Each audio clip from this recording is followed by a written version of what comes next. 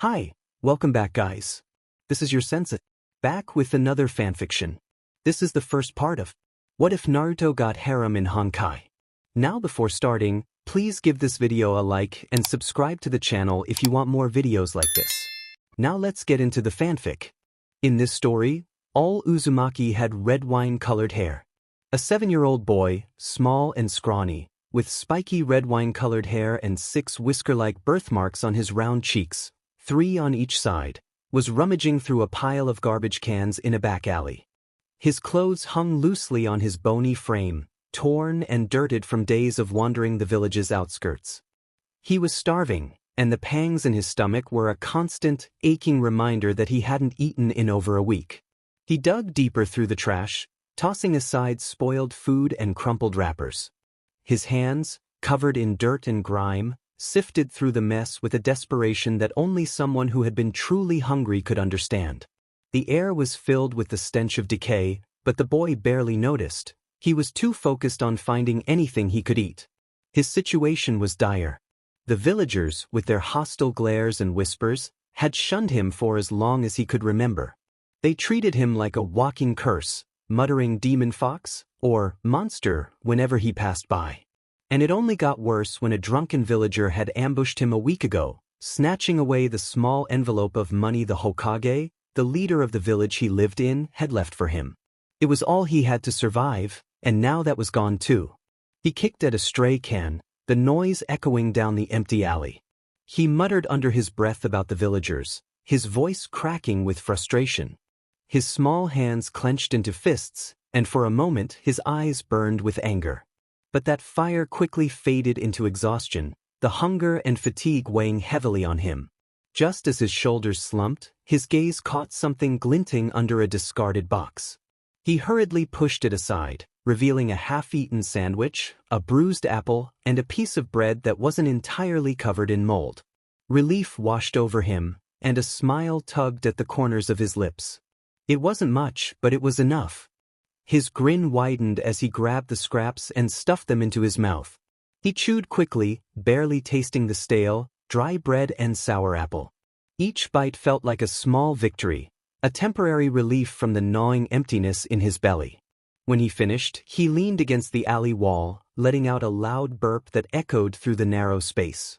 He chuckled quietly at the sound before reaching into his jacket to pull out a small bottle of water he had taken from a shop earlier that morning.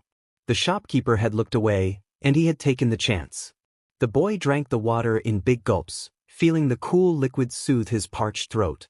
As he drained the last of it, he scowled again, looking at the discarded food around him. He muttered to himself, frustrated by the waste. He flung the empty bottle into the trash can with a sharp clatter and dusted off his hands before stepping back out onto the street. He tried to ignore the familiar glares of the villagers as he walked. Their eyes followed him with a mixture of fear and disgust, as if he were some wild animal that didn't belong among them.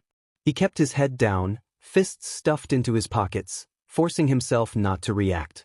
But each glance and muttered word felt like a stone being thrown at him, chipping away at whatever hope he had left. He was about to turn a corner when something unusual caught his eye, a flash of red, vivid against the dull colors of the village. He lifted his head, squinting through the midday sun, and saw her, a woman with long, flowing red wine-colored hair. She wore strange clothes, nothing like what he had seen around here, as if she had stepped out of a different world. Naruto's heart thudded in his chest, excitement sparking inside him. He had never seen anyone in the village with hair like his before. He had searched everywhere, exploring the hidden alleys and rooftops, hoping to find someone who might have some connection to him. But there had been no one until now. Without thinking, he broke into a jog, his small legs carrying him toward the woman. The insults and mocking laughter from the villagers followed him, but he paid them no mind. All he cared about was the red-haired woman who stood out like a beacon in a sea of gray. His heart pounded faster with each step, his breath quickening as he closed the distance between them. The anticipation bubbled up inside him, making his chest feel tight with hope and fear all at once. He wanted to know who she was, where she came from, and why her hair was the same as his. As Naruto closed the distance between them, he felt a rush of nervous energy. His heart pounded in his chest, and his breath came out in short, excited bursts. She turned out to be even more beautiful up close. She wore a white dress shirt along with a black jacket that hung off her shoulders. There was a silver butterfly pin on its left lapel, and on the back, there was a large, spider-like pattern in the center, along with webs on both shoulders and a burgundy inside. There were also wine-colored straps with golden accents on both her jacket and thighs, and gloves of a similar shade. She wore black, high-waisted shorts and nylon tights, with a thigh garter on her right leg. She also wore black boots with two different lengths. The right went over her knee, while the left went slightly over her ankle. Naruto couldn't tear his eyes away, captivated by the mysterious woman who seemed so out of place in his dreary village.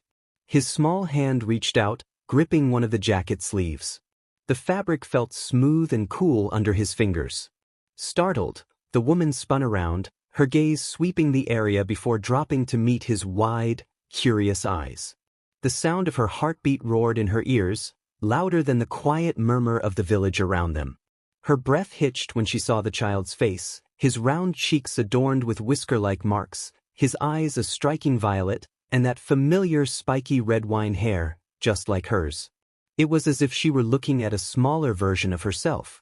The way the boy stared up at her, a mixture of hope and longing in his eyes, made her heart race even faster. It was a look she hadn't seen in years, stirring something deep inside her, something she thought she didn't have. Then, a single word slipped from the boy's lips, barely a whisper but filled with a desperate need. "Mommy!" The villagers, watching from a distance with expressions twisted in anger and disdain, surged forward. They muttered among themselves, furious at the audacity of the red-haired boy, and a few even stepped closer, intent on dragging him away to punish him for daring to speak to a stranger. But before they could reach him, something unexpected happened. The woman knelt down, enveloping Naruto in a tight embrace despite his dirty appearance. She held him close, her arms wrapped protectively around his small frame, as if she were afraid he might disappear if she let go. Naruto stiffened for a moment, then slowly relaxed into the warmth of her hug, his small hands clutching at her jacket as if afraid this might be a dream. Further down the street, a man who had been walking ahead noticed that his companion had fallen behind. He turned and saw her crouched among the villagers, holding a small child. He strode back toward her, his presence imposing as the villagers cleverly moved out of his path. The man had fair skin and long black hair that faded to red at the tips, swaying slightly with his movements. His sharp red eyes scanned the scene, narrowing as they settled on the gathering villagers. He wore an oriental-styled black tailcoat with red cloth on the inside and gray trousers. The tailcoat was embroidered with gold and dark blue colors, and he wore a black belt alongside a styled metal decoration on his left thigh. He also wore a black glove on his right hand, and bandages were wrapped around his right arm, right thigh, and left hand. He approached his associate with a glower, his eyes promising a swift response to anyone who dared to interfere. The villagers shrank back under his intimidating gaze, muttering but ultimately backing off, unwilling to challenge the stranger. "Kafka!" The woman, Kafka, stood up slowly, turning to face him while keeping Naruto cradled in her arms. She glanced down at the boy with a soft smile, then back at her companion. "Blady, look, he's an exact copy of me," she sang playfully, her fingers gently ruffling Naruto's hair. Blade's crimson eyes shifted to the boy, his expression unreadable. Naruto glared back at him as he clung to Kafka, his arms tightening around her shoulders. He wasn't sure who this man was, but he didn't trust him. He felt like a threat to the woman who might just be his mother. "Listen to me, Blady," Kafka continued, her voice taking on a more serious tone as she met Blade's gaze. "No more glaring at the boy, and we're taking him with us." Blade grunted in reluctant acceptance, his gaze briefly flickering back to the villagers who still lingered nearby, watching the strange scene unfold with curiosity and disdain. Naruto pouted, burrowing his face into Kafka's shoulder as he grumbled, "I don't like him." "He's not daddy, right, mommy?" His voice was muffled, but the stubbornness in his words was clear. Kafka chuckled softly, a warm, melodic sound that seemed to ease some of the tension in the air. She gently stroked Naruto's hair. Now, Blade is my associate and no, he's not your daddy, she said, glancing back at Blade with a smug smile. As she held Naruto close, she scanned the crowd, noticing the harsh glares still directed at the boy. Her sharp mind quickly pieced together what she had read in Sam's reports and Elio's script. This child was Uzumaki Naruto, the vessel of the Kyuubi. He was an orphan, so it was not a problem for him to come with her. Soon, tension filled the air as Kafka, Naruto, and Blade found themselves surrounded by a group of masked figures. By the order of the Hokage, you are to come with. The leader's command was abruptly cut off as Blade moved, faster than the eye could follow. In a flash, bodies fell, their masked faces frozen in shock. Only one remained, a woman with long purple hair and a cat mask, her sword drawn just in time, but there was nothing to block since she wasn't attacked. The villagers, who had been watching from a distance, scattered, leaving the scene.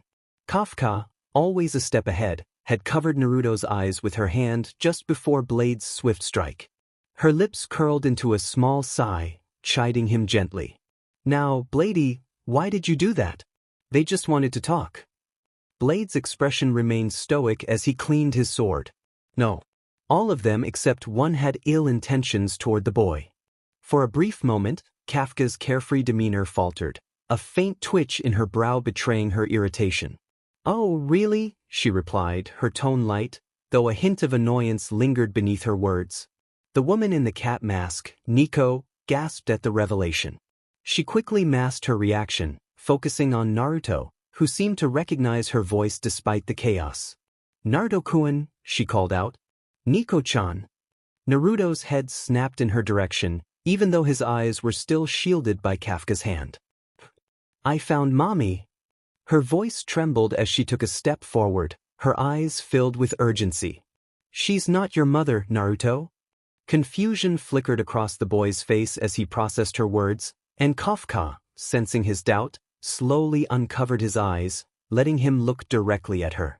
The boy's expression crumbled as he studied her face, realizing that this person, who seemed so much like him, might not be who he desperately wanted her to be. Not mommy? His voice came out small, uncertain, and for a heartbeat, silence stretched between them.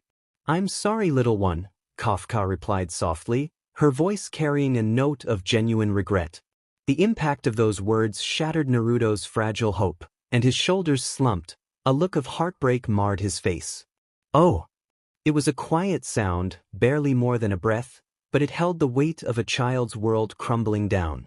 Seeing his pain, Kafka's heart twisted in her chest. She quickly added, but I can be your family if you want to. Naruto's eyes, dimmed by disappointment, brightened again with a glimmer of hope. Really? He asked, his voice tinged with a mixture of disbelief and longing. Kafka nodded, her smile warm as she held him closer. For a moment, the boy's face lit up, only for worry to cloud it again. But the Hokage will definitely forbid you to take me in, he murmured, his voice small. A small laugh escaped Kafka's lips, almost mocking the authority of the village leader. Then we don't need to see this Hokage, she suggested with a wink, causing Naruto's face to brighten once more. Eagerly, he nodded, a sense of freedom blooming in his chest at the thought of leaving behind the village that had brought him so much pain. He turned to Nico, feeling a pang of sadness at the thought of leaving her behind, but his mind was made up. Sorry, Nico-chan. But I'm coming with Kafka, he said, determination in his voice. The woman sighed, knowing that trying to convince him otherwise would be futile. The boy could be stubborn, and once he set his mind on something, it was nearly impossible to change. A part of her understood that it was better for him to be with someone who would protect him than to continue facing the hatred and abuse he suffered in the village. Fine. She relented, her shoulders sagging with resignation. She glanced around, noting that the other ANBU were still some distance away, too far to interfere.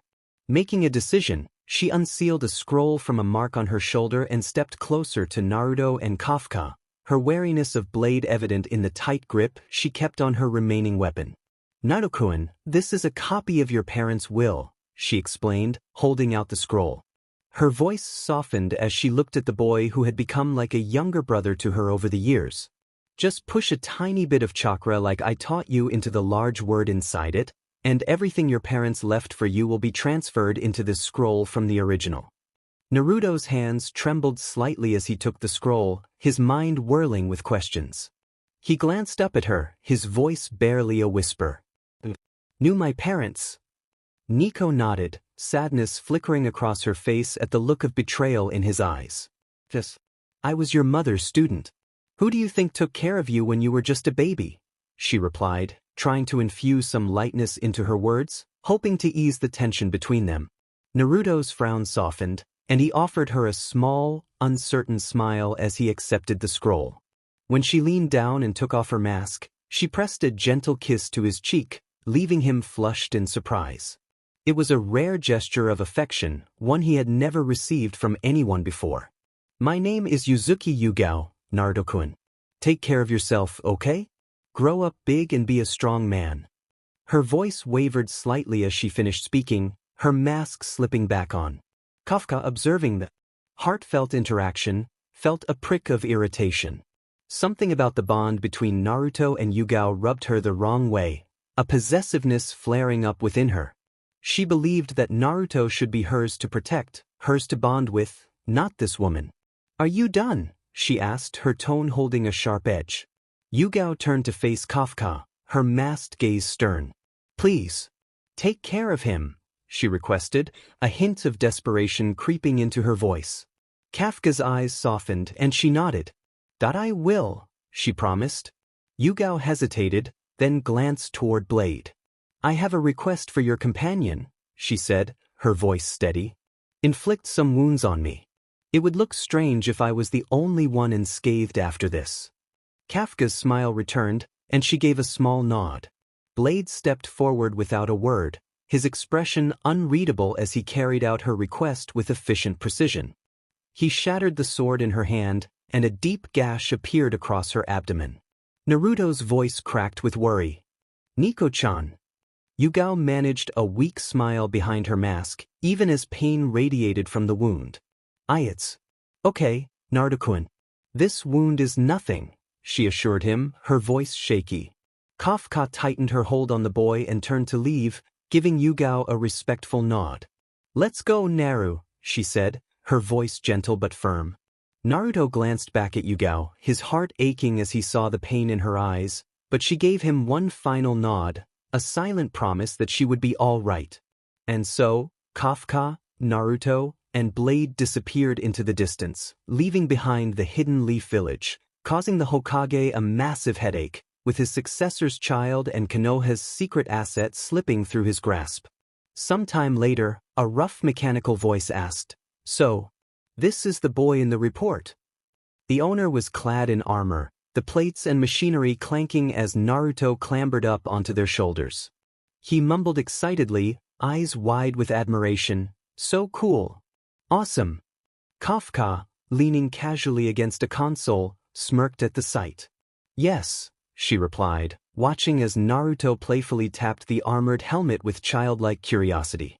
The armored figure let out a deep, mechanical sigh. You're retiring soon then? They shifted slightly, the weight of the boy barely registering against their sturdy frame. Kafka's expression softened, a small, almost wistful smile playing at the edges of her lips. I guess I am, she answered, glancing briefly at the boy, whose eyes sparkled with unrestrained wonder. Did I see? The figure tilted their head upward, as if pondering something. Mind taking him off my head? Her smile grew just a little wider, a hint of mischief in her voice. Why would I? It's fun seeing him so excited after leaving the planet. Kafka! They called in exasperation, knowing better than to argue when she had that look in her eyes. Kafka looked away, a rare crack in her demeanor, before quickly covering it up. Sam, the armored figure, finally sighed in resignation and turned their attention to Naruto. They reached up to ruffle the boy's hair gently. Come down, boy, you'll hurt yourself. Naruto pouted slightly but complied, his disappointment clear. Okay. He allowed Sam to help him back down to the floor, still gazing up at the armored suit with wide eyes. Once Naruto's feet touched the ground, Kafka reached out a hand toward him. Come here, Nair, I have someone else I want you to meet. Her voice was warm, laced with fondness. Naruto brightened instantly and grasped her offered hand. "Oi, Kafka," he chirped, his small fingers squeezing hers tightly. Together, they left the room, the door sliding shut behind them with a soft hiss. Kafka led him down the corridors, the faint hum of machinery and distant clattering of metal echoing through the base before they stopped at a nondescript door, which slid open to reveal a room with walls lined with monitors and a large gaming chair facing a screen. A girl, no older than 14, sat engrossed in a fast-paced game. Her long gray hair, tied back in a ponytail, swayed slightly with her movements, and her matching gray eyes remained focused on the screen. "Brony," Kafka called in a sing-song voice. "Not now," Brony, or Silver Wolf as she was known, snapped, fingers flying across the controls as her character evaded enemy fire. "I'm in the middle of something." "Ah, but I can see that you're losing," Kafka teased.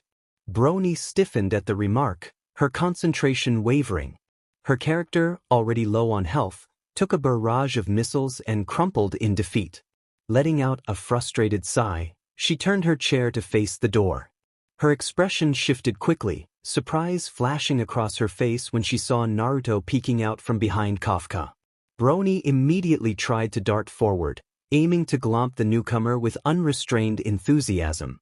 She exclaimed, "Oh, come on, let me hold him a while." Her tone was a mix of excitement and curiosity, though her words bordered on a demand. Now, Brony, you'll scare little Nair here," Kafka teased, shifting slightly to keep the boy behind her. Naruto peeked out from behind Kafka, blinking at the strange girl before offering a small, shy wave. "Hi," he stammered. Brony's pout softened into a cheeky smile as she returned the wave, though her eyes soon flicked back to Kafka, searching for an explanation. "I guess this means you're retiring?" she asked, her voice quieter, almost hesitant.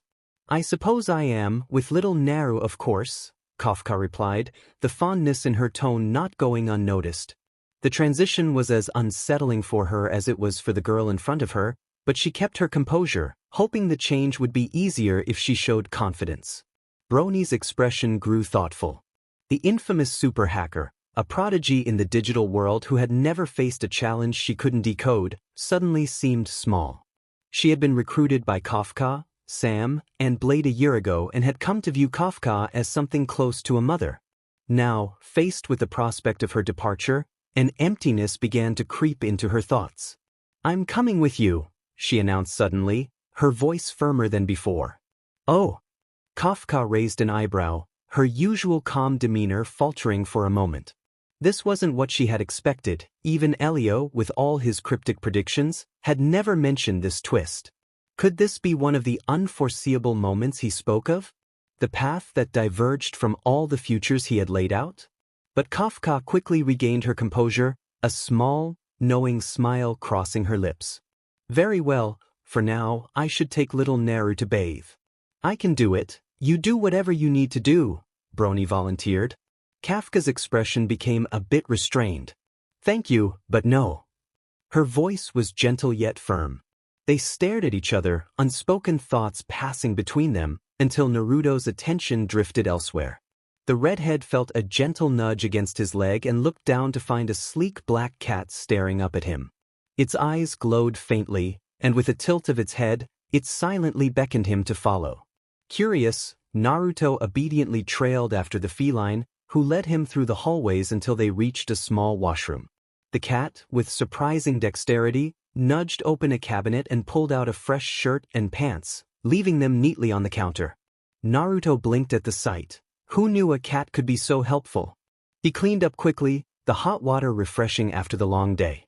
By the time he got out, refreshed and clad in the clothes the cat had provided, the argument between Kafka and Brony had barely cooled. He shrugged to himself. Grown-ups always took their time. His stomach grumbled, loud enough that the cat's ears twitched in response. It guided him once more, this time to a warmly lit dining hall where Blade and Sam sat. The dining hall was a contrast to the cold hallways, with a welcoming warmth and the hum of robot maids bustling around. Naruto joined them, plopping into a seat with a bright smile. Sam raised an eyebrow as the boy eagerly dug into his meal. Where are Kafka and Silver Wolf? Sam asked Blade, but all he received was a shake of the head. Naruto, between mouthfuls, chimed in. Kafka is talking with her, I think. The girl with the silver hair, right? Where are Kafka and Silver Wolf? Sam asked the man in front of him, but a shake of his head was all he got. Naruto had been wondering how in the world the man in the cool suit was able to eat since his face was covered until the attention shifted to him. Oh, Kafka is talking with her, I think, the girl with silver hair, right? Sam nodded, casting a glance towards Blade, trying to start a conversation. Then they're in Brony's room. That I see. Blade's tone was non-committal, his attention shifting back to his meal. The meal continued in silence, awkward but not unpleasant. Naruto, oblivious to the tension, devoured everything in front of him with gusto. It wasn't long before the robot maids began delivering more dishes at Sam's command until Naruto shyly asked for a bowl of ramen. They watched in amazement as he polished off 7 bowls of ramen alongside an assortment of other dishes. He's inhaling all that food instead of eating it, the armored figure remarked, earning a silent nod from Blade. After finishing his feast, which included 7 bowls of ramen and a variety of other dishes, Naruto stifled a yawn, feeling the weight of drowsiness settle over him. His eyelids drooped, and he rubbed his eyes, trying to keep awake. He had never been this full when he lived in Konoha. Just then, the black cat nudged his leg again, its eyes glinting in the low light of the dining hall. Naruto glanced down, catching the subtle gesture. He understood the silent message and rose from his seat, offering a wave and a sleepy smile to Sam and Blade. "Good night, guys," he said, his voice muffled by another yawn. Sam gave a small nod in return, his voice gruff yet strangely gentle. "Sleep well." After Naruto disappeared through the door, Sam turned to the nearest robot maid. "Bring me an oat cake roll, please," he instructed, his tone gentler now. Meanwhile, the cat led Naruto through the corridors, guiding him to a spare room adjacent to Kafka's quarters. It nudged the door open with a paw, revealing a simple but comfortable bed. Naruto, too tired to think much about the cozy setup, flopped onto the bed with a grateful sigh, drifting off into sleep almost immediately. Time passed, and when Kafka eventually noticed Naruto's absence, a knot of worry tightened in her chest.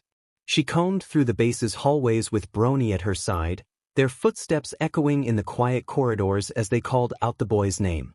Yet, the black cat remained hidden, curled protectively beside Naruto, its purring a soft, rhythmic hum. It kept its secret, ensuring the boy's peaceful rest, even as the search continued outside. She was exhausted but happy.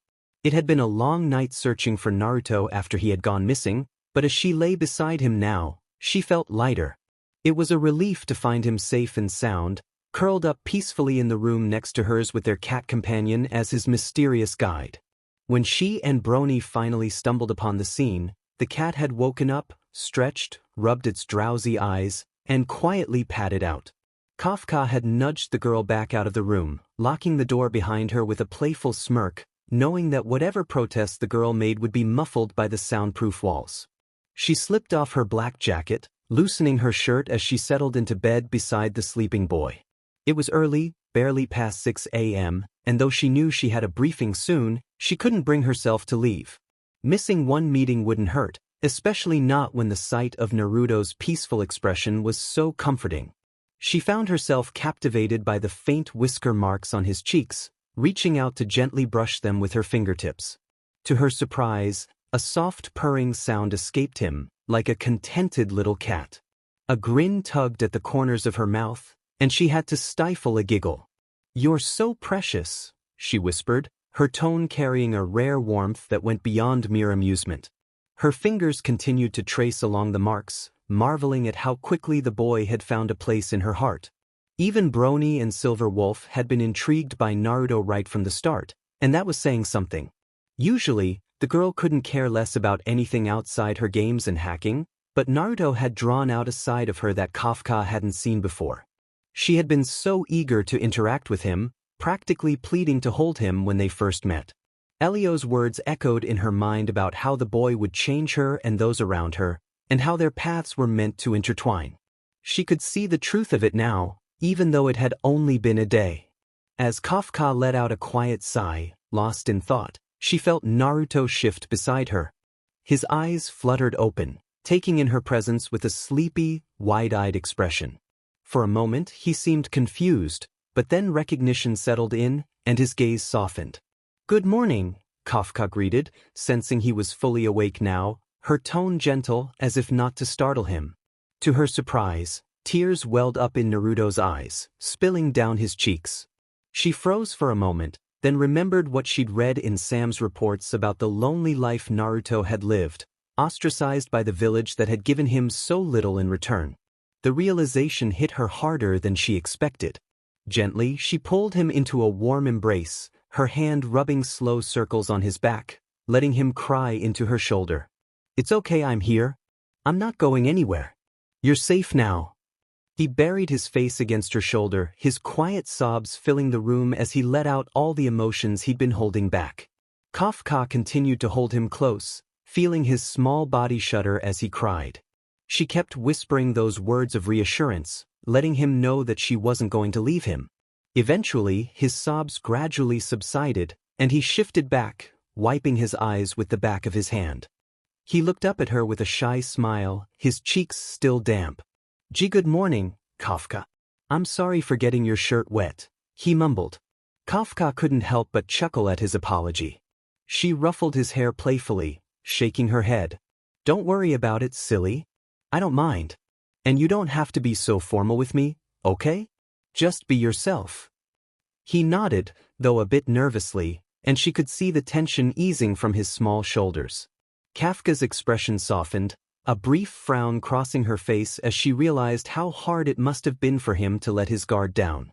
But she quickly brightened, sitting up on the bed as she brushed back a strand of her hair. "Before breakfast, how about we just chat a little?" she suggested gently. "Get to know each other better?"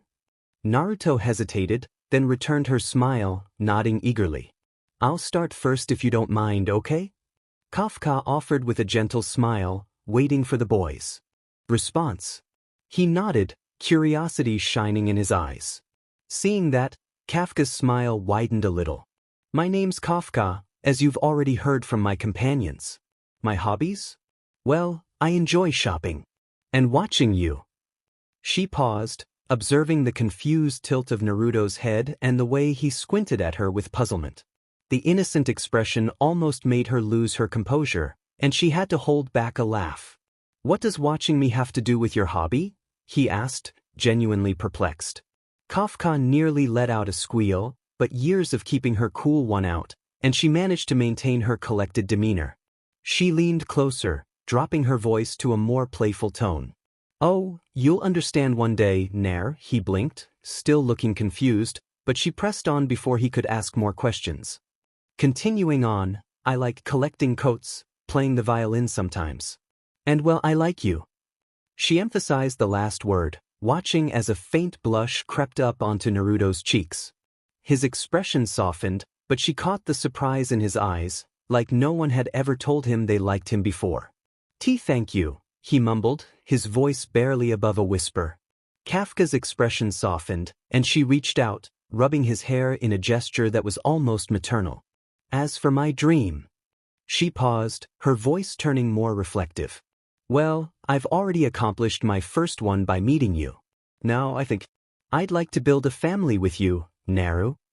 The redhead scratched the back of his head, a sheepish grin spreading across his face.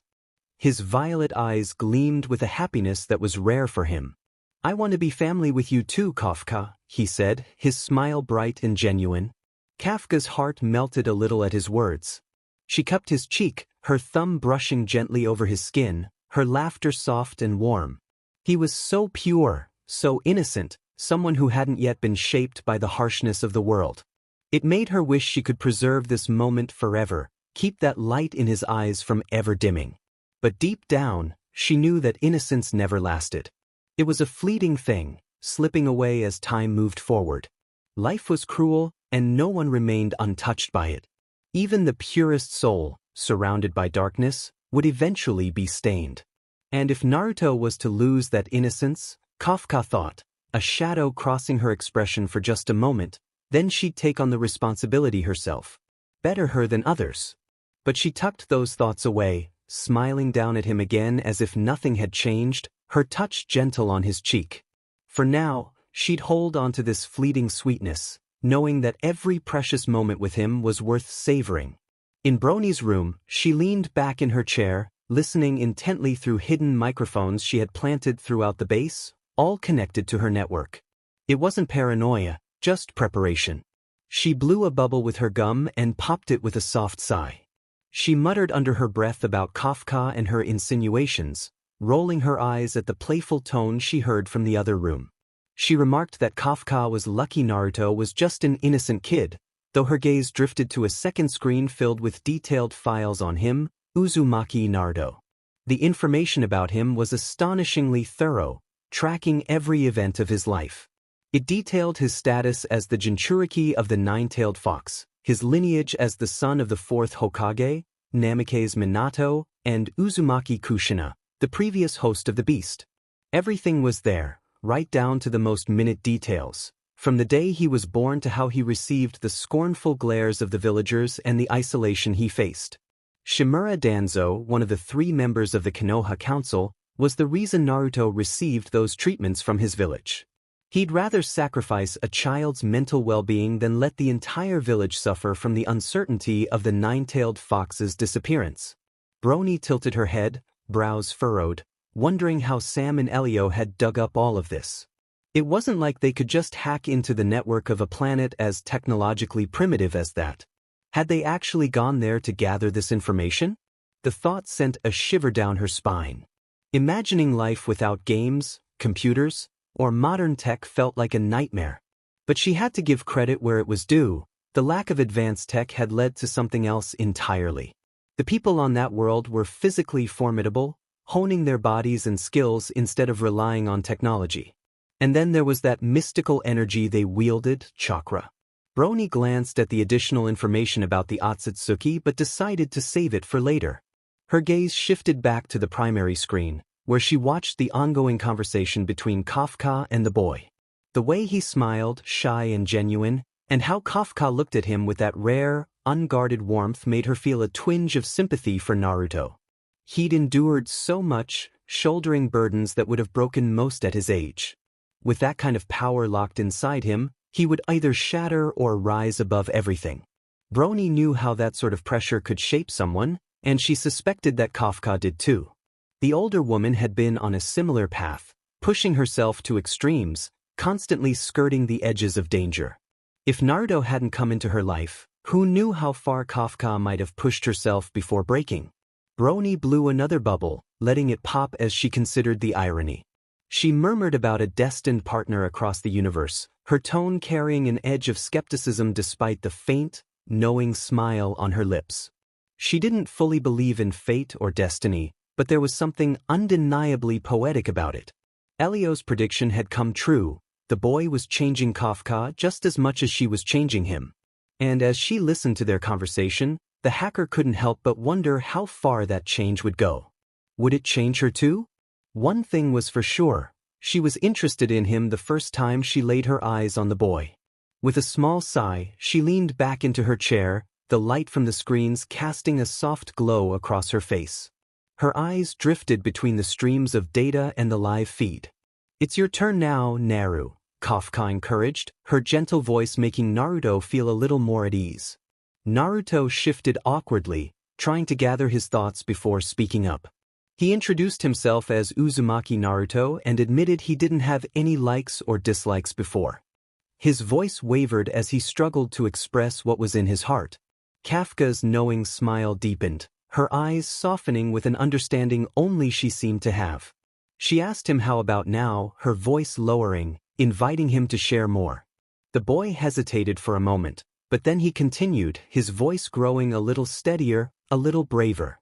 He said it was her and her friends that he liked, and his dislike was anyone or anything that tried to hurt her. Kafka's smile grew at his response. She reached over, ruffling his hair gently and thanked him, saying it meant a lot to her. He blushed under her touch, a pink tint coloring his cheeks as he fumbled through the next part. He mentioned he didn't have a hobby yet but hoped to find one in the future. Kafka nodded, understanding the weight behind those simple words. She knew how different his life had been until now, how little time he'd had to discover the small joys of being a child. She promised they would find something together, her playful wink lifting the mood. Naruto's expression brightened as he moved on to his next thought. He declared that he wanted to be strong, his eyes gleaming with determination. Kafka's curiosity was piqued, and she asked why he wanted to become strong. He answered immediately, saying it was so he could protect his family. Kafka's heart softened at his words, and she leaned forward, pressing a gentle kiss to his forehead. She assured him she would help him achieve that dream. Naruto nodded eagerly, and Kafka rose to her feet, straightening her clothes. A thought suddenly struck her, and she glanced back at him, her expression curious. She asked if he had dinner. He nodded, grinning as he recalled the evening, mentioning that Kitty had taken him to the shower and dinner with the scary Baldy and cool Sam. Kafka tried to hold back her laughter at the nickname, pressing a hand over her mouth to stifle her amusement. She told him that as much as she'd love for him to keep calling him Baldy, his name was Blade, or Blady, if he preferred. Naruto tilted his head, clearly puzzled by the name. Kafka chuckled, knowing that some things might take time to stick for him. She decided to let it go for now and extended a hand towards him, offering him a warm smile. "Come, let's get you prepared for the day and have some breakfast, okay?" Naruto's face lit up with a bright, genuine smile as he took her hand without hesitation, his small fingers wrapping around hers. "You're late," Sam said flatly, arms crossed as Kafka walked in. "Well, I do have little Naru to take care of," Kafka replied casually, brushing a lock of hair behind her ear. "Remember how I did the same for you?" In the shadowy corner, an almost imperceptible smile tugged at the edges of Blade's lips, though he stayed silent. Sam huffed, curiosity lingering in their gaze. "Speaking of the boy, how is he? Did he sleep well? Is he having breakfast now?" Kafka's laughter rang out unexpectedly, catching everyone off guard. Even Silver Wolf, who had been engrossed in her game on the couch, looked up in surprise. Kafka never laughed like that. "My apologies," Kafka said, regaining her composure. "But it seems Elio was right. Everything's been so unpredictable since Naru joined us." Sam raised an eyebrow but held back the urge to push for more details. Instead, they focused on what they wanted to know. "So, how's he doing really? Did he sleep all right? He wasn't too nervous or anything?" "He's fine, Sam," Kafka replied warmly, crossing her arms. "He seemed to sleep soundly, and yes, he's having breakfast as we speak." A playful look crossed her face as she glanced at Sam's armored figure. "And what about you? Are you planning to stay in that clunky armor forever, or will you finally let the boy see who's behind it?" Sam shifted, the armor making a faint clinking sound.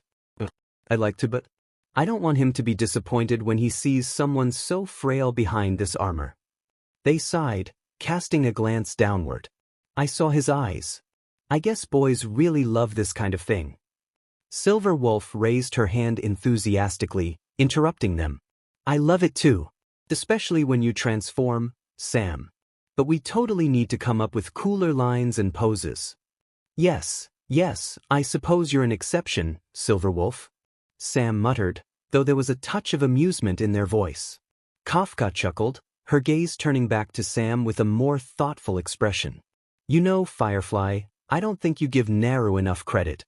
He'd probably be even more excited to meet the real person behind Sam. And you're quite beautiful too, you know."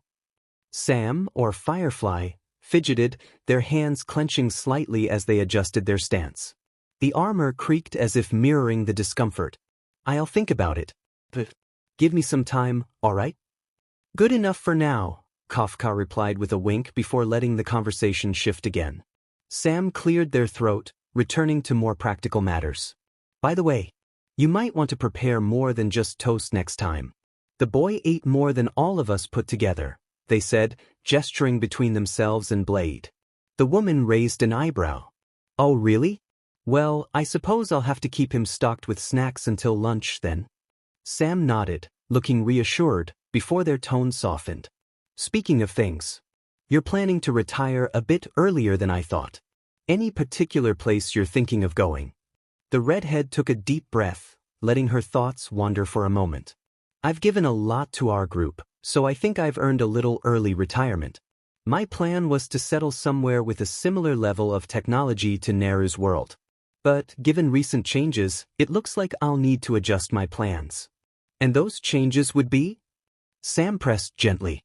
Well, she began, glancing over at Blade with a mischievous smirk. Naru wants to grow stronger, so I'm hoping for Baldy's help, she smirked, but quickly corrected herself when Blade's brow twitched. I mean, Blady's help in training him. Silver Wolf's snicker filled the room while Firefly's armor gave a slight shudder, no doubt a reaction to the nickname. Must be the kid, Blade thought before speaking for the first time since the meeting started. I'm not the right one to train him, he said, eyes still closed, arms folded. You should go to the Xianzhou Luofu and have him learn under that woman. Sam's armor visibly tensed, and their voice grew sharper. If it's the person I'm thinking of. I don't think that's a great idea, Blade. It's unpredictable. Too bad, since Blade began, only to be interrupted by Kafka's calm, commanding tone. Listen, Blady, she said, her voice taking on a dangerously sweet edge, I'm willing to let her teach Naru, but you're going to be the one delivering the message to her. It's non-negotiable. Sam turned to the woman, disbelief clear in their voice. Kafka, are you really serious? You'd let her teach him? Kafka met their gaze with a steady expression, her smile calm yet unwavering. Yes, I am, she replied, her voice carrying a sense of quiet conviction. It might not seem like the best choice, but I believe it's what he needs. Sam didn't say anything more and let the matter be. Very well. Blade's response was clipped, his expression hardening. But don't blame me if something happens to the boy. You know how she is. Without another word, he turned on his heel and strode out of the room, leaving a tense silence in his wake. As the door shut behind him, both Sam and Silver Wolf shared a look before turning to Kafka, who was still smiling. They let out a sigh at that. With Naruto, who had just finished his breakfast, there was a sense of both satisfaction and lingering hunger. The meal had been simple, and though it didn't quite fill him up, he wasn't about to complain. After all, it was more than he was used to, and it was free. He glanced at the robots moving efficiently around the kitchen, cleaning and tidying up just as Kafka had instructed them to. For a moment, he watched them with childlike curiosity, then shifted his focus back to the scroll Yugao had given him earlier.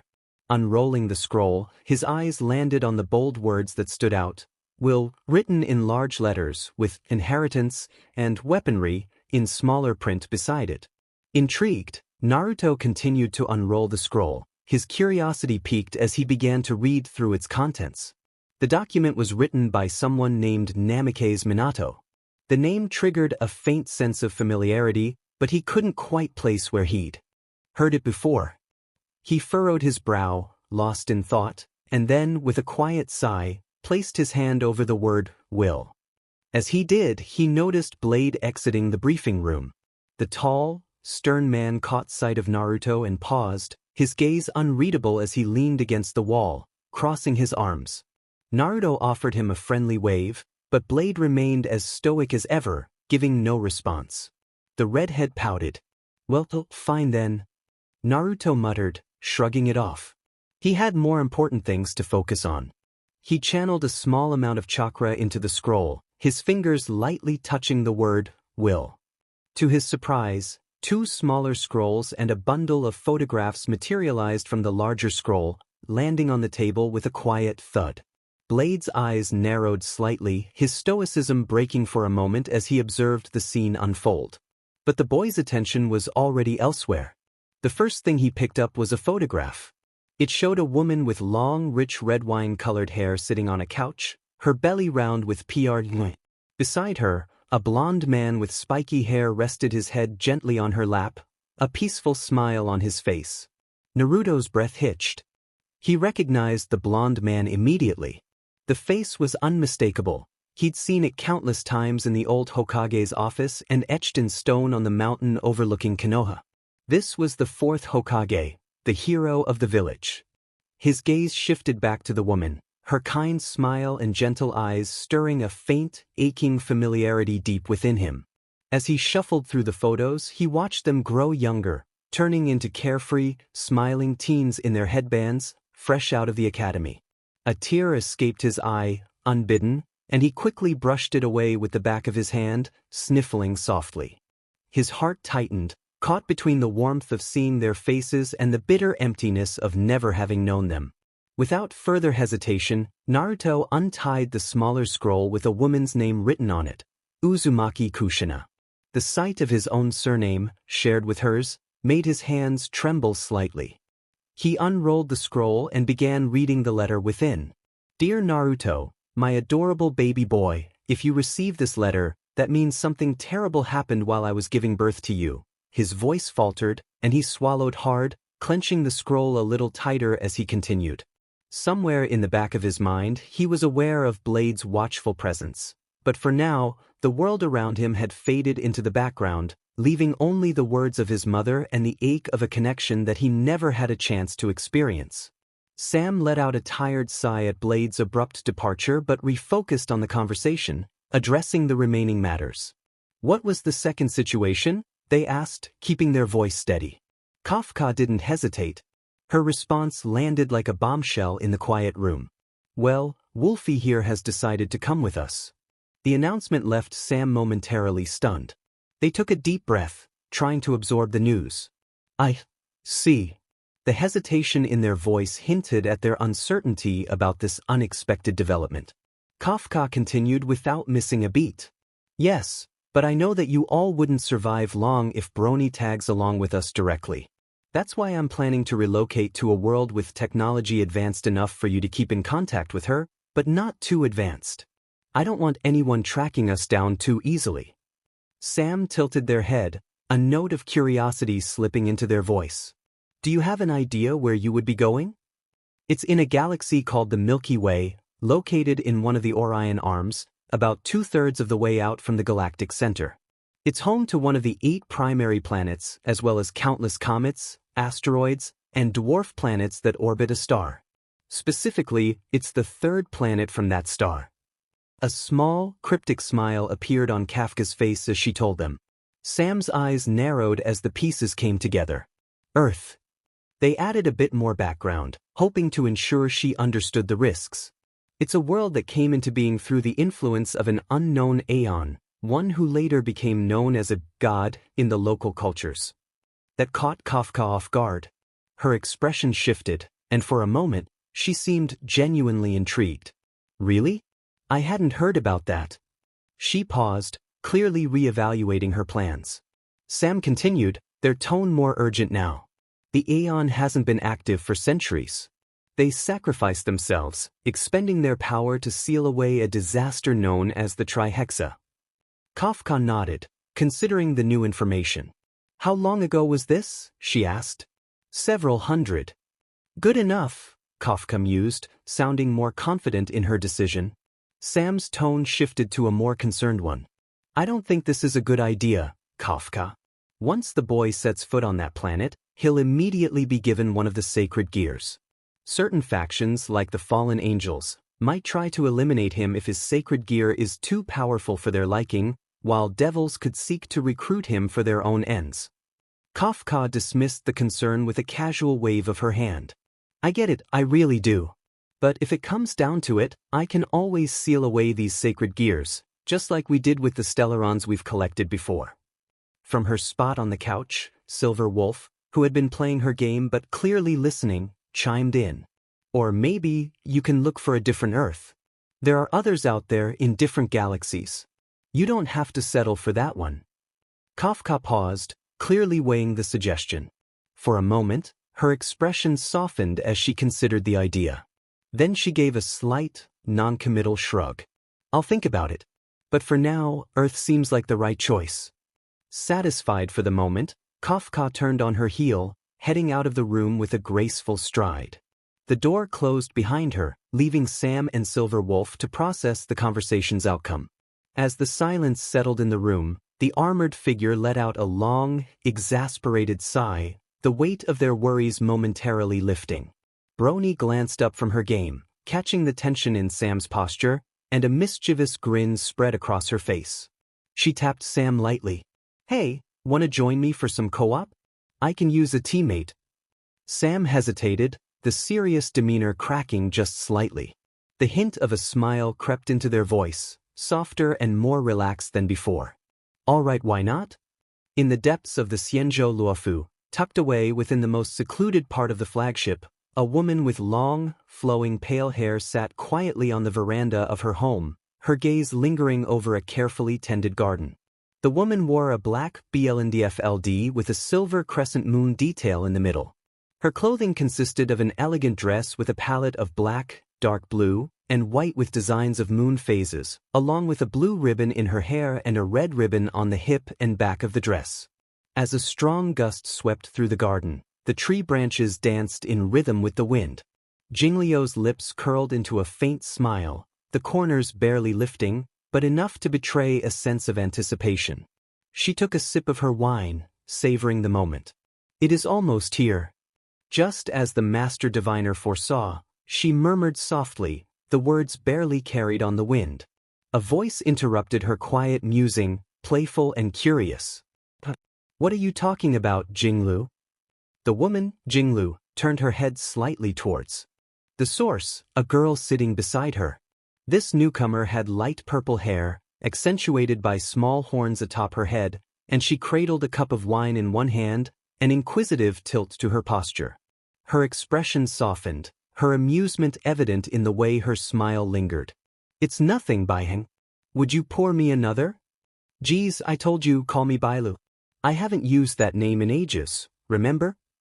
The girl responded with an exaggerated pout but reached for the wine bottle. Jingliu's soft laughter mingled with the sound of the wine filling her glass, a rare and quiet sound. "Old habits die hard, my friend." Bailu rolled her eyes playfully, but then a mischievous glint sparked in them. "Or are you just so old now that you can't even remember my name anymore?" Her grin was impish, her tone teasing. "I guess you're right. I'm really old now, therefore I should call you Baifeng instead of your new name." Jinglu replied, a small teasing smile on her face. The girl pouted before they chuckled and enjoyed the night breeze. Chapter end. Kafka immediately made her way to the common room after leaving the briefing room so she could see her little Naru. To her surprise, Blade was there with a scroll in his hand. She sauntered toward the man with elegance in her every move. Then she noticed several pictures scattered on the table, along with the scroll they received from Yugao and some smaller scrolls.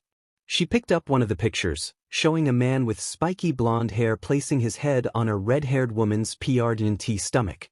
Kafka collected the rest of the pictures before putting them back near the larger scroll. "What are you reading, Blady?" The man glanced at her and instead of giving an answer, he shoved the scroll to the woman. Normally, they wouldn't have known how to read the language of Naruto's homeworld, but due to the technology they had, it was easy to implant multiple languages into their brains. Uzumaki Kushina. Naru's mother from the report I've read. With a small sigh, she began to read the content.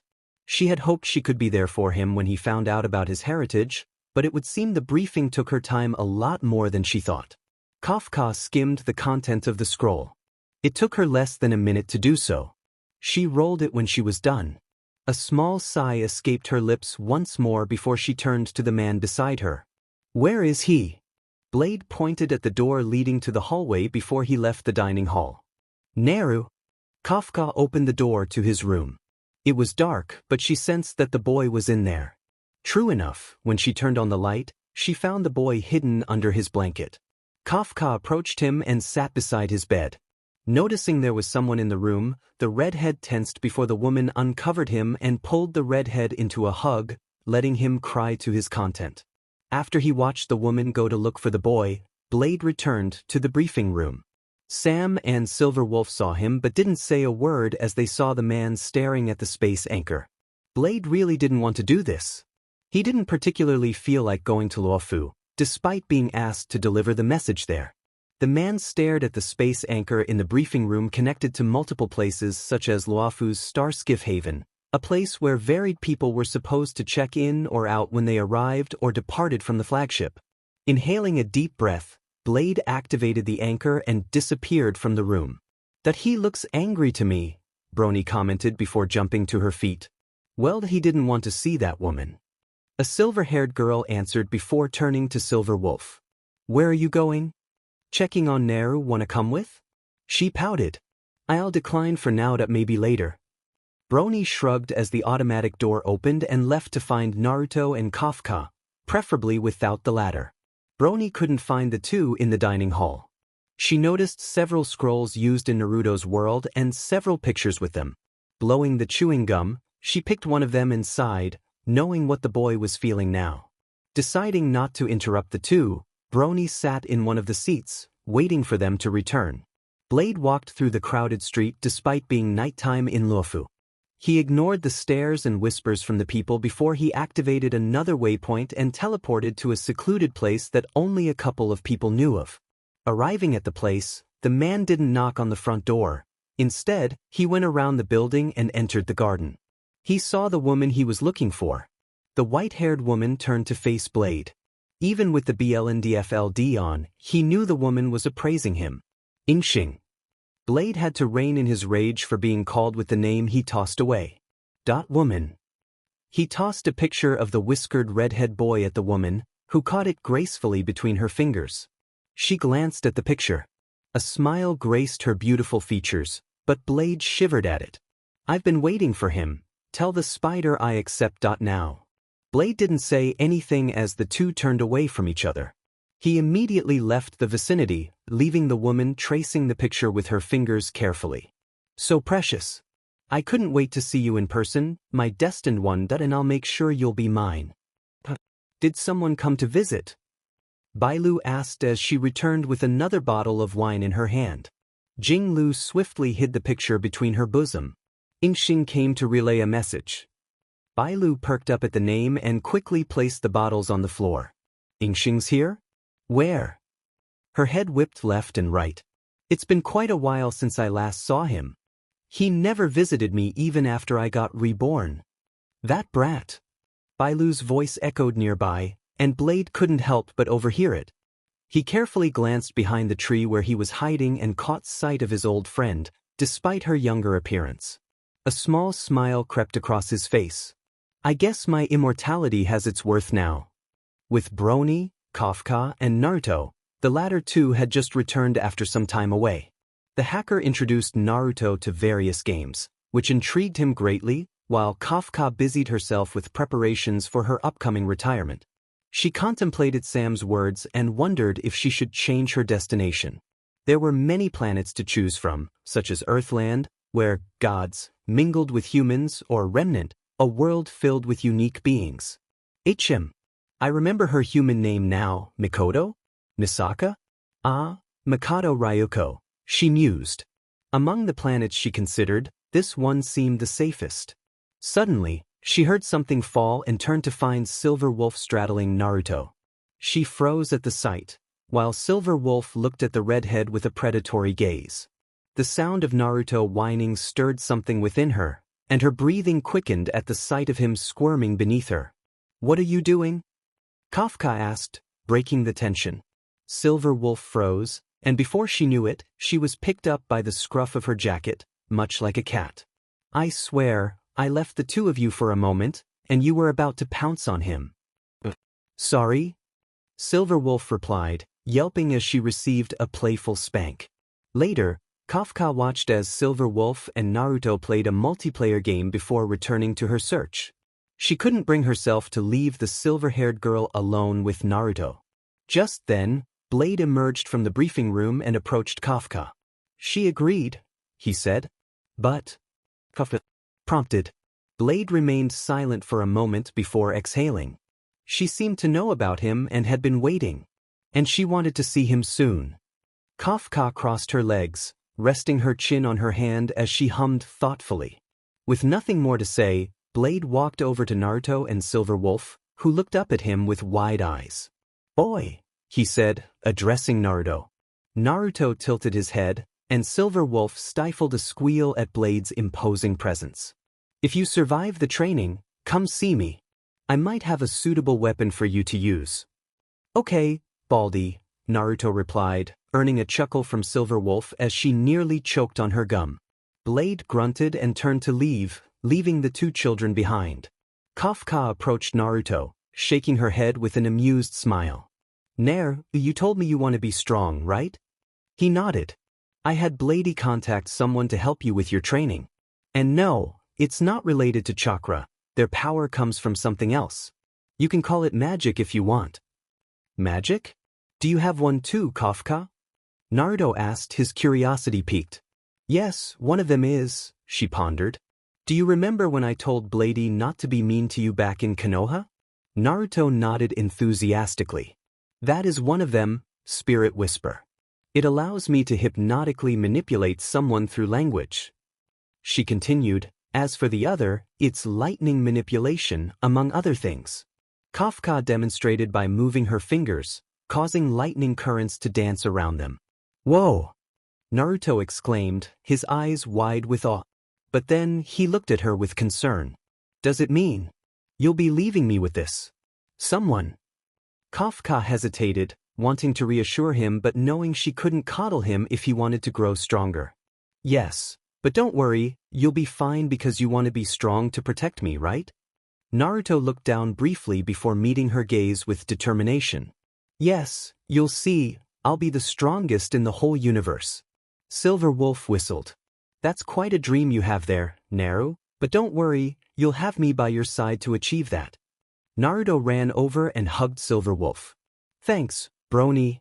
"Oh, you're welcome," she stuttered, breathless. Kafka cleared her throat to regain their attention. "Nayan, do you think you're up for it if we head to see this someone tomorrow?" Naruto replied, surprised. Kafka decided to postpone their meeting until the following day. The next morning, after the group implanted the synesthesia beacon into Naruto to help him understand languages spoken across the universe, the three of them set off for Lufu. "Whoa!" Naruto exclaimed, taken aback by the sight of flying vehicles. He had never seen anything like them before. In his world, there were only carriages. The vehicles floated above the clouds, and as he leaned on the railing to look down, he marveled at the entire city floating on the clouds. While he was captivated by the new sights, he missed the surprised expressions of the Foxian people as they noticed him. Kafka and Brony, disguised under a cloak, exchanged amused glances at Naruto's childlike wonder. They soon noticed the respect the Foxian people showed Naruto and wondered why until they realized he was the host of the Nine Tails. "How do you think they know?" Kafka asked. "I have no idea. Perhaps it's instinct," Brony replied. Unbeknownst to them, Naruto had spotted a parked vehicle and jogged over to inspect it, accidentally bumping into someone. "Oh, sorry, I didn't see where I was going," he apologized hurriedly. Looking up, he found a girl with teal-green eyes staring at him in awe. She had brown hair with red tips and large brown ears on top of her head. Kneeling to his eye level, her fox ears twitched as her tail wagged restlessly behind her. "My young master, are you all right? You're not hurt, are you?" she asked, quickly scanning his body as she touched him gently. Naruto shook his head. "No, miss. I'm fine, thank you, and I'm sorry for bumping into you." The woman nodded, her hand reaching to rub his whiskered cheeks, making him purr in bliss. The Foxian woman squealed, drawing the attention of passers-by. "What's your name, young master?" "Mine is Tingyun." Uzumaki Naruto purred out his name in between her patting. Just then, a voice interrupted them. "While I agree he is cute, don't you think it is time to let my Naru go, Miss Tingyun?" Kafka called out as the crowd parted to make way for the redhead and Brony. Tingyun took a moment to recognize the two until Kafka lifted her hood slightly. "Aramis Kafka, and this must be the super hacker Silver Wolf. What do we owe you for this visit? And did you say you're Naru? You had to be thinking about my height before guessing who I am, didn't you?" Brony asked with a deadpan expression. "I'm afraid I don't know what you're talking about," Tingyun replied with a smile before turning her attention back to Kafka. "We're here to see a certain someone. Since my Naru here wants to learn swordsmanship under her." "Ah, young master wants to learn the art of the sword? Very commendable." Tingyun rubbed his cheek affectionately, causing the redhead to blush. "How about his living arrangements?" Kafka hummed. I intend to discuss it with her later, and since we're on a schedule, I believe it's time for us to make haste. Tingyun nodded. Very well. She stood up and held the boy's hand as she walked ahead. Naruto followed her, marveling at his surroundings and returning the greetings of the Foxian people. Wait, why is she coming with us? Brony asked as she popped her gum. Kafka shook her head. Tingyun had always been a bit eccentric. As the group of four walked, Naruto bumped into someone again, but this time he was the one who was knocked back. Don't you use your eyes when walking? The voice exclaimed indignantly. Naruto rubbed the bump on his head and noticed the owner of the voice was a girl younger than him with long purple hair hiding her long ears. Wow. You have horns. Well duh? Whoa. The girl gasped, slightly taken aback by what she sensed from the boy in front of her. What are you? You feel like a fox. Are you a Foxian? But where's your tail and ears? Naruto scrunched his brows. I'm human, thank you very much. And are you one of the deer people? Deer? The girl shouted in disbelief. The spectators had to stifle their laughter at the two children spat. What part of my horns is a deer? I'm a Vidyadhara. And what parts of me felt like a fox? The two butted heads before Kafka placed a hand on Naruto's shoulder. Naru, don't be rude to the dragon lady.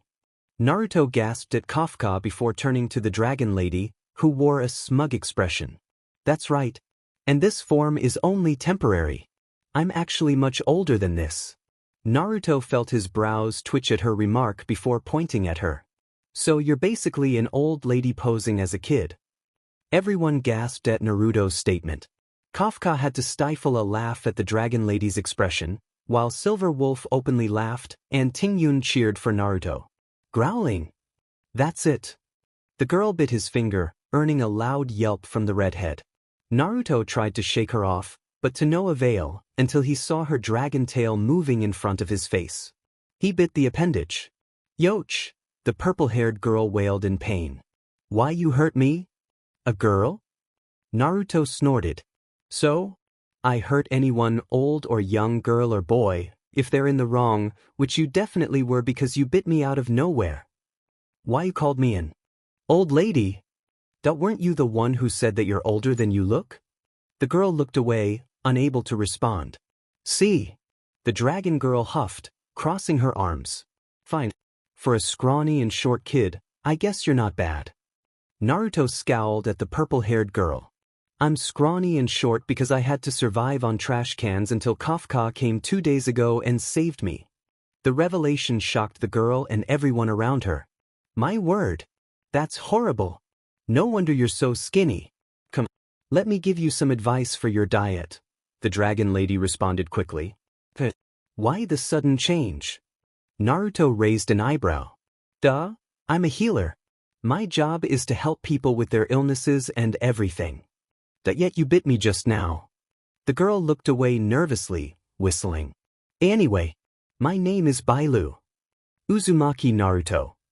That's a rather strong name, Whirlpool and Maelstrom. The redhead shrugged. As intriguing as this was to Kafka, she had to return to their primary goal. Well, thank you for the offer, Lady Bailu, but Naruto and I have someone to see. Perhaps you'll have the chance sometime after. It was then, for the first time, the healer lady noticed Kafka and Silver Wolf. Ah, the famous Stellaron hunters, keeping the galaxies safe, I believe? Bailu shifted her gaze from the redhead and Silverette to Naruto before returning to the pair. I reckon he is with you then? Kafka nodded while Silver Wolf just blew her gum. Are you fleeing from the commission again, Lady Bailu? Tingyun spoke up, her voice tinged with amusement. The dragon lady would often flee when no one was looking, claiming that, if a child does not get out to run around, how will they grow taller? I didn't see you there. Please don't tell the preceptors. The Foxian girl giggled at the Vidyadhara, assuring her that she wouldn't do such a thing. Bailu then joined the party of 4 on their way to their destination. So, where does this teleporter send us to?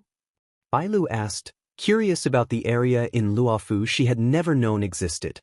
She realized she should have known about it, but since she had never used the public waypoint to come here or explored the area, Everything felt unfamiliar. As the girl and Naruto admired the scenery around them, Kafka called them out. The pair followed the older girls ahead of them while Bailu paid attention to the plants, wondering if she could take some with her. She tilted her head, surprised to see these plants again, as she had only encountered them at Jingliu's place. Meanwhile, Naruto was startled when he felt a tap on his shoulder from behind. He turned around quickly, causing the girls to follow his gaze. There stood a slender woman with long pale hair, dressed in an elegant dress adorned with black, dark blue, and white moon phase designs. A blue ribbon adorned her hair, while a red ribbon accentuated her hip and back, complemented by cloud details and dark boots. Her red eyes, tinged with gold, scanned the group before focusing solely on Naruto. She picked him up in her arms. "I've been waiting for you, my destined one." A gentle kiss landed on the boy's lips. Kafka saw red. Her burgundy wine-colored blade flew toward the pale-haired woman. A sword made of ice manifested in the woman's free hand, meeting Kafka's blade. "Isn't it unbecoming of you to act like this, Kafka?" she asked calmly, setting the dazed Naruto down. Silver Wolf quickly snatched him away. "I'm afraid I don't understand, Jinglu." The woman pulled out both her Mac-10s as soon as her sword dematerialized and shot at the red-eyed woman. Jinglu easily avoided all the bullets, stepping aside or using her sword to deflect them. Kafka tossed her guns away and called for her sword, coating it with electricity. Jinglu saw her coming and engaged the redhead in a sword fight. Metal clashed with ice at high speed. Both sides fought fiercely, though it was evident one was gaining the upper hand.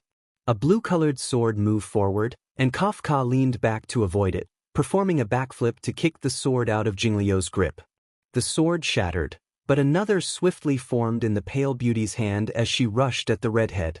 Kafka knew she wasn't an expert with swords like Jinglu was. She understood her chances of winning were low if she relied solely on her sword skills. After all, she had never been a frontline fighter. So, when they clashed and locked swords, Kafka loosened her grip, causing the pale beauty to lose her balance. She pulled Jinglu into her, and Kafka's knee struck hard against Jingliu's abdomen. "That's for kissing my Naru," Kafka said, her voice devoid of emotion, her usual smile absent. Jinglu didn't respond, and seeing that Kafka wasn't planning to continue, she dismissed her weapon, allowing Kafka this victory. The onlookers emerged from their hiding spots, having heard the commotion. That was the first time I've seen Miss Kafka show so much emotion at once." Tingyun spoke with a mix of awe and fear in her voice. Since she found Naru, she seems to be more expressive, even though it has only been 2 days. Silver Wolf added, as Naruto finally snapped out of his daze upon hearing the clash of swords. Naruto clapped for Kafka, causing her to beam a smile at him. "That was incredible. I can't wait to be strong like you, Kafka," he grinned. Kafka giggled softly and patted his head. "I'm sure you'll be stronger than me, Naru." "Yes, with my teaching, the boy will become even stronger than both of us combined," a voice chimed in. A brow twitched. Naruto hid behind Kafka's legs, hugging them tightly. "However, due to what you did, I'm reconsidering my decision to have you teach my Naruto," Kafka retorted with a smile. "Naruto? Maelstrom? That's a powerful name," Jinglu mused, ignoring Kafka's comment. Another twitch. "I'll gladly take care of him for you, so you can excuse yourself, hunters." The redhead felt she might explode if not for Naruto hiding behind her. A nudge from Silver Wolf helped her calm down. "Wait, Naruto's going to stay in Luofu." "That's great. I can use him as an excuse to come and stay here rather than wait until night falls." Bailu exclaimed excitedly. Tingyun sighed. "Lady Bailu, I don't think it would be good for you to keep running away from the commission. I'm certain they need your knowledge there." "They did a wonderful job the last time I ran away. I doubt they'd mess it up even without me." She glanced at Tingyun's worried expression before sheepishly adding, "Maybe?" It was then Naruto voiced his thoughts. Kafka? Are you going to leave me with this pretty lady?" "Oh." Jingliu's lips curled up in amusement. "He's quite the flatterer at such a young age, isn't he?" Kafka was about to respond when Silver Wolf cut her off. "Anyway, can your place accommodate him?" Or should we purchase a house somewhere in Luofu? Oh. Tingyun joined in. Young master can stay with me. My house is big enough for a family to move in, said Jinglu with a smile. No need, my place is enough, Naruto replied, but he was cut off. But you can't cook, Miss Jinglu, Tingyun chimed in. The woman turned to the Foxian girl with a look that would have silenced her permanently, even though her expression remained neutral. Whoa, looks like Naru is popular among older women, don't you think so, Kafka? Brony asked her mother figure, who seemed a bit tense. Yes, it would seem so, Kafka replied. Hey, Naruto. Do you mind if I come to see you wherever you're staying later? The dragon lady asked. But aren't you somewhat important? Bailu shrugged. Come on, I'm just a kid, I need free time to play too. Besides, it is also my duty to manage your diet. I can't have you stay scrawny and short. Naruto deadpanned.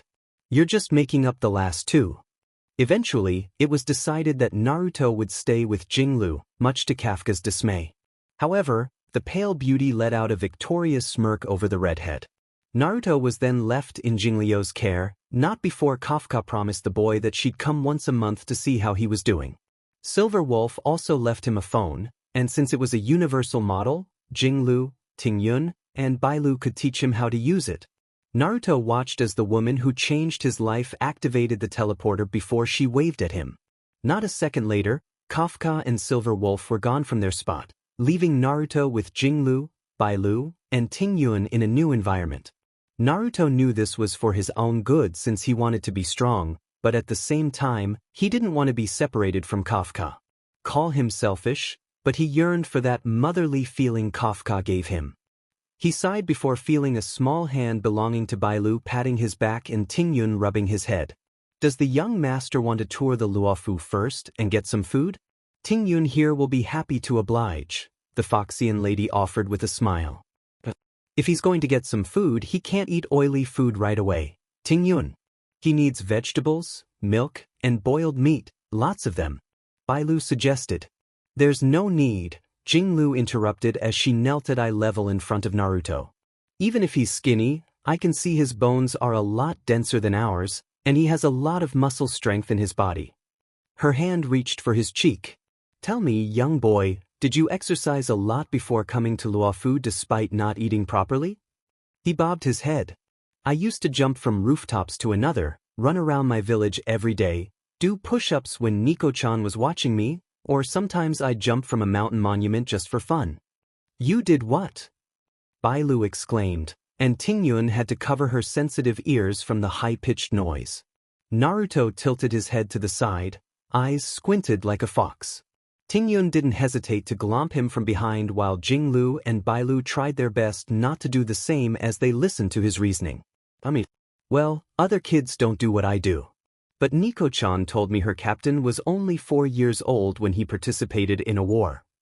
Naruto scratched his cheek sheepishly. Can you tell us more about where you come from? The blindfolded woman asked as she ushered the three to come to her house and sat on the veranda.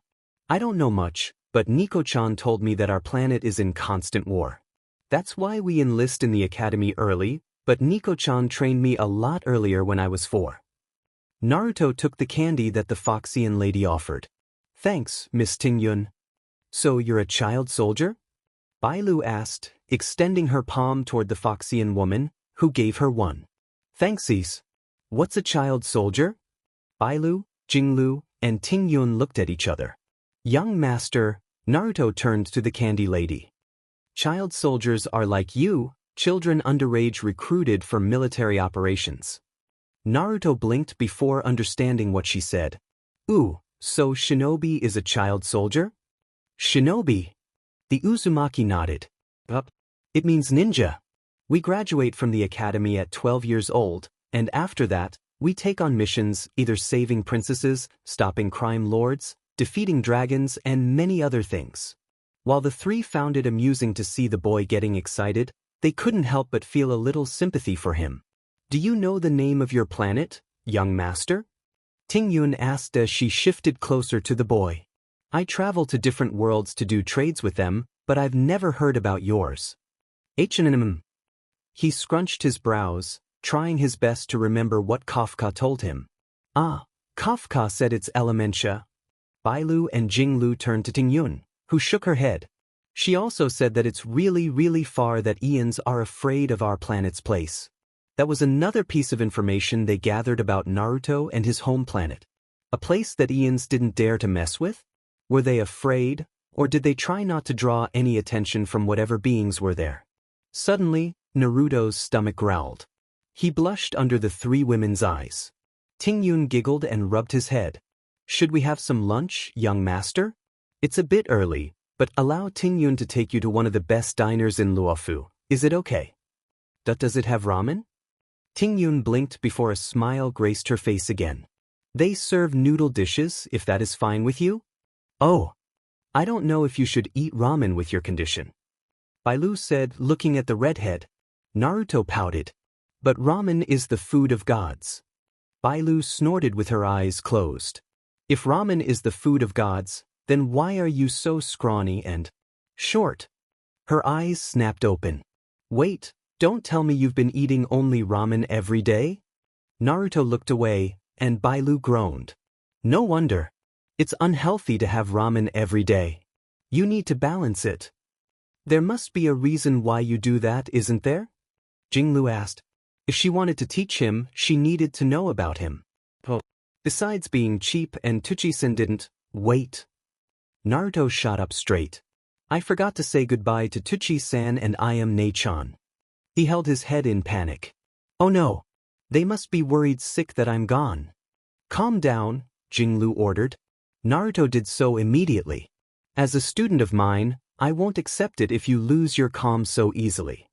But did someone see you coming with Kafka? Why yes. He squeaked out an answer under Jingliu's presence. Nico-chan was there. Did she know you went with her willingly? He nodded. Therefore, it is safe to presume that Nico will inform Tuchi and Ayam about your decision to leave the planet. She knows about them, does she not?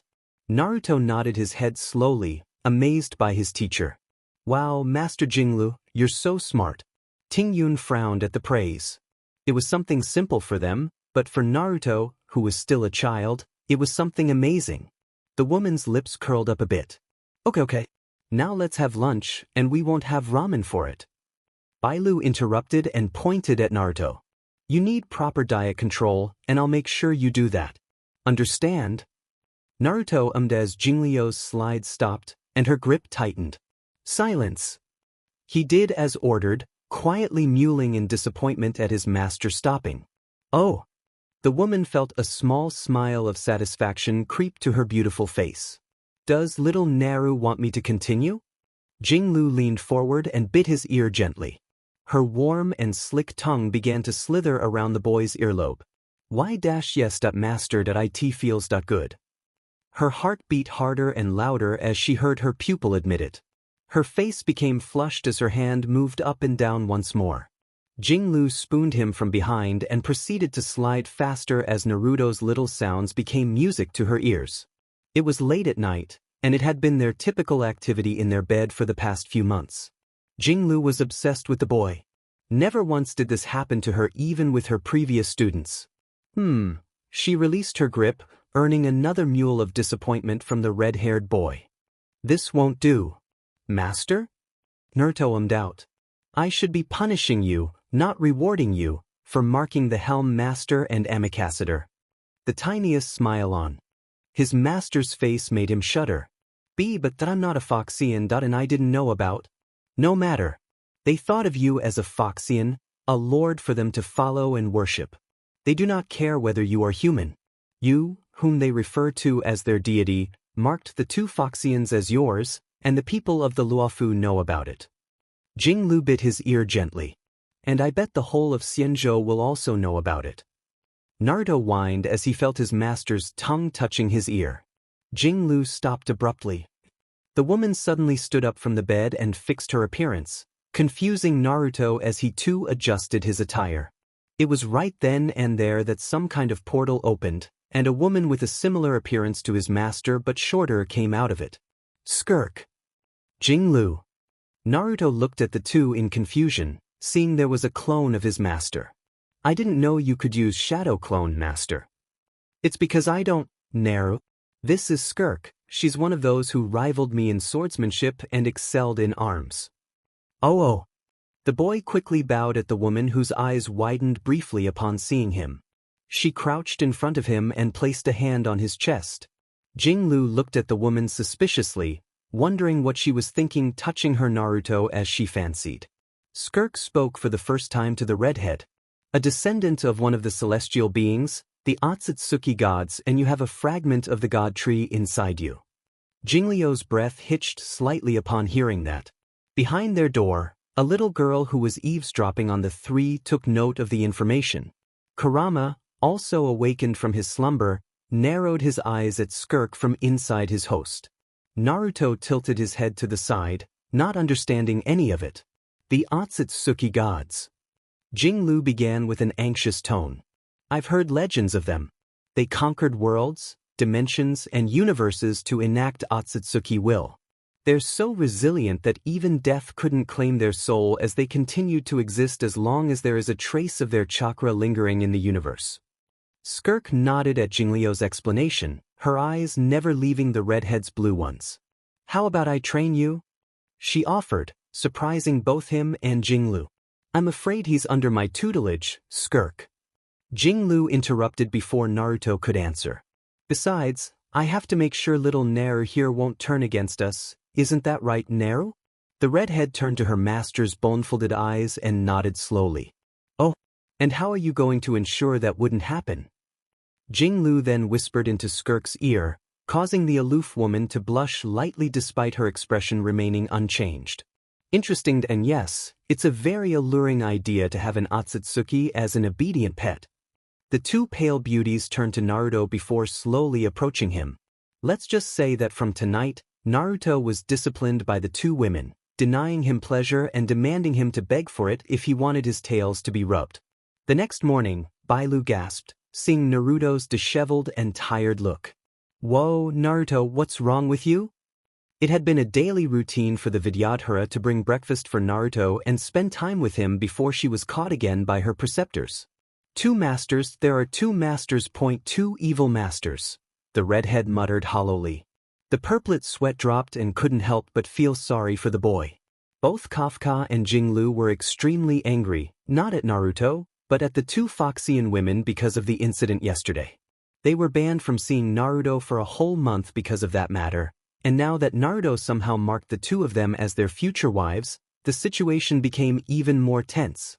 Tingyun would definitely try to gain Naruto's attention, doing all possible things that one could imagine, while Yukong would be more subtle since the latter had a daughter, Qingni, despite being adopted, and she still needed to explain the matter to her. This, of course, didn't bode well with Jinglu. She had to restrain herself greatly from confronting the two women.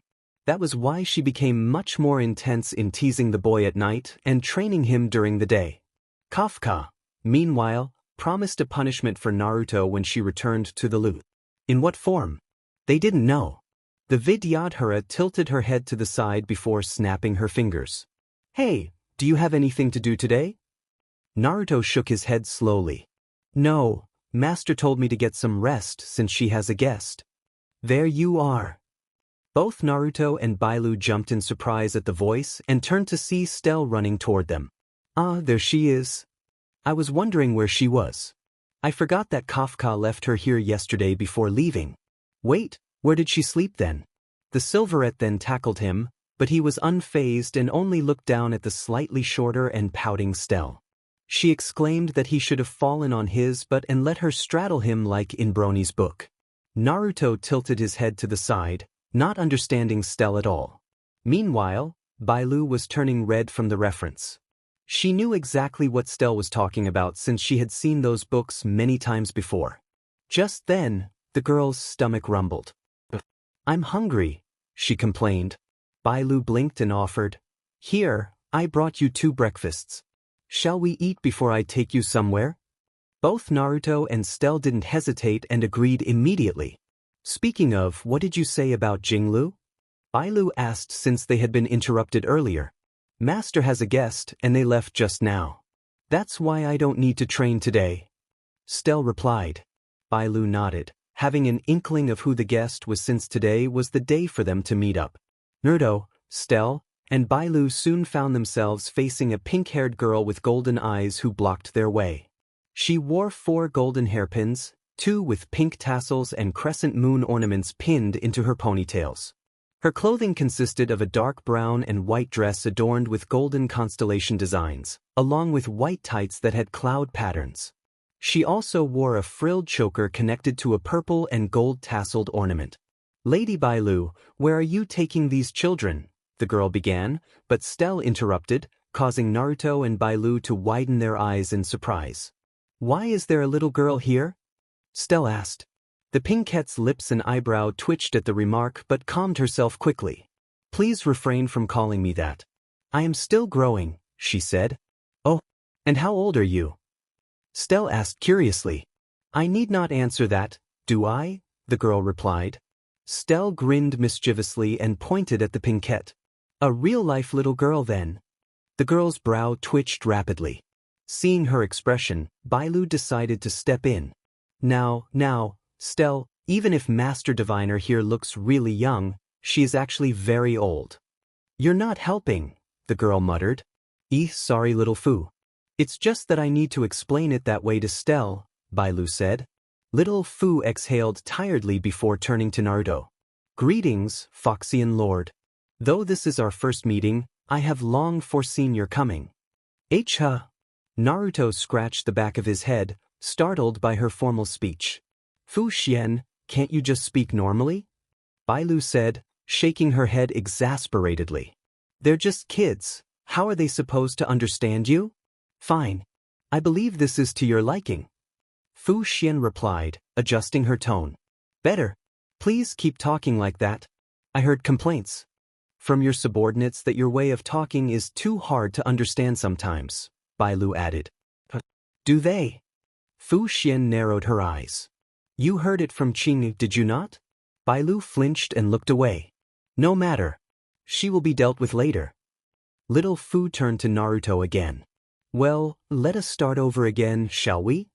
Naruto nodded, and she continued. "My name is Fu Xian. They call me Master Diviner." "She's quite confident, isn't she, Naru?" Stell whispered a bit too loudly. "Calling herself a Master Diviner." Naruto quickly silenced the silverette, noticing the look on Fu Xian's face.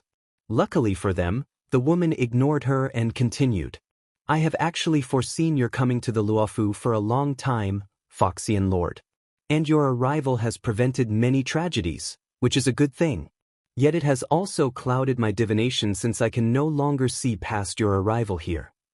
Naruto was silent for a few seconds before speaking. Isn't that good then?" "Pardon?" Fu Xian replied, surprised. I don't know how it is for you guys. But I definitely don't want to know the future since it'll be boring. The surprises are what make life exciting." Naruto exclaimed. Fu Xian took in what he said before shaking her head. "You're still too naive as expected of a child." "Hey!" Naruto interjected. "While what you said has some truth in it, as a Master Diviner, I foresee the future for the safety and prosperity of the Xianzhou Alliance and its people. It isn't about myself any longer, and I think losing the surprises that the future might hold for me and some people is worth it." The young-looking woman paused, gauging Naruto's reaction, and by the look of it, he was faltering. "But still, won't that stop us from trying our best if we know the future is set?" he asked. "Another truth in your words. That's why I don't tell everyone what I see. I use my knowledge to guide and protect while allowing people to live their lives freely." Naruto nodded slowly. "I guess I can agree to that since you're basically giving people a choice to know the future or not." Bailu decided to interrupt, sensing the conversation was getting too deep. "Little Fu, you do realize you're talking with a child, do you not?" she chided with an exasperated sigh. Fu Xian closed her eyes. "I understand, I apologize." She opened her eyes again and offered a hand to Naruto. "It is nice to exchange pleasantries with you. I hope you don't mind if I come to see and teach you several things about divination, Foxian Lord." "Not Foxian Lord. I'm a human, and my name is Uzumaki Naruto," he replied, taking Fu Xian's offered hand and shaking it, only for the woman to wince, feeling something sticky in her hand. "If I may ask, Naruto?" she said. "Yup," he replied. Her hand squeezed his slowly as the sticky substance spread evenly. "What is this sticky thing I'm feeling in my hand?" Naruto grinned. "Oh, that's Stell's drool when I covered her mouth." The girl made a peace sign beside Naruto. "That's what you get for bullying Naru." Seeing Fu Xian's expression, Bailu quickly grabbed Naruto and Stell's wrists, carefully avoiding the saliva, and pulled them into the star skiff, leaving the exalting sanctum and a fuming master diviner behind. "Why are we in this? What garden is it again?" Naruto asked as they followed the only path available after getting off the star skiff. He looked around the eerie area since it was dark, and only the moon and a few lanterns served as their light. "Fix a straw garden," Bailu informed him. This place wasn't this creepy before. The Vidyadhara looked around the terrace. "There's a floating green flame here," Stell called out to them. Bailu and Naruto turned to the girl, and the former turned as white as a sheet. "Oh oi, so, get away from it. That's a heliobus." The green flame launched itself towards Stell, threatening to possess her, but a bubbly red claw emerged from Naruto and seized the heliobus before pulling it away. Bailu and Stell looked at him with wide eyes until he burped.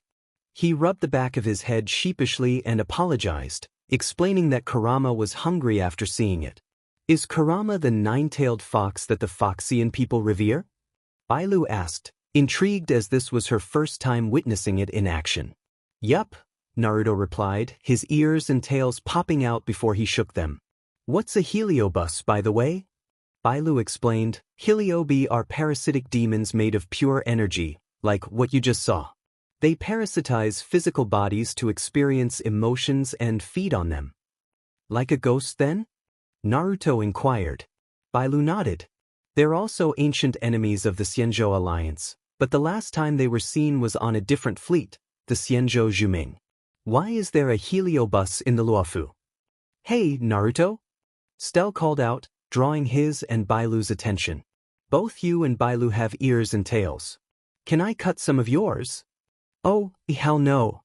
Naruto exclaimed, running deeper into the garden. Stell turned to Bailu.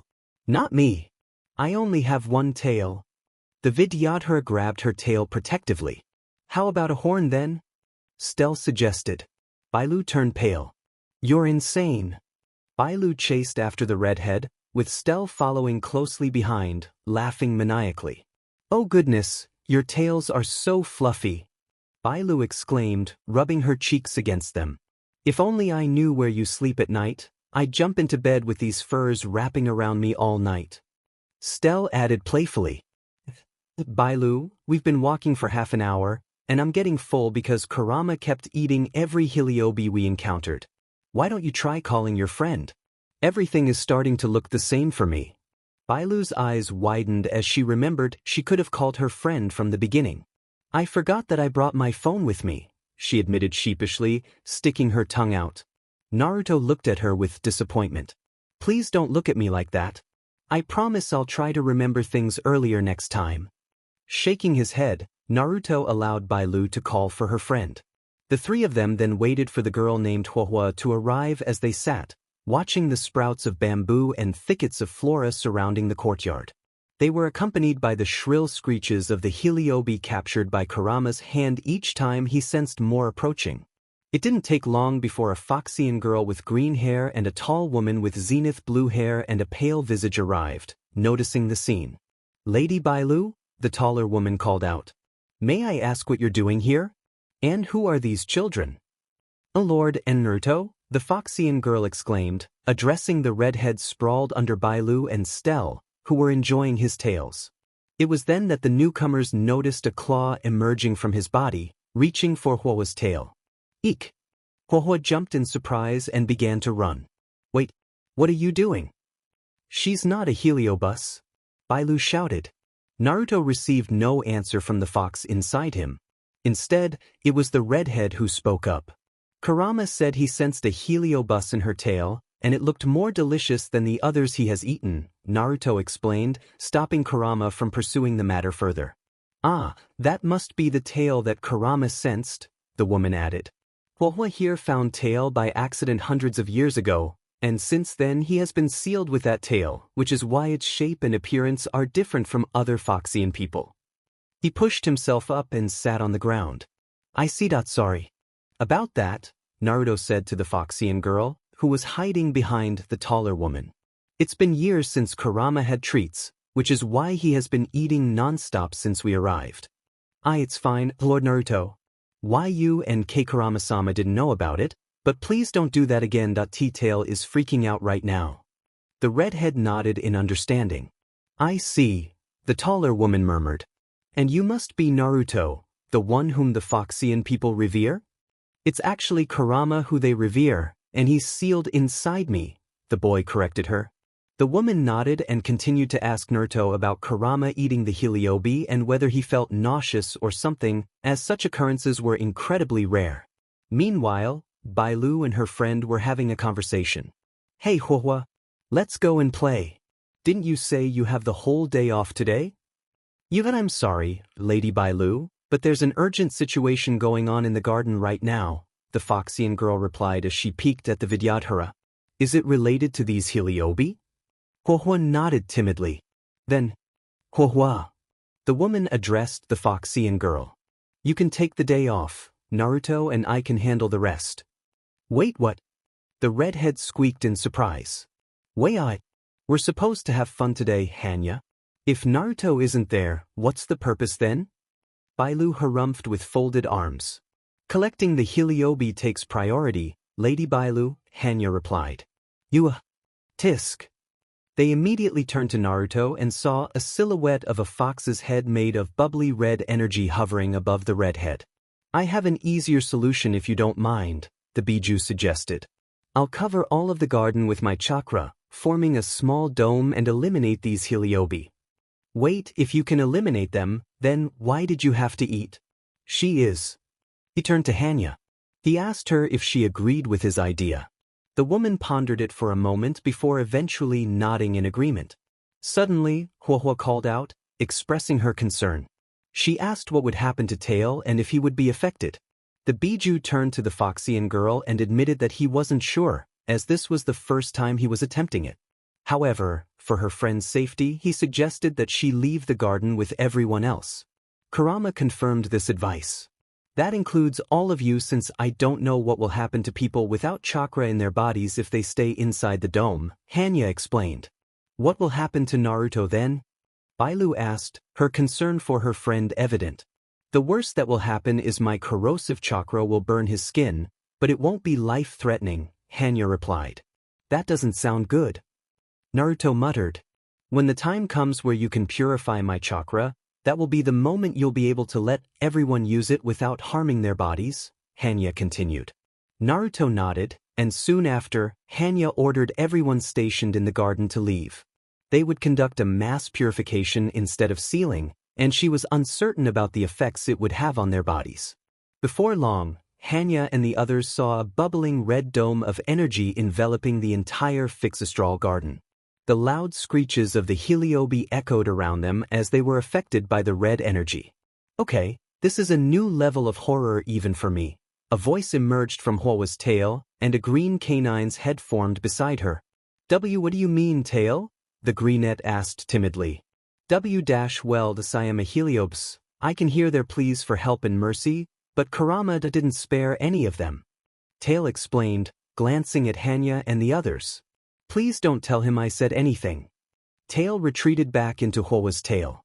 They then noticed the dome of red energy slowly condensing into one point as if being absorbed before it finally vanished. Hanya and the group returned to the garden, where they found Naruto on all fours like a fox, his body coated in bubbly dark red energy from head to toe, including his tails and ears. Skeletal structures resembling a fox were attached to the energy surrounding him. Run, you idiots! Tail manifested again, warning the group. Naruto turned to the group, and they could see white spots where his eyes and mouth were before he roared at the night sky, creating a massive crater beneath him. Yup, we're dead. Tail muttered, but then the dark red energy slowly receded from Naruto's body. Or not. When the dark red energy dissipated, Naruto collapsed into a pool of his own blood, and Bailu rushed to his side. "Oh dear," the Vidyadhara murmured as she checked his condition. His skin was burnt, and she could see the tissue beneath. Strangely, his hair and fur remained unburned. In her panic, Bailu poured the wrong medicine from her gourd, dousing Naruto's wounds with alcohol instead. Profanities erupted from Naruto as the alcohol met his burnt skin. They watched as it bubbled, the scent of burnt flesh filling the air. Huahua gagged at the smell, Hanya covered her nose, and Stell poked him with a branch as if checking if he was cooked well done. Bailu quickly poured the correct medicine this time, and Naruto felt his pain easing, though he needed to be fully bandaged like a mummy until his skin healed completely. "While I'm grateful for what you did," Naruto glared at the dragon girl, "I'll always remember the moment you poured alcohol over my wound." I'm sorry, okay?" "I panicked," Bailu replied. "You'll be fine the next day. I'm healing your skin as fast as I can right now," Kurama chimed in his mind. Naruto grumbled before he noticed Hanya and Huahua approaching him. They thanked him for his assistance, assuring him that the Ten Lords' commission would repay him. Naruto shrugged them off, saying he was only helping and they didn't need to repay him. Meanwhile, Stell continued poking at him with a branch. "Stop that, will you?" he exclaimed. "Yeah, you're not soft enough. We need to cook you a bit longer," the Silverette responded. "That you're nuts," Naruto replied, and Stell stuck her tongue out at him. The three decided to end the day and let Naruto rest, or so they thought. "We're leaving to see our friend who will help us train you, Nair," his master announced. Naruto deadpanned at his master. By this time, Bailu had been found by her preceptors and returned to her work. "What's with the appearance?" his master's look-alike asked, arms folded. "Never mind. Is Stell coming with us?" the boy inquired. "Well, I don't see why not," Jinglu answered before Skirk opened a portal, picking Stell up by the scruff of her neck and tossing her inside. "Wee!" she exclaimed. Naruto's sweat dropped at the carefree girl before he too entered the portal with Jinglu and Skirk by his side. They tried to hold his hands, but Naruto refused, saying he was hurting all over. Stell landed on her feet in a new place, looking around at her surroundings. It was beautiful, situated atop a mountain with ranches. "Are those chickens?" she murmured, spotting enormous white chickens. "Oi!" a voice called out, and Stell turned to see a woman with hair that matched hers. "What are you doing here?" "This is a private." The two stared at each other for a moment. "Mom? Daughter?" they both exclaimed. The woman picked Stell up and left the area. Not long after, Naruto, Skirk, and Jinglu arrived. "We're in a ranch?" Naruto asked, bewildered by the sight of the large chickens pecking at the ground. "And are those chickens?" "Not really, this is a side hobby of Senti. And they are phoenixes, not chickens," Jinglu clarified. "By the way," Naruto looked around, noticing Stell was missing. "Where's Stell? She didn't get eaten by these phoenixes, did she?" His master chuckled lightly. "No, I don't think so. These phoenixes are smarter than they look. If my hunch is correct." "Ugh, I told you I didn't sleep with anyone." "And how are you going to explain this child then? She definitely has your personality and looks." "Never mind, I guess we find her," Naruto said flatly before following his masters up the stone stairs. With Bailu, who had been forced back to her workplace, she sat behind her desk with a sigh. "And here I am again that I am so jealous of Yingxing and Jinglu." Her eyes glanced at the photo frames on her desk, reminiscing about the past when the High Cloud Quintet still existed and she was still a Foxian. Jing Yuan, Dan Feng, Jinglu, Yingxing, or Blade as he went by these days, and Bailu shared good days together. Bailu's gaze shifted to the right side, where she saw a photo of herself with Jinglu and Jing Yuan. Only 3 of the High Cloud Quintet members remained in the Luofu. "They look like my parents if I'm standing in the middle," Bailu said, sweat dropping before giggling. "Nah, the dork general prefers fighting to death than being married to Jinglu."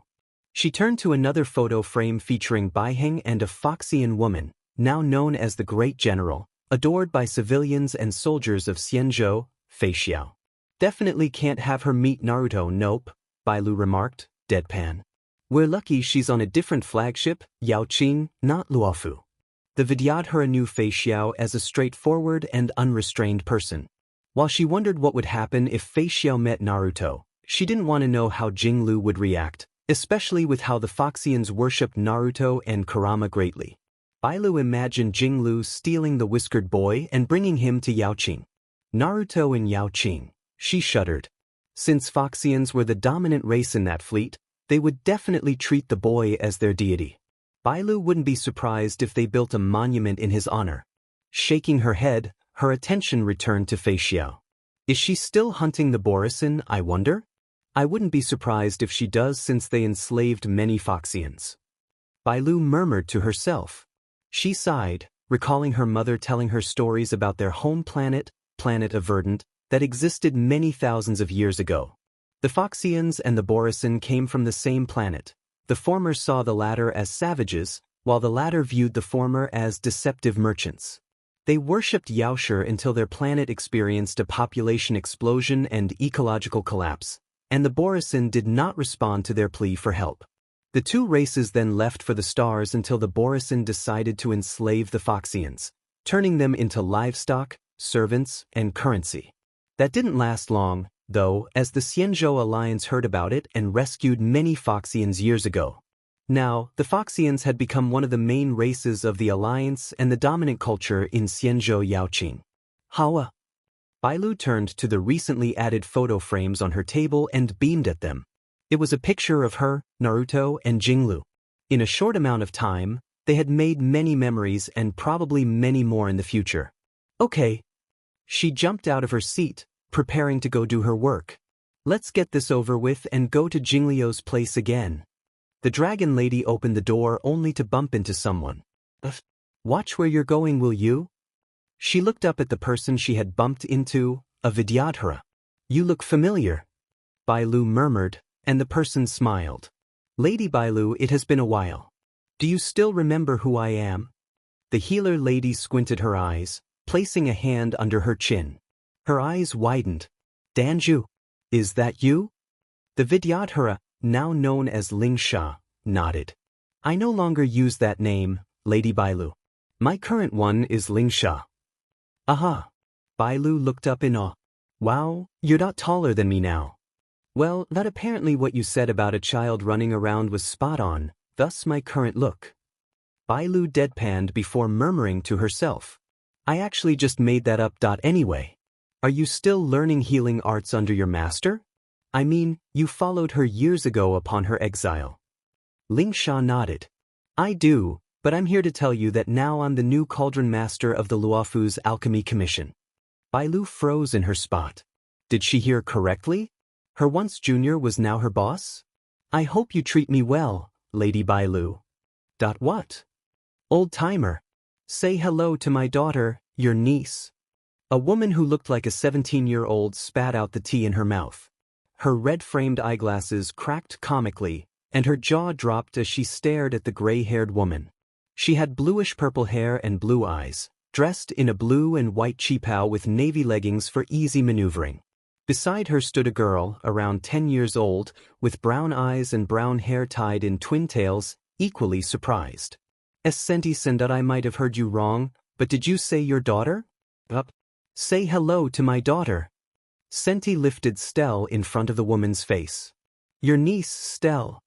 The woman coughed, blood leaking from the corner of her lips. She hadn't misheard it. Hello, Auntie. It's nice to meet you. Stell greeted the woman. Ichichalo. The woman stuttered, turning to her disciple. Sisushang, do you mind playing with Estelle for a moment? I need to have a talk with Senti-san. She asked with a strained smile. Weiss, Master Phoenix. Sushang turned to the little girl. Stell? Do you want to play in the yard? The girl struggled in Senti's grip before plopping down to the floor. Sure. She dragged Sushang instead and ran out of the room with laughter. Hick, I'm so proud of my daughter. Senti wiped a fake tear, only for the master to interrupt her with a smile that didn't reach her eyes. Would you please tell me when you had her, Senti-san? And why have you only told me now? Senti raised an eyebrow. What do you mean, old-timer? Who's the girl's father? And why didn't you tell me that you slept around? Father? What do you mean? And I didn't sleep around. Right, you didn't sleep around, and somehow Stell is conceived. The woman rolled her eyes. Erf? I told you I didn't sleep with anyone. And how are you going to explain this child then? She definitely has your looks and personality. Seeing Senti didn't want to be honest, the master decided to pull out something. Senti squeaked upon seeing the 14th divine key, Slippers of Taishen, in the Bluette's hand before finally admitting it. I found her on the ranch and took her with me to prank you. The woman sighed tiredly before calming down. She adjusted her eyeglasses. Did you see anyone else there? From her attire, she isn't someone from around here. Senti shook her head. It was then they heard knocking at the front door, and without waiting for them to answer, the door slid open, revealing a woman they knew. Oh, Senti stood up, turned to the guests, and cracked her knuckles. Isn't it Jinglu and Skirk? Is it finally that time of the year again?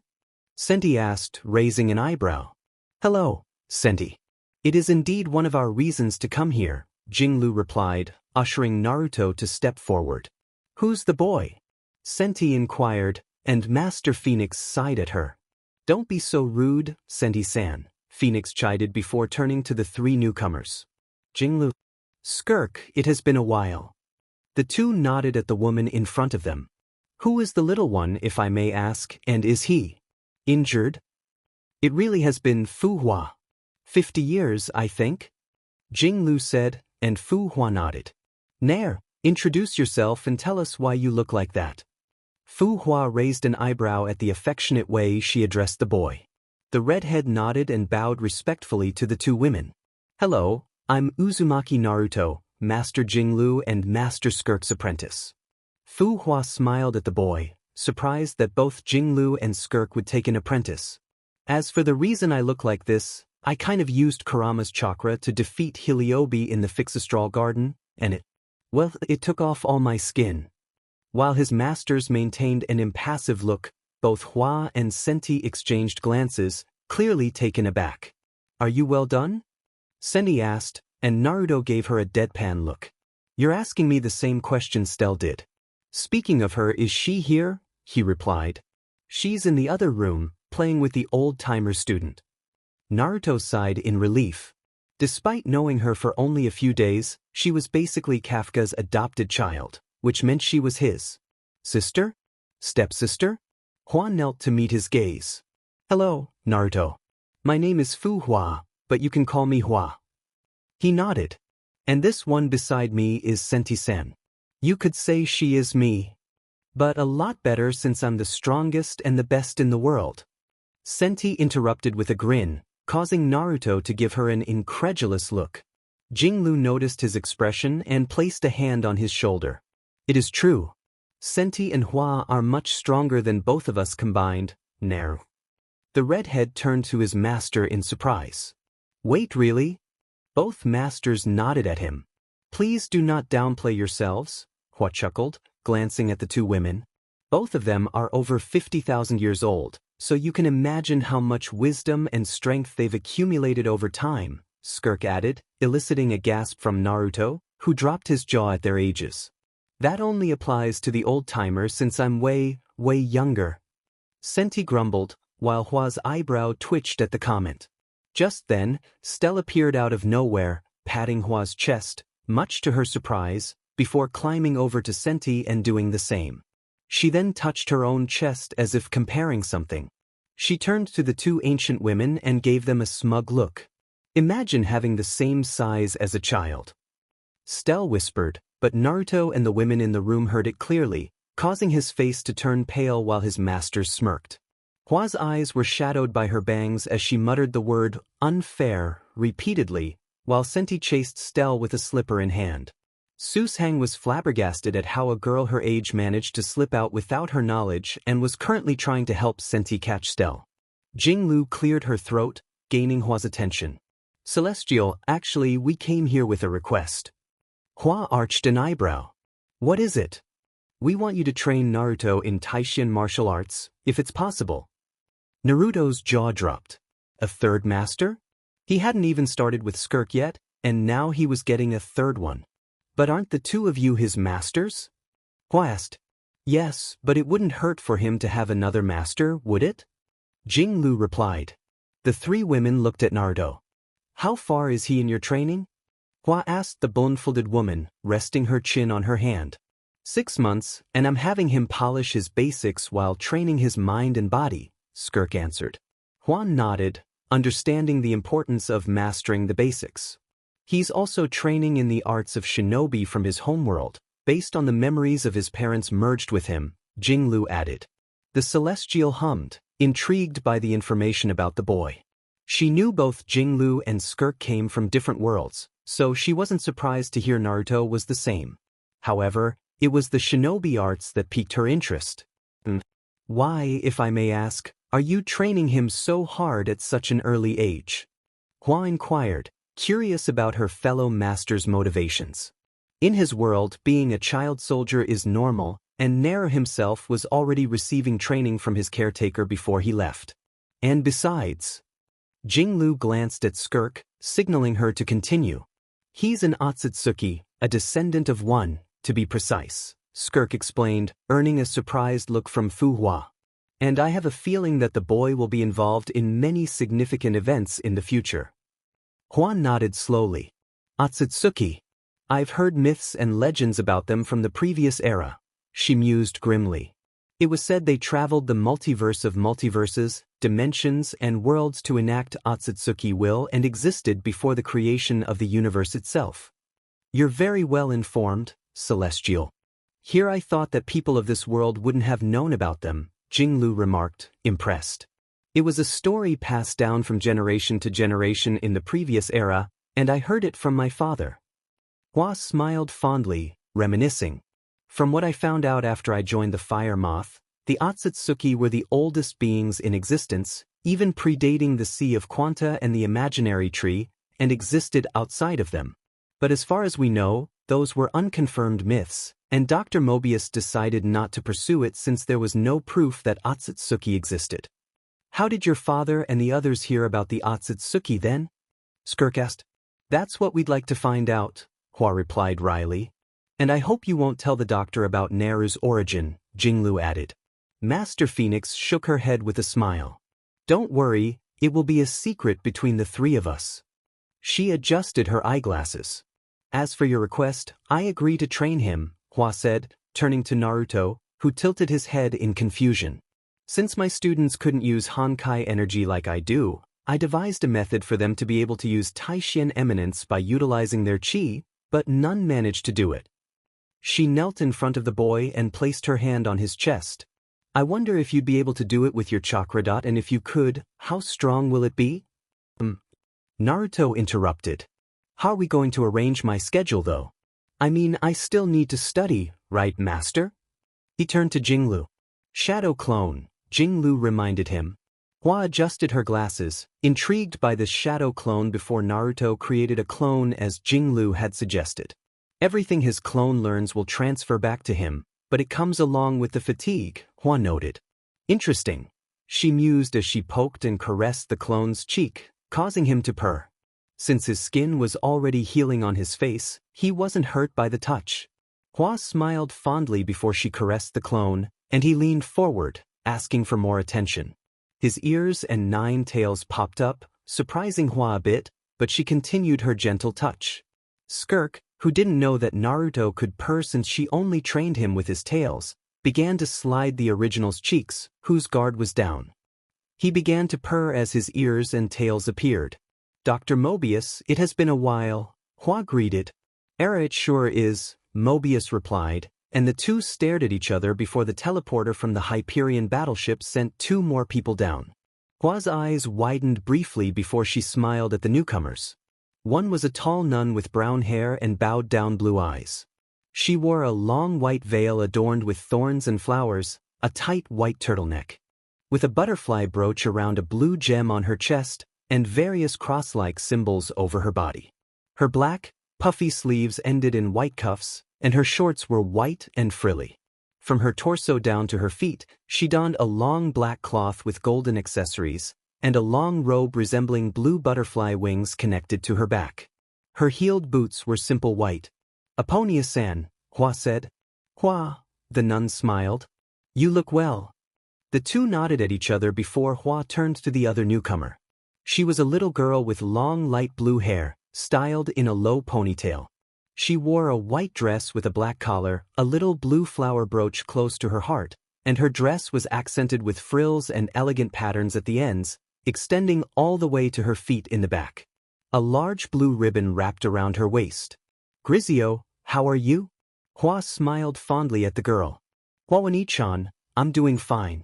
"It's very nice to see your colors still burn brightly," Grizio replied with a small smile. Hua nodded before turning to Mobius again. "What can I do to help you today, Dr. Mobius?" "Straight to the point as usual, Hua," Mobius tittered. "But it's fine. It saves my time greatly too." Hua stayed silent while Senti decided to engage in a conversation with Grizio, who was distracted by the view of Mount Taishin. "You see," Mobius began, "I allowed 2 of your friends from the outside to enter our planet, but a few days ago, there were 2 more unknown signatures coming along with them." Hua's eyes twitched slightly, but Mobius caught it. With a mischievous smile, she continued, "Do you mind explaining it?" Senti swallowed nervously, wondering what Hua would say since the first time Skirk came here by mistake. Mobius was not pleased at all, and the flame chasers were deployed immediately in full force. The Kaslana Patriarch, Kevin Kaslana, not wanting to have unnecessary casualties, decided to go alone and entered his mantis form, altering the whole region into a frozen tundra until Hua intervened before Skirk was harmed. After it was decided that it was an accident, Kevin chose to spare Skirk and left it to Mobius to ensure that she didn't bring anything dangerous to their home planet. Senti shuddered, recalling memories she wished to forget. The Herschers looked up at the two, neither backing down. However, Hua eventually sighed in exasperation. "They requested me to train their student in Taishan martial arts while the other is just staying to accompany my student." Mobius hummed at the answer. "May I see this new student of yours then?" The gears in Hua's mind began to turn, but when she couldn't find a reason to deny the request, she relented. "Very well, but I have to warn you, this child had an unpleasant childhood and doesn't react well to negative intentions toward him." Mobius chuckled at the Celestial before walking past Hua toward her living commodity. "Aren't we all?" "I mean it, Dr. Mobius," Hua said, following the scientist with a grim expression. She had heard about Naruto's past from Jinglu, who had heard it from Naruto himself. People treated him worse than normal children. They blamed him for something beyond his control that happened the day he was born. "That would make him into an interesting lab rat then," Mobius tittered with a malicious smile. Hua moved in front of the doctor's path, stopping her as her outfit changed. "If that's the case, then I cannot let you continue, Dr. Mobius." The Celestial adopted her martial arts stance, preparing to confront her companion if necessary. Senti, Aponia, and Grizio watched the exchange before the nun spoke up. "Senti-san, tell us about this child's past, please?" "Gee, you didn't need to use your power for that. I would have told you about Naruto if you had asked nicely." "Naruto," Aponia said, the name escaping her lips. "It has a nice ring to it.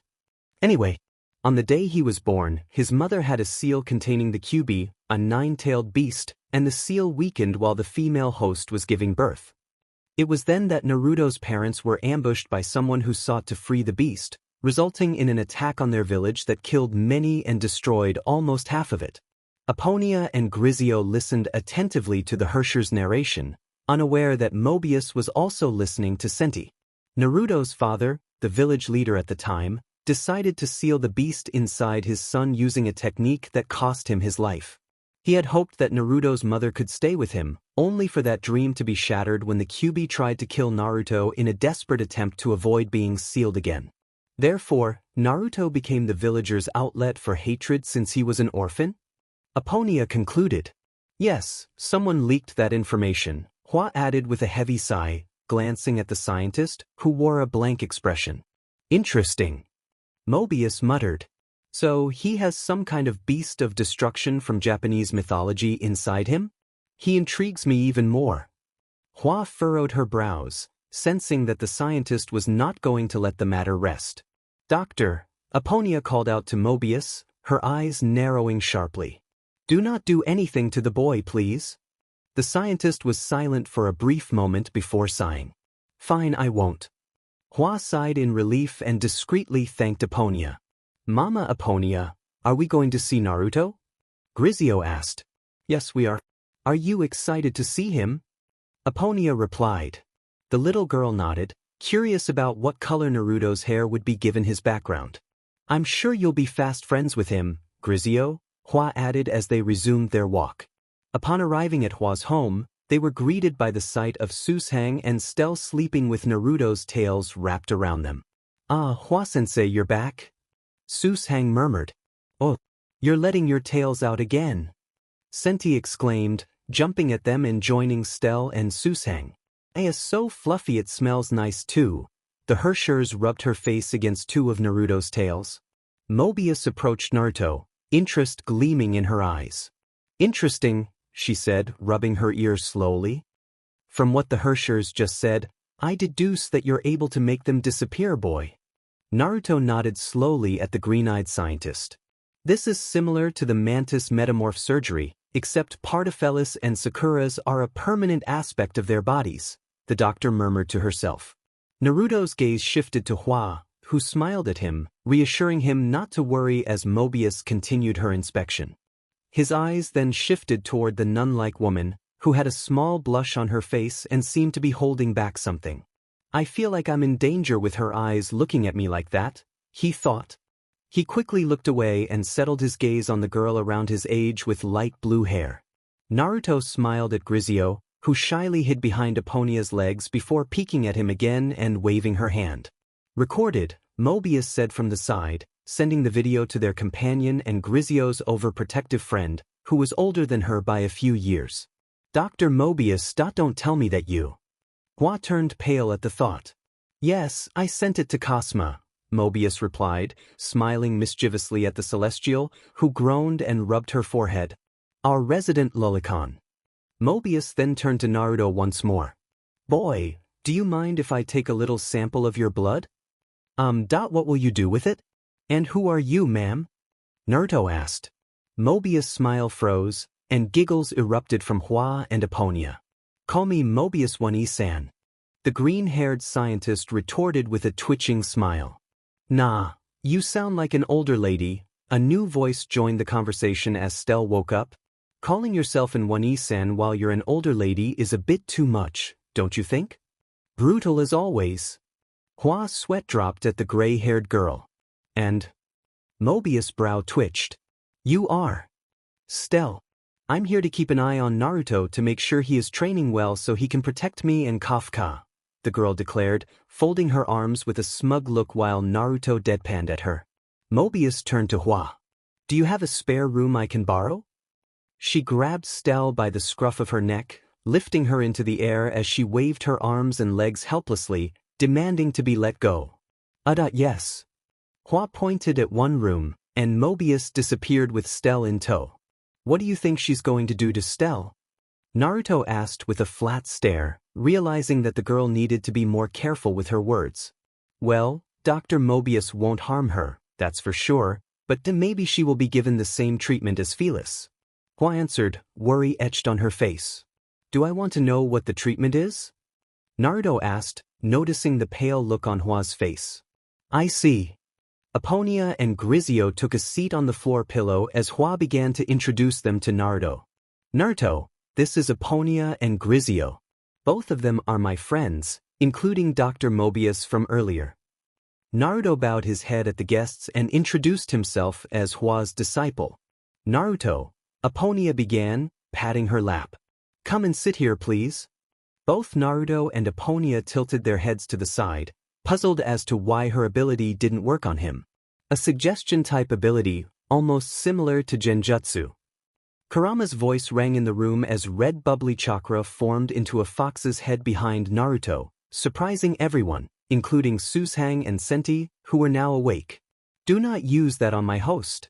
I despise these kinds of mind-controlling abilities. The Biju roared in anger at Epponia, who remained calm on the outside while feeling the pressure of his hatred and malice. Kurama returned inside Naruto after expressing his thoughts. Is that? Hua stuttered. Ah, that is Kurama. He is a little moody now because Epponia-san tried to control my mind. Naruto explained. I don't think that's a little. Susang chimed in. But still, with that much hatred and malice, how could you stay sane, Naruto? Hua asked. I don't know. Kurama usually tries to filter the hatred and malice when I train using his chakra, or I will go berserk like a wild animal. He also said that I need to control my emotions, or just a tiny bit of the hatred will get to me. Hua nodded, realizing she needed to include meditation in his training schedule.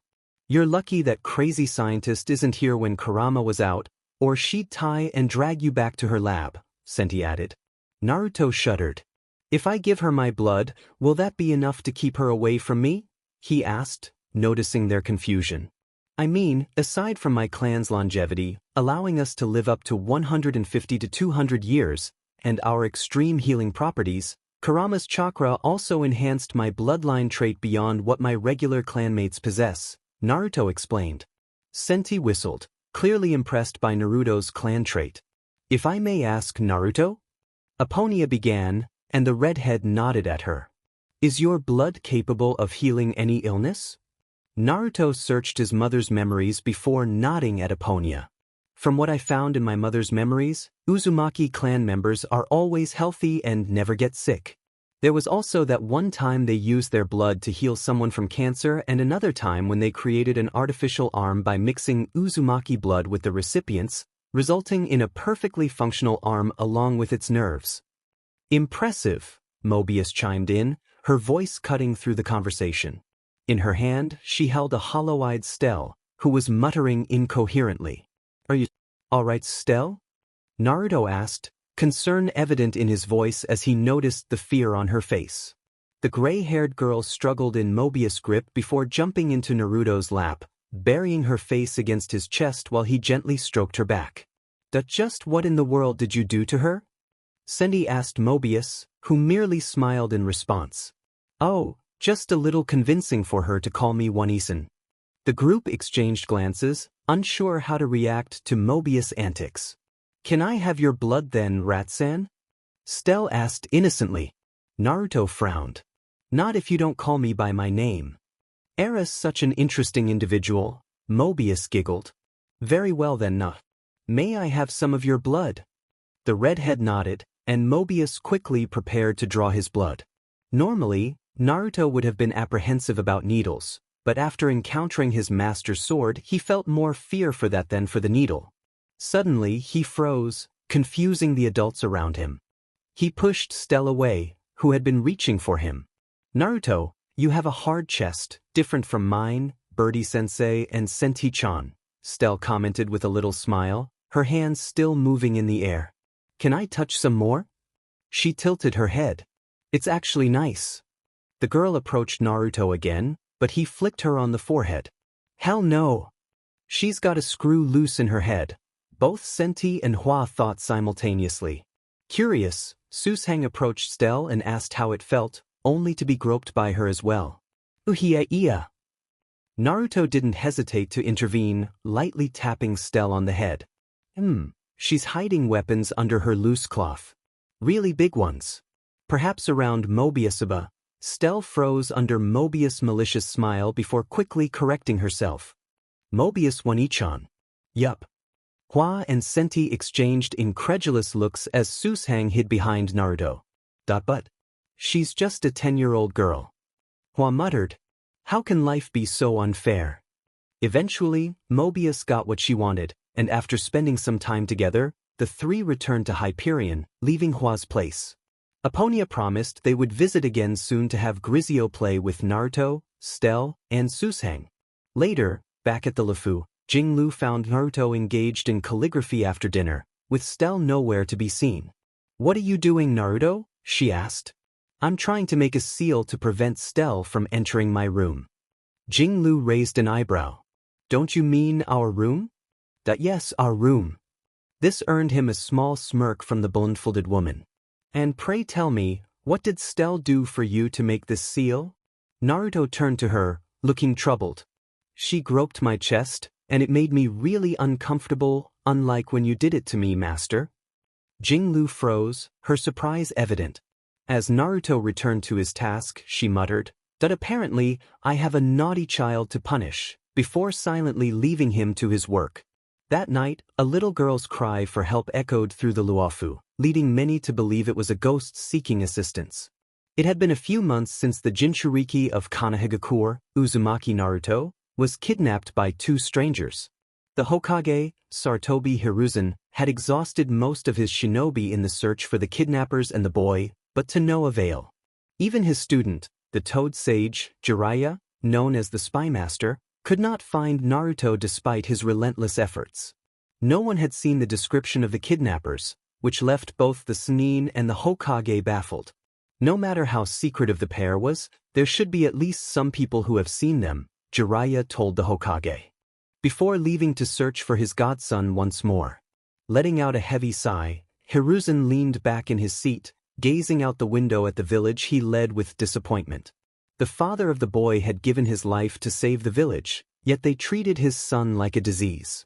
While it is true that the villagers didn't know about the boy's heritage, they should have treated him fairly and not discriminated against him. Hiruzen was uncertain who had spread the information about Naruto being the host for the Bijou, but he ruled out Koharu and Hamura, as they had been loyal to him since he became the third Hokage. Yuzuki Yugao and Hatake Kakashi were also not suspects. They respected their teachers, Uzumaki Kushina and Namikaze Minato, respectively. However, Kakashi hadn't done much for the boy, while Yugao cared for Naruto as if he were her brother. The Hokage sighed, contemplating the situation. Jiraiya and Tsunade were also not involved. Tsunade was indifferent to Konoha's problems, and Jiraiya was Naruto's godfather. Therefore, Hiruzen concluded that the only suspect left was his old teammate, Shimura Danzo. The likelihood of Danzo spreading classified information was high, and Hiruzen had an idea of why he did it. It was all for the sake of Konoha. Danzo had always prioritized the village, believing that it was better to have one child mentally abused than to let the entire village suffer from fear and uncertainty about the Kyuubi. When the villagers learned of this secret, some chose to shun the boy, while others, unfortunately, resorted to physical abuse. They were fortunate that the seal remained intact, otherwise, the Kyuubi would have taken over Naruto's body. Hiruzen sighed again, knowing he might never see the boy his successor had entrusted to him. He had been aware of Danzo's machinations for a long time and regretted not taking action against him sooner. If he had, perhaps Naruto would still be here, growing up and becoming a ninja to protect Konoha. With another weary sigh, he closed his eyes and whispered, "Wherever you are, I hope you're happy, Naruto." Somewhere in Elementia, Sam, also known as Firefly, one of the Stellaron hunters, walked through the ruins of Yuzushibukure. The armored girl surveyed her surroundings and, sensing no one nearby, was engulfed in flames. When the flames receded, she appeared as a silver-haired girl in a black uniform, landing softly on the ground with a device in her hand. She had been tasked by Kafka to search for something valuable in the ruins that could greatly benefit Naruto, the boy she had met briefly a few months prior. Firefly had to suppress a squeal upon first seeing him, as she needed to keep her identity a secret, which was why she had acted coldly and left his presence quickly. "I better hurry," she thought. Elio mentioned that there's an underground bunker containing unlimited knowledge of the Uzumaki clan, which can only be opened with an Uzumaki's blood that contains the chakra of a beast. It seemed that before their destruction, one of the Uzumakis had managed to extract blood from Naruto's mother, Uzumaki Kushina, after the Kyuubi was sealed within her. They had used her blood to seal the bunker, making it inaccessible even to another Uzumaki. Her steps led her to the largest ruins in the area, carefully avoiding the bones of human remains scattered around. It's hard to believe that a few Uzumaki capable of fighting back managed to wipe out 80% of their enemy's forces before being killed, Firefly muttered, glancing at a small skull impaled by a kunai. She winced, reminded of her past and her comrades who had fought against the swarm invading her home planet. The swarm, remnants of the aeon of propagation, took the form of flying, four-winged insects whose purpose was to expand across the galaxy. Calming herself, Firefly shook her head, took a deep breath, and moved forward. Should the swarm return, she would ensure their elimination, just as she had done in the past. The next day, Firefly arrived at the massive gate of Kanahegakure. While the size was impressive to most, it paled in comparison to what she had seen before. As she stepped forward, two guards stopped her, inquiring about her identity and purpose for visiting Konoha. She introduced herself as Hataru, explaining that she was there to sightsee one of the great 5 villages in the elemental nations. The guards were suspicious of her attire as she was traveling light, but after some convincing, they allowed her to enter the village. Once inside, Firefly swiftly crossed the streets, heading toward the abandoned Uzumaki temple on the outskirts. She gathered all the masks hanging inside the building, emptying its contents before making her way to her final destination in Elementia, the Hokage's office. Everything happened suddenly for Sarutobi Hiruzen. One moment he was battling the never-ending paperwork, and the next, his office was engulfed in flames hotter than anything he had ever experienced, as if a meteorite had crashed. The culprit was an unknown warrior clad in formidable armor. The elderly Hokage found himself alone against this figure, as the Enbu assigned to protect him had been reduced to ashes by the flames raining down from above. No shinobi could extinguish the flames, which burned with a life of their own, leaving Hiruzen without reinforcements. "Who are you?" he shouted, gripping his adamantine staff. "Why are you attacking Konoha? Are you with IWA or Kumo?" In response, another wave of flames surged, consuming nearly 30% of Konoha and turning brave shinobi into ashes. As Sam turned away, heading toward the location of the scroll of sealing, Hiruzen realized her intent and attempted to strike her down. Unfortunately, his staff proved useless against her armor, and she easily broke it in two, effectively ending the threat posed by the Monkey King who had transformed into the weapon. Hiruzen was struck with a single palm blow to his chest, paralyzing him as he fell to the ground. Groaning, he could only watch as Sam approached the secret storage room and took the scroll of sealing before disappearing in motes of light. Just as she was about to leave, a voice interrupted her thoughts. Dynamic entry. A bowl-cut-haired man charged at her with a kick, but Firefly remained unfazed, showing no need to react. Her armor was formidable, crafted from the strongest metal in the galaxy, allowing her to withstand powerful attacks. She permitted him to strike her, resulting in a loud crack that echoed through the room, accompanied by flames flickering around them. "Erfurg," he cried out in pain. "Guy!" A voice called from the broken window. "Raikiri!" A hand enveloped in lightning shot toward Firefly at an impressive speed. Yet, the Iron Cavalry Knight was unfazed.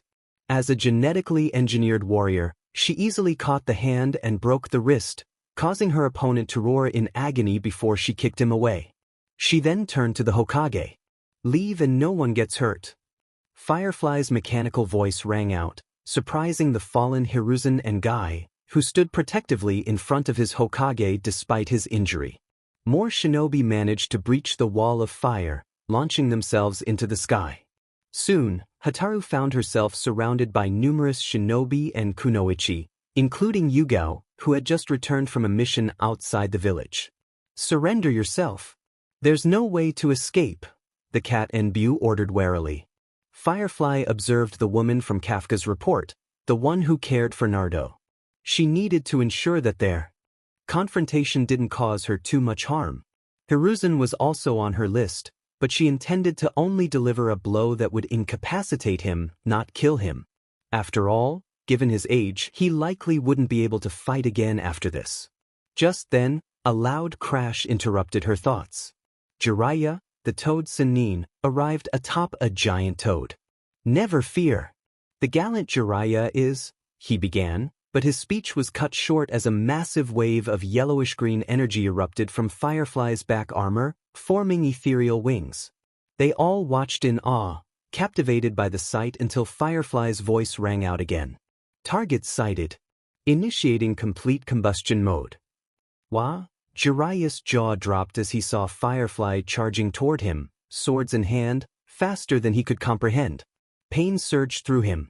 He couldn't feel his arms or legs, blood flowed from where they had been. His unblinking eyes noticed that the armored figure's hand was no longer holding a sword but was now drawn back. "This is for the boy," she declared. Jiraiya's eyes widened as he realized the intent behind her words, and he braced himself for the incoming blow. He felt his ribs break before being launched into the buildings behind him, demolishing several structures in the process. The shinobi watched in panic, ready to rush to Jiraiya's aid, but Firefly's voice rang out again. "Burn to ashes." A massive jet of flame shot from her palm toward Jiraiya, resulting in a tremendous explosion. Firefly's disdain for Jiraiya stemmed from her knowledge of his neglect toward Naruto, which fueled her harsh reaction. The shinobi sprang into action, vanishing to reach the Senin's location, hoping he had survived the onslaught. After dealing with Jiraiya, Firefly noticed the giant toad lunging at her, wielding a massive knife. She remained unfazed, though it stirred painful memories. Parts of her armor opened, flames erupting as she struck the toad's rib, creating a gaping hole. The toad coughed up blood, and she was prepared to finish it off, but it vanished in a puff of smoke, leaving its fate uncertain. Firefly looked down at the remaining shinobi, who were left dumbfounded. "Your strongest is defeated. I doubt that useless godfather of the fourth son can recover, or even survive at this point." Her words shocked the shinobi below. "The fourth has a son? Forget about him. He's lost to all of you now, not after how you treated him." Firefly waved her hand, and the flames grew brighter, spreading to engulf half of Konoha, destroying buildings and slowly melting the Hokage mountain. "Oh, speaking of which..." She turned her attention to the now visibly older Hokage, realizing the implications of her actions. "You'll never find any information about the fourth son or the QB his father sealed inside him, as he is now beyond your reach." With that, Firefly ascended higher into the sky before vanishing from their sight. As the flames gradually dissipated, the shinobi began to comprehend the significance of her words. The fourth son and the QB could only refer to Uzumaki Naruto. The shinobi turned to the elderly Hokage, demanding the truth. Hiruzen slowly nodded, confirming their enemy's statement. "Yes, Uzumaki Naruto is Namikaze Minato and Uzumaki Kushina's son. And we all failed them." "And what about Jiraiya-sama being Naruto-kun's godfather?" the cat ANBU inquired. Kushina had never mentioned Jiraiya's role as Naruto's godfather, suggesting that the fourth had appointed him without her knowledge. "It's also the truth." As if mocking them, the sky shone brightly, intensifying the heat and discomfort. Yugao seethed with anger at the third's admission regarding Jiraiya. "Sage or not, I hope he faces consequences for his neglect." The insufferable pervert had roamed the elemental nations, writing his stories while his godsons suffered at the hands of the village. She turned her glare toward Hatake Kakashi, the remaining student of the fourth Hokage, who avoided her gaze. "The fourth will be extremely disappointed in you, Captain," Yugao spoke with disdain. Kakashi winced, aware of the truth in her words. "What should we do then, Hokage-sama?" Guy, supported by his rival, asked, trying to ease the tension. "They took young Naruto-kun and the scroll of sealing containing our village's secret jutsu." Nothing. The shinobi gasped, shocked by the Hokage's defeated demeanor. "What can we do?" That thing defeated the whole village effortlessly. Even Jiraiya was easily overpowered. Probably killed. Hiruzen sighed wearily. "We were toyed with, and I think we deserve all of this." An Anbu suddenly knelt before the Hokage, bringing more bad news. Hokage-sama, we have terrible news." The elder, Shimura Danzo, was found dead in his place. His heart had been ripped out, and half of his body was burned horribly. Hiruzen was about to speak when an ANBU member followed up with more shocking news. In his right arm, there are multiple Sharingan implanted in it. The news surprised the shinobi present, and the air grew tense until Hiruzen uttered 3 words. "Kami, save us." In a deep, dark cave somewhere in the elemental nations, a group of 9 people dressed in long black cloaks with red clouds, a red interior, and a chin-high collar stood on the fingers of a massive statue in the middle of the room. The man in the center, Pain, had ringed eyes and piercings.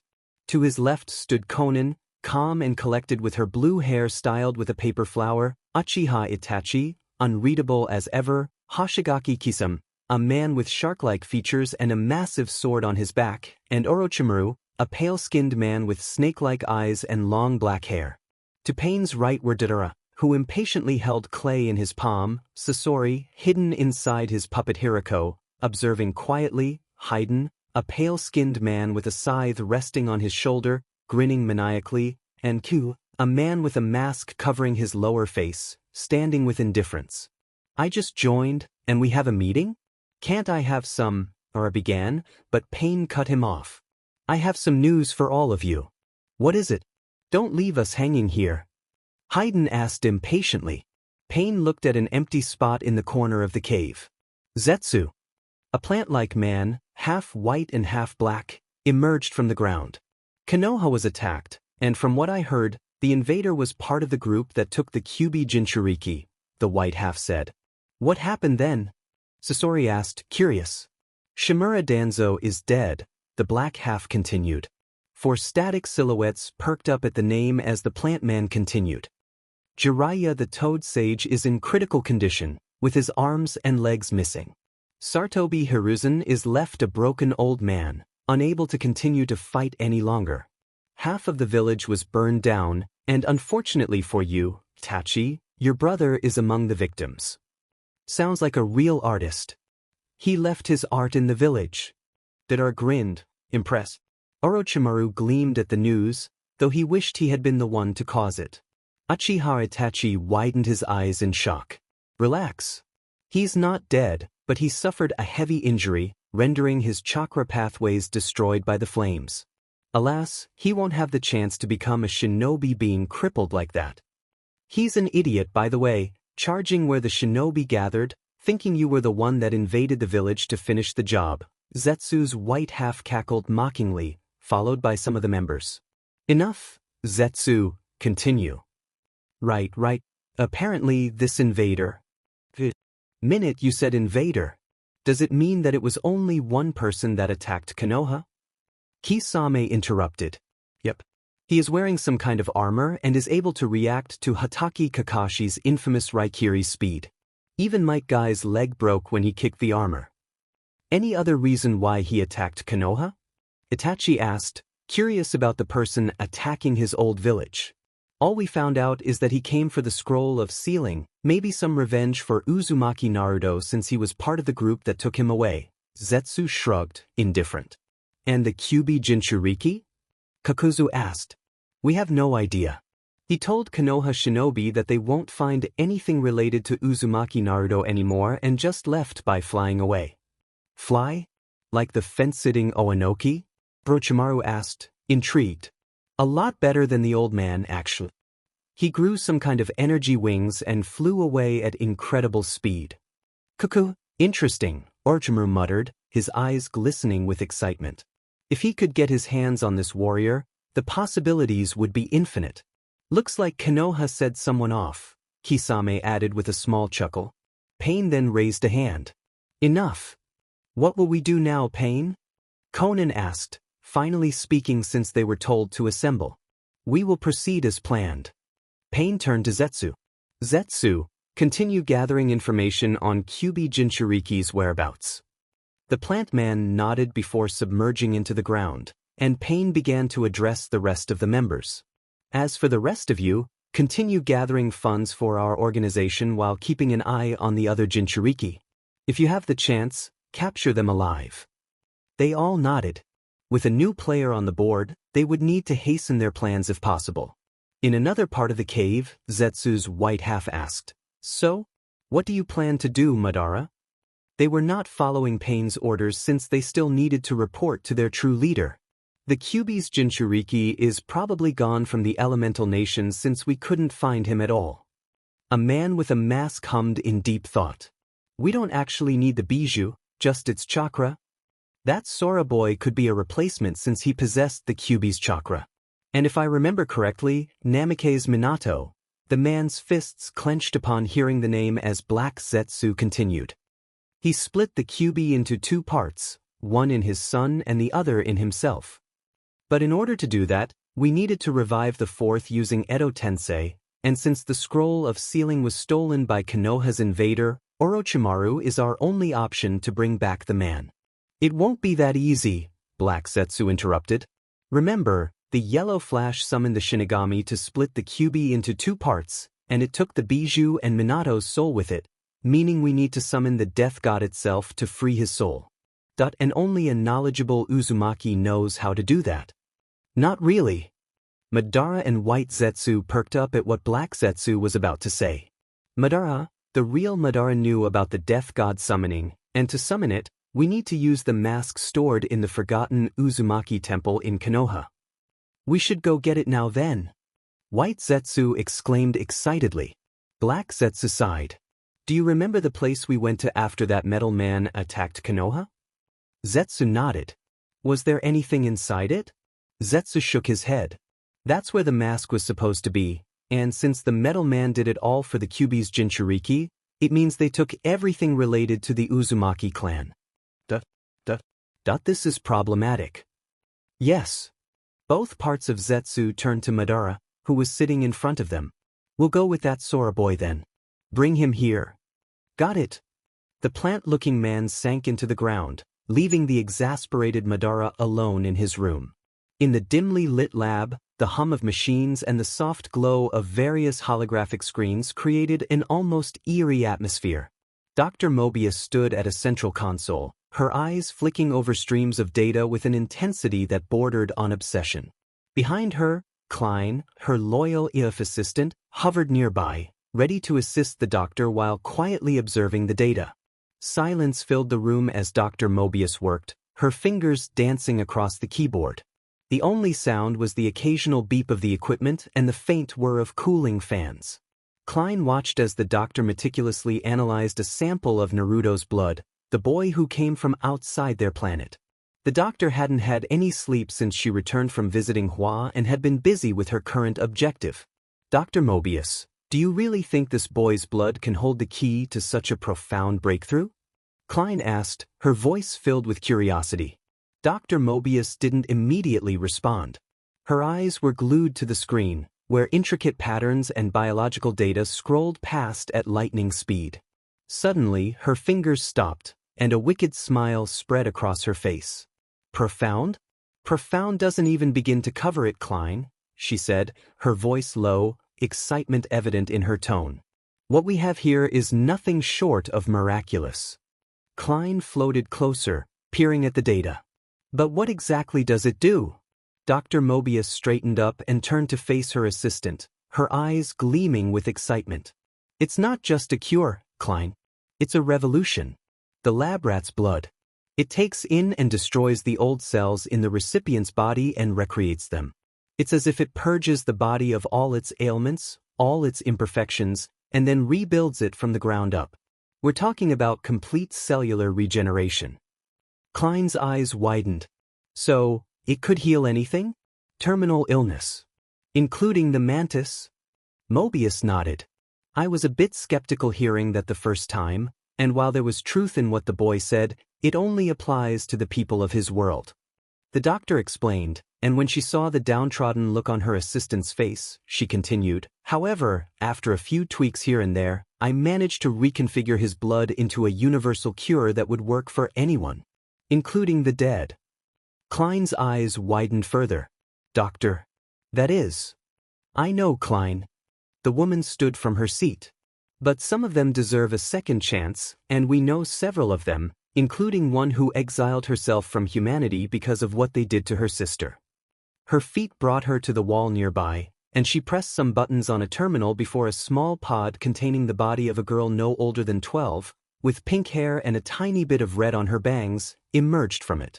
Klein's eyes widened at the sight of the body they thought to be destroyed when the incident happened. I know what you're thinking, Klein.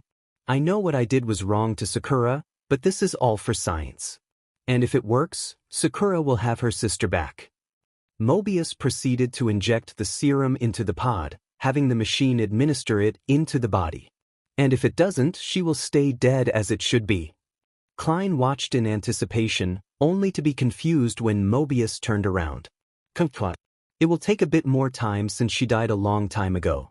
We'll administer the serum to our other test subjects, this time alive preferably. She moved to a row of lab mice in sterile glass cages, each injected with a different terminal illness for research purposes. Are you certain this is safe, Dr. Mobius? Klein asked. Science isn't about safety, Klein. It's about discovery. Sometimes we must take risks to achieve greatness. She glanced at her assistant. You should have already known this since we did a lot of risky things back when humanity stood against the Herschers and Honkai. Klein looked down. I apologize. It is just. I was afraid that this would result in a horrible way. I just didn't want the tragedy to repeat. Mobius softened after hearing her reasons. Do not worry, Klein. If something happens, this facility is set to lock down everything inside and launch it to the sun, destroying everything hazardous and dangerous to humankind.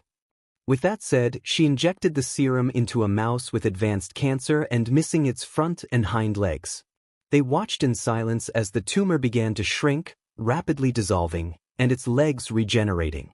Within minutes, the mouse was scurrying around its cage, healthier than ever. Dr. Mobius blinked rapidly, not expecting the reaction to be immediate. Is it the blood? Is his blood's regeneration factor really that strong? Klein, meanwhile, was astonished by the result. This is incredible. But what about long-term effects? We don't know how stable this cure is. Details. Mobius waved her hand. Though it surprised me a bit to know the result was immediate. I thought it would be at least an hour or so. A few hours later, Dr. Mobius continued her experiments, testing the serum on various other mice. Each time, the results were the same, complete and rapid healing, including limb regeneration. Except that she wanted to test the serum on humans. She sighed inwardly. If this were an emergency situation like 50,000 years ago, she would have humans lining up as her test subjects. Klein assisted where she could until a loud beep coming from the pod where Sakura's sister resided surprised them. That's fast. Mobius muttered, not expecting it to be this quick. The two scientists headed for the pod. It was there they noticed a finger twitching before bright blue eyes opened slowly. All vitals normal. No anomaly detected in the body. It had been approximately 6 hours since the drag was administered. Klein informed in awe before turning to the doctor. Dr. Mobius. It works.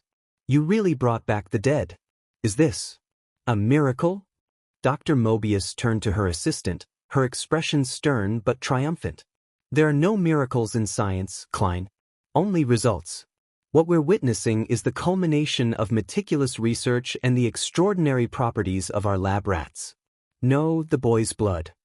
She turned to the girl in the pod and murmured, Welcome back to the living world. Rin. Naruto stirred in his sleep, feeling something heavier than usual pressing on him. He knew his master tended to have her arm over his body, but this time he felt the full weight of a person's body, and it was definitely not his master. His eyes fluttered open to find a tuft of gray hair right under his nose. Next to it, he noticed light purple hair and could see horns protruding from it. Are you sure we should be doing this? One of them asked. Your hand is jerpinji them though, came the response. It's hard and firm. Almost no fat in them. I should have done this before. Naruto's eyes widened as he recognized the voices. Stell. Bailu. The two jolted, their heads slowly looking up to meet Naruto's glaring blue eyes. Stell gave him a blank look with a peace sign while Bailu nervously mirrored her actions. Morning, Naruto, they greeted in unison. Naruto swatted their heads, causing them to wince in pain. Perverts! And how did you get inside the room anyway? Master wouldn't have allowed it, and my seals should have prevented anyone from entering without master's or my permission. Bailu stood up with a smug look, crossing her arms. Your master has always had a soft spot for me. As for me, I've been sleeping in the closet for days now, Stell added. Naruto deadpanned, wondering how he had not realized Stell was sleeping inside the closet. Did his master know about it? Your master knows I'm sleeping there, she just kept quiet, dunno why, Bailu said, causing Naruto's eyebrow to twitch. Stell then poked his cheek. You have guests, by the way? Naruto raised an eyebrow.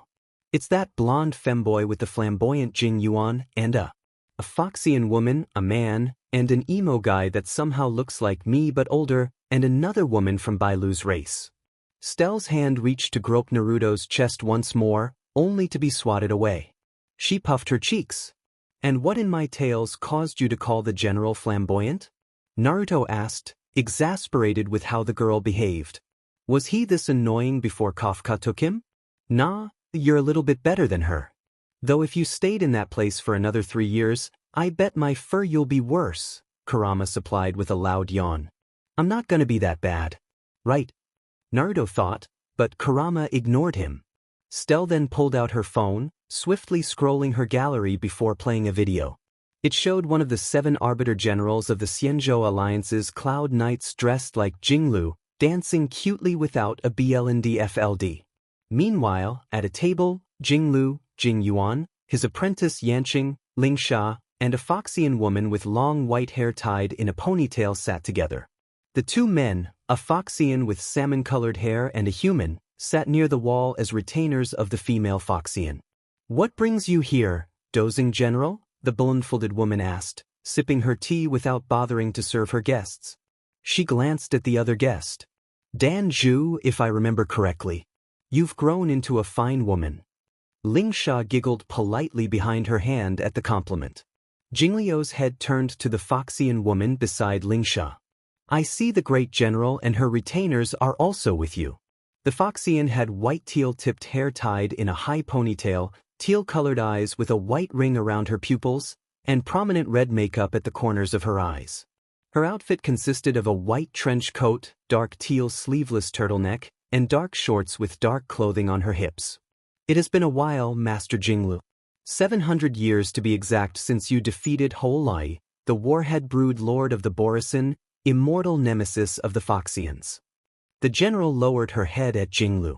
Even as an arbiter general, the sword champion had done a lot for her race by defeating and capturing Holai. I've been planning to greet you all these years, but I couldn't find this place until Madame Lingsha brought us here. And apparently, General Jing Yuan knew about it all this time but kept his lips sealed. The aforementioned general rubbed the back of his head sheepishly, feeling bad for hiding this place from his fellow general. It is fine. I have no need for gratitude, Jinglu replied coolly. He attacked Xianzhou, and it was one of my duties to protect it at the time. As for my place, I've never told my former apprentice to hide it if someone asks. It is all his fault. Jinglu finished with a sip of her tea. The general cleared his throat nervously before changing the topic when he noticed his fellow general glaring at him. Master, I'm actually here because Yanqing wants a rematch with Naruto, and I have a small request.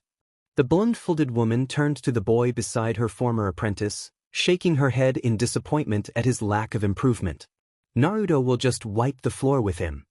Jing Yuan chuckled lightly at the high praise for the whiskered redhead, while Yanqing fumed silently, vexed by the old woman's words. He had lost because Naruto fought dirty. It was true he was as agile as him, but that didn't mean he couldn't hit the redhead. Yanqing was about to retort when Lingsha spoke up. Master Jinglu, the great general and I are here because we are looking for the healer lady. The apparent great general sighed lightly at her title. Jinglu raised an eyebrow behind her blndfld. What makes you so certain that she is here?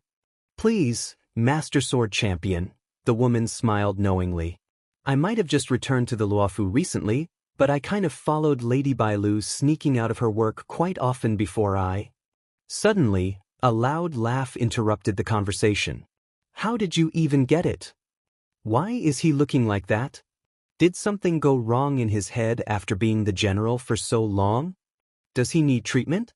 The guest turned to the paper door in surprise while Jinglu sighed inwardly. Was that the healer lady? Lingsha asked, dumbfounded by the loudness and incredulity of the voice. The first one was, Naruto, wasn't it, Master? Jing Yuan asked, gaining the guest's attention since they had heard the name 3 times already. I believe that's my apprentice, but it's rare for him to laugh that way. I wonder if Bailu, and Stell have something to do with it. Jing Yuan chuckled, realizing his master had almost revealed too much, which she did since now her guests knew that the healer lady was present. She seems close to your apprentice, and that girl too, Stell, isn't it? Jinglu nodded at the inquiry, a small smile appearing on her face while the other guests listened attentively. Not to mention the Helm Master and the ambassador of the Skyfaring Commission from the rumors.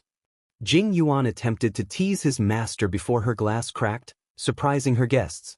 How long has it been since the incident again? Around a week ago, the general answered nervously, which somehow calmed the woman. I see. There are still 3 more weeks before those hussies start bothering us. Jinglu inhaled deeply. He isn't a Foxian. Why should the tradition affect him? He didn't even know about it when he did the deed. The general shook his head. The public doesn't care about it. They saw him as a Foxian, therefore the tradition also applied to him. Jinglu let out a small sigh, and Jing Yuan smiled at it. While he pitied the boy, he was glad that it wasn't him receiving his master's affection. He'd rather fight in the war against the denizens of abundance once more than be in Naruto's position. On the other side of the table, Jingliu's other guests whispered to each other. Lingsha, do you have any idea who they were talking about? The Foxian woman asked, unfamiliar with the topic since she wasn't from Luofu. Even when Jinglu mentioned the tradition, she couldn't pinpoint which one, as the Foxians had many. I'm afraid I don't quite follow either, General. That I myself had just returned recently. Lingsha paused before remembering the photos in Bailu's office.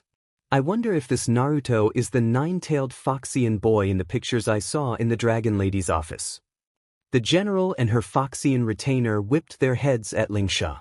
I've heard gossip about it, but none of the Yaoqing bothered to verify since they thought it was just a baseless rumor. Lingsha shook her head. It isn't a baseless rumor. The boy has red wine-colored hair, golden-colored fox ears, and 9 tails based on what I saw in the pictures. The Foxian's ears twitched several times. Wait! The male Foxian with salmon-colored hair spoke up, gaining his companion's attention.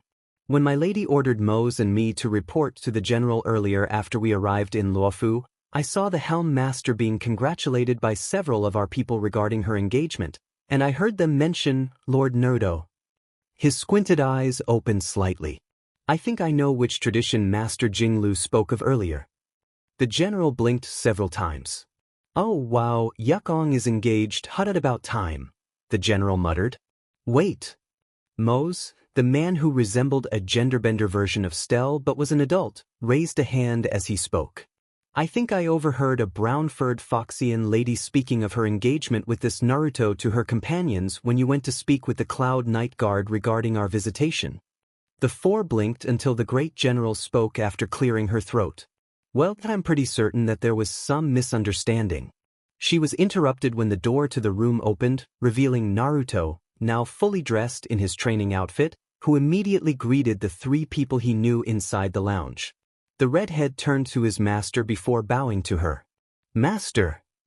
He turned to the guests, and the corner of his lips twitched rapidly before greeting the other 2. General, Yanqing. Naruto. Jing Yuan smiled at him before the redhead bowed his head to the other guests and took a seat beside his master. Lingsha blinked and leaned to the side. She didn't see any tails or ears, but she definitely sensed something that indicated the boy was not normal. He's literally just a child, and I think I understand now why Master Jinglu said that he didn't know about the tradition. Not hearing an answer, Lingsha turned to look at the general, who had stars in her eyes. She glanced at the salmon-colored-haired Foxian behind them. He also had the same look in his squinted eyes. Not long after that, Bailu and Stell joined the lounge. The purplet immediately paused, seeing her junior-turned-boss wave at her. Lingsha? Why are you here? Stell took a seat beside Naruto, who raised an eyebrow at Bailu's reaction. Unbeknownst to them, since Stell was suspiciously quiet, Yanqing had his eyes on her and gasped at how pretty she was.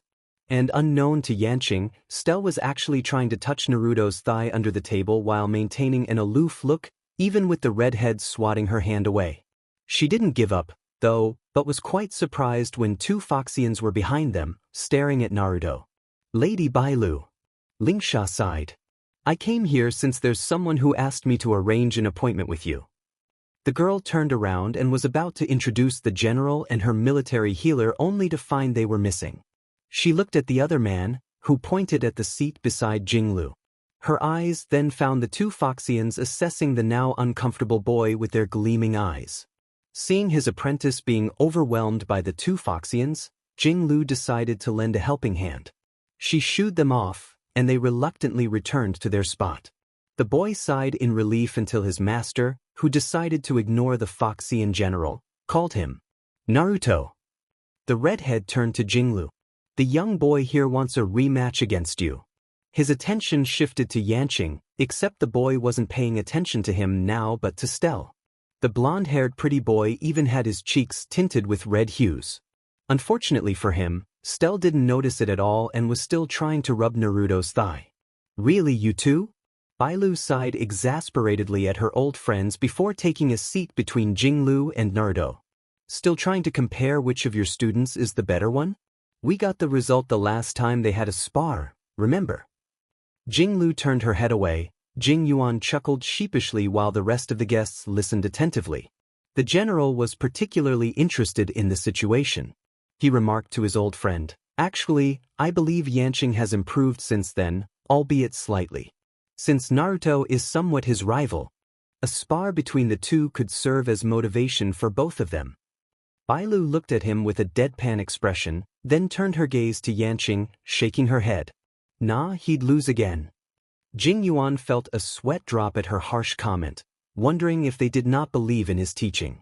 Bailu, noticing that the young boy beside the general was not paying attention to their conversation, leaned over to Naruto.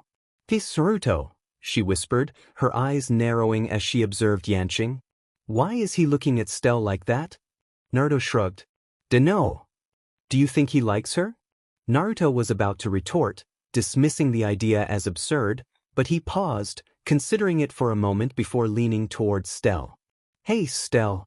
The gray-haired girl leaned closer to Naruto, her hands still playfully trying to rub his thigh. "Bailu says Yanqing probably likes you." Stell turned to Yanqing, who quickly looked away. A mischievous grin spread across her face as she leaned closer to Naruto and kissed his cheek. The action surprised Naruto, and it visibly affected Yanqing, whose face turned bright red with anger and jealousy. He shot up from his seat and yelled at Naruto, "I challenge you for—" "Nope." Naruto interrupted, pinching Stell's cheek playfully. "Ow, ow, ow," she exclaimed. "Look underneath the underneath. Don't believe what you see. She has been trying to rub my thigh ever since we sat down." Naruto deadpanned at the fuming boy. It was clear Yanqing was not going to believe him. She can be pretty when she's quiet, but you don't know what kind of pranks she's cooking up in her mind, he added, swatting Stell's hand away. Bailu and Jinglu nodded sagely, arms crossed, in agreement with Naruto's statement. "Teen, she can rub my thighs all she wants," Yanqing said desperately. Stell shot him a dry look. "Disgusting." Yanqing froze in his spot before dropping back into his seat. Jing Yuan chuckled at his pupil's reaction before turning back to his old master and friend. "Anyway, aside from my pupil wanting a rematch with young Naruto here, I have a request for you and Naruto," Jing Yuan said, smiling as he turned to Bailu. "I'm sure the healer lady received an invitation too, correct?" "Invitation?" Bailu tilted her head in confusion. "What for?" The general's sweat dropped before clearing his throat. "For the opening of the casino owned by the IPC. I'm certain you received one this morning." Bailu rubbed the back of her head sheepishly. "Actually, she was already here at dawn. I don't think she even checked in with her guards," the blindfolded woman interjected, embarrassing Bailu further as she avoided Lingsha's stern gaze. Jing Yuan sighed but nodded. "Anyway, Master, I wouldn't be able to attend the opening ceremony, so I would like you to attend with Naruto and Stell here in my place." He finished by sliding an envelope to Jinglu. "The IPC would have sent you an invitation, but they couldn't find your home." "The IPC?" Jinglu murmured, gazing at the black envelope adorned with golden ornaments. "Huh," the other general chimed in. "How in the world did the IPC convince you to allow them to open a casino on the Lufu, General Jing Yuan? Jing Yuan closed his eyes and sighed inwardly, knowing this question was coming. General Fei Xiao, the IPC apparently contacted Marshal Hua regarding this matter, and when they presented the benefits that could come to the Luofu, the marshal had no choice but to agree. As for what those benefits are, I'm afraid I'm in the dark about it. The Foxian general, now revealed as Fei Xiao, nodded slowly before asking another question. Do they only invite important people on the Luofu? Jing Yuan shook his head. No. They sent invitations to famous people across the galaxy, including the Xinzhou's generals. Did you not receive one? He asked. General Huayan arrived yesterday with his granddaughter and stayed at the Petrichor Inn. As for the others, I believe they didn't have time to attend due to matters with their fleets. I didn't see any invitation on my table. Madame Fei Xiao, the edgy retainer, spoke up, pulling out the same invitation letter. I have your invitation here. It was delivered at the last second before we boarded the ship to the Luofu. Oh, thank you, Mose. She took the invitation and began to read it. Jing Yuan turned to Jing Lu and her apprentice. As the general of the Luofu, I must provide the best security for all these influential people, so I couldn't attend the ceremony. Influential people? Naruto asked, tilting his head while swatting Stell's hand away. Yes, the general smiled at the boy. For example, the new rising star from the Iris family in Penacony, Robin. Oh, I know her, Bailu exclaimed, jumping from her seat and surprising everyone. Despite only having one song for now and being the same age as you and Stell, she held the #1 spot on the Billboard for 6 months straight. Naruto raised an inquisitive eyebrow. What's a billboard? Bailu's sweat dropped, realizing she had forgotten that Naruto was unfamiliar with modern terms. Anyway, she continued, ignoring his question, she's really pretty too, like a doll, if I may add. In fact, the video Stell showed us earlier had her song as the background music. Oh! Bailu's statement piqued Jingliu's curiosity.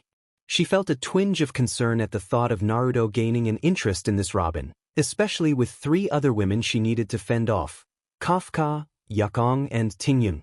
Not that she could do anything to the first one since the woman was basically Naruto's favorite. Her bone-folded gaze glanced at Fei Xiao. She needed to be wary of this one. The Foxian Arbiter General was known to be frank and straightforward, not to mention she was from the Xianzhou Yaoqing, where Foxian was the dominant race on the ship. Jinglu asked what video they were discussing, deciding to set aside her concerns for the moment. Stell quickly showed her the video they had just watched. The gray-haired girl then inquired how Jinglu planned to watch it while blindfolded. Jinglu removed a small portion of her blindfold, revealing her crimson eyes glaring at Stell. Oh, you're not. Stell began, but Jinglu put her blindfold back on, leaving Stell confused once more. How are you going to watch with it on? Stell asked. It's see-through, Jinglu replied. The children, except for Bailu, sweat dropped at the woman. As soon as the video and background music started, Jingliu's body began to tremble, confusing Jing Yuan and the other guests. The general noticed the corner of his former master's lips twitching rapidly, as if she were fighting back amusement, while the 2 youngsters and the Vidyadhara laughed heartily. The laughter snapped Yanqing from his shock, and he looked at his master in confusion, wondering why the 3 in front of him were laughing so boisterously. Jinglu started to speak, looking up at her former student. I didn't think you had such a hobby, General, she said, showing Jing Yuan the phone screen. Jing Yuan's eyes widened in horror and panic as he realized his secrets had been discovered. To make matters worse, Yanqing was also in the video, dressed in an outfit resembling a cute schoolgirl's. But how? Jing Yuan panicked, turning to the gray-haired girl for answers, only to find her trying to hold back her laughter. In a flashback, Silver Wolf had expressed disbelief at the boldness of the gray-haired girl when she asked him to hack the general's personal phone. You want me to hack the general's personal phone? He asked, dumbfounded. If you do that for me, I'll send Naruto's photos to you, she had replied. Sold, he said, and just like that, Stell had obtained blackmail material, humming mischievously to herself, pleased with her manipulation of the hacker. Back in the present, Stell shrugged, saying it didn't matter what had happened before. What matters now is, you're mine to command unless I spread this video to everyone on the Luofu. Except for Jinglu, who smiled slightly, the group turned to Stell, all thinking the same thing. This girl is pure evil. Don't worry, I won't always demand anything outrageous. Maybe, she added, an ominous smile reaching her eyes, further scaring both the general and his apprentice. Thus, one of the 7 arbiter generals of the Xianzhou Alliance and his apprentice found themselves under Stell's command. With the new animation short out, it could be said that Kafka joined the Stellaron Hunter first instead of Firefly, as the former found the latter drifting among the stars. Since Kafka couldn't possibly be over 1,000 years old, given that the Iron Cavalry versus the Swarm incident happened 100,000 years ago, it could also be speculated that Firefly drifted among the stars for many years in sleep mode. This was confusing, but luckily it didn't affect the story much. I hope you enjoyed the chapter. This chapter was actually completed a week after the previous one, but I felt the need to revise it significantly. Nothing huge, but the opening serves as a prelude to Firefly's cure if you were confused. By the way, who should I pair Salus with? If you have suggestions, feel free to share. See you in the next chapter or another series. Don't forget to leave plenty of reviews and likes. Now, what do you need to see me for? Bailu asked, her expression filled with concern. You're not taking me back to the commission, are you? I still need to watch over his spar with the general's apprentice. She pulled Naruto's arm closer to her small body. You know I heal instantly from light wounds. You're just looking for an excuse to avoid work, Naruto replied, his tone flat as he looked at the purplet, who shushed him. Ling Sha giggled at their interaction, but the information about the 9-tailed boy healing instantly from wounds was something she found intriguing for future research. No, you don't need to worry about that, Lady Bailu. After all, it's the Preceptor's job to locate and take you back to the commission, Ling Sha reassured the healer lady, maintaining a smile that made Bailu feel uneasy. I'm here because General Fei Xiao asked me to arrange a meeting with you regarding her. Private matter. She glanced at the other guests, prompting Jinglu and Jingyuan to take their apprentices and leave the room, but Bailu refused to let go of Naruto's arm. If he's staying, then I will too, Stell declared, but Jinglu grabbed her by the scruff of her shirt. No, you're not, Jinglu retorted, then turned to Bailu. Don't take too long, the breakfast you brought will get cold. Breakfast? Naruto perked up, standing. I want to come with. Bailu pulled him back down into his seat. Naruto turned to the Vidyadhara, who had a pleading look on her face. He sighed and relented as Jinglu left the room with Stell in tow. The redhead whispered to Bailu, Why do you need me here? They want to see you. And you know how uncomfortable I feel with how the Foxians look at me. Not to mention that guy really looked like Stell. Without his strict master present, he felt free to express his thoughts. You're here for my safety. Ling Sha might say it's my preceptor's job to take me back to the commission, but I know she'll just ask the general's retainers to help her do that. That woman is cunning. You're my only way to get out of here if she asks the general to take me back with her, since the general will probably listen to you.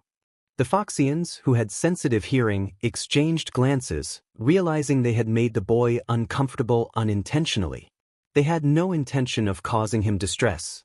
Mose, meanwhile, facepalmed inwardly at being called emo. Both Naruto and Bailu glanced at the Yaoqing group, their eyes meeting Fei Xiao's, who was munching on a Bowsy. She winked at the redhead, causing him to shudder. Nope, I'm not staying. I'm really uncomfortable with them in the same room. I mean, look at that woman. Her eyes somehow unnerved me a lot. Naruto stood up again, but Bailu decided to bribe him. I'll let you eat 2 bowls of ramen.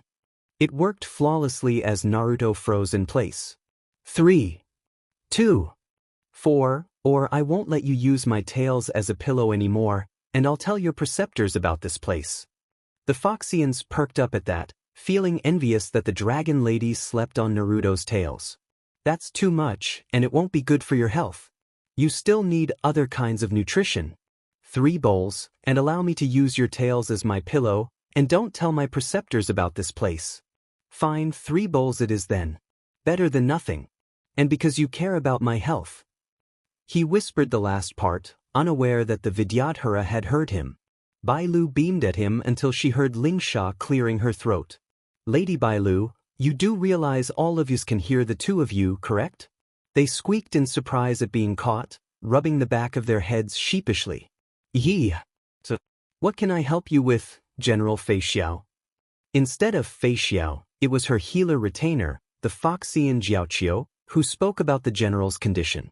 She explained in detail the illness that limited Fei Xiao's lifespan, and Bailu listened attentively until she nodded with a wide smile. Everyone felt relieved, thinking that the healer lady could cure the general, until... Just live the rest of your life to the fullest and make sure to enjoy all the good food. The guests dropped their jaws at Bailu's easygoing answer, including Lingsha. How the heck are you a doctor if you shrug off your patients like that? Bailu turned to Naruto with tears in her eyes. But that's the truth. I've encountered her illness many times in the past and tried to heal it, but it was futile. Still, don't address. Interesting, but it is not something that I can't cure even without our recent discovery, a familiar voice interrupted. Naruto froze, and the others tensed, unable to sense anyone in the room. Was that you, Lingsha? Bailu asked. I'm sorry, did you just assume it was me because the voice was disturbing and cunning? Definitely not because of that. Bailu turned away, her smile fading. How noisy! The voice rang out again. Mose, Jiaoqiu, and Fei Xiao stood warily. Can you just check your phone already, Rat-san? They all blinked before checking their phones, only to find nothing except for Naruto's. He powered on the screen, and everyone was surprised when a hologram projected from his phone. Whoa! You finally picked up. And by the look on your face, I guess my tinkering on your phone worked well, Rat-san, the hologram said. Dr. Mobius. When did you tinker with my phone? Naruto asked, ignoring the girl. And how did my phone answer the call by itself? Let's not mind the small details, shall we? But I can tell you that I modified your phone to always answer my call. Naruto's sweat dropped as Mobius continued. Anyway, Ratson, I called you because I need your blood again. Bailu and the other guests raised an eyebrow at that. But you took quite a lot the last time we met. Naruto complained. Don't tell me you ran out of it already? Yes. But your blood is special. You see, I experimented with your blood, and the result is fascinating. The hologram switched to a girl in a tank briefly before switching back to Mobius. Her name is Arin. She died a long time ago. But after I administered your blood, I managed to completely resurrect the girl. The news surprised everyone in the room, especially the healers from the Alchemy Commission. Bringing people back from the dead was not a trivial matter, even for the long-lived inhabitants of the Luofu and the Vidyadhara who had reincarnated. As Mobius explained, Naruto's blood possessed remarkable properties. It could cure terminal illnesses and regenerate lost limbs. The cells in his blood integrated with the recipient's DNA, replicating it, eliminating old cells, and replacing them with enhanced versions. This process eradicated disease and optimized overall health. Mobius warned him to be cautious about who could access his blood, especially not to let any reckless scientists get their hands on it. Naruto listened intently, a mix of curiosity and concern on his face. Mobius had sent 2 vials of his blood-turn cure through a small portal that opened in front of him. They landed in his lap just as she concluded her explanation. She reassured him that the cure worked flawlessly on living beings and animals with no side effects. She also hinted at the importance of contacting her when he trained with Hua, or she would demand more of his blood. Bailu, standing beside him, looked incredulous. She approached Naruto, her expression a mix of disbelief and concern. She questioned him about allowing someone to experiment with his blood. After he mentioned Hua, Bailu's demeanor shifted to one of relief, realizing that Hua could be trusted. However, she quickly reminded him not to let anyone else take a sample of his blood. Naruto, feeling the weight of the vials in his hands, contemplated what to do with them. He suggested keeping one for himself and offering the other to someone else. As he looked up, he noticed the 2 Foxians nearby, their eyes shining with joy at the thought of the cure. He then proposed giving it to the general, which prompted an excited reaction from Fei Xiao, who jumped at him in delight. In a moment of quick thinking, Naruto used a substitution technique to switch places with Bailu, leaving her to be embraced by the enthusiastic general.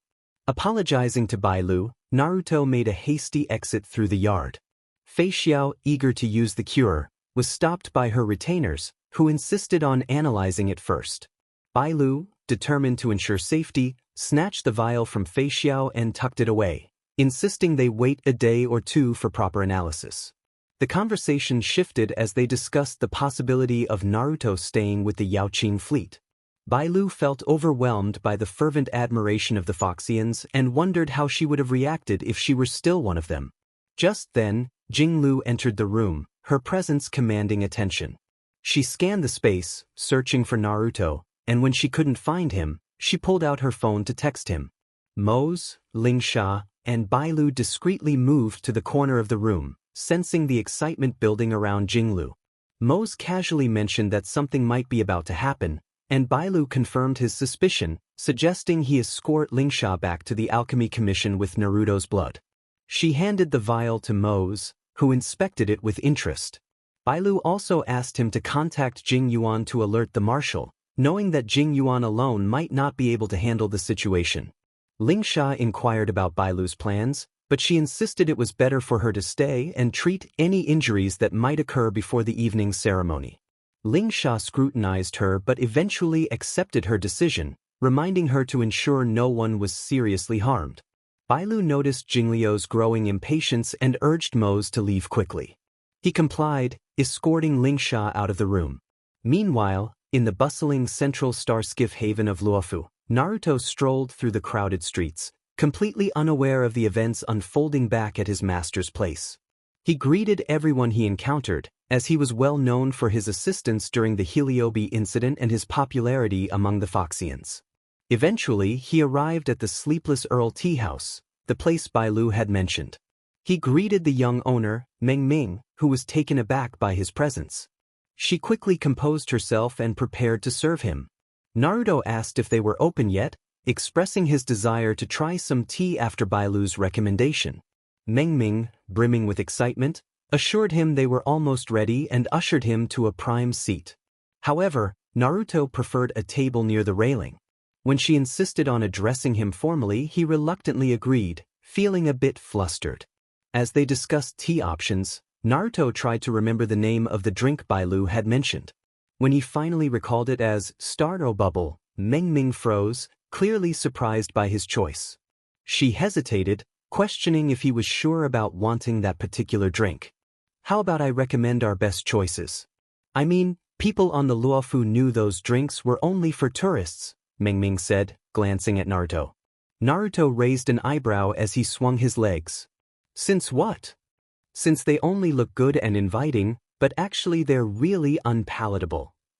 But Bailu told me it was good, he pouted.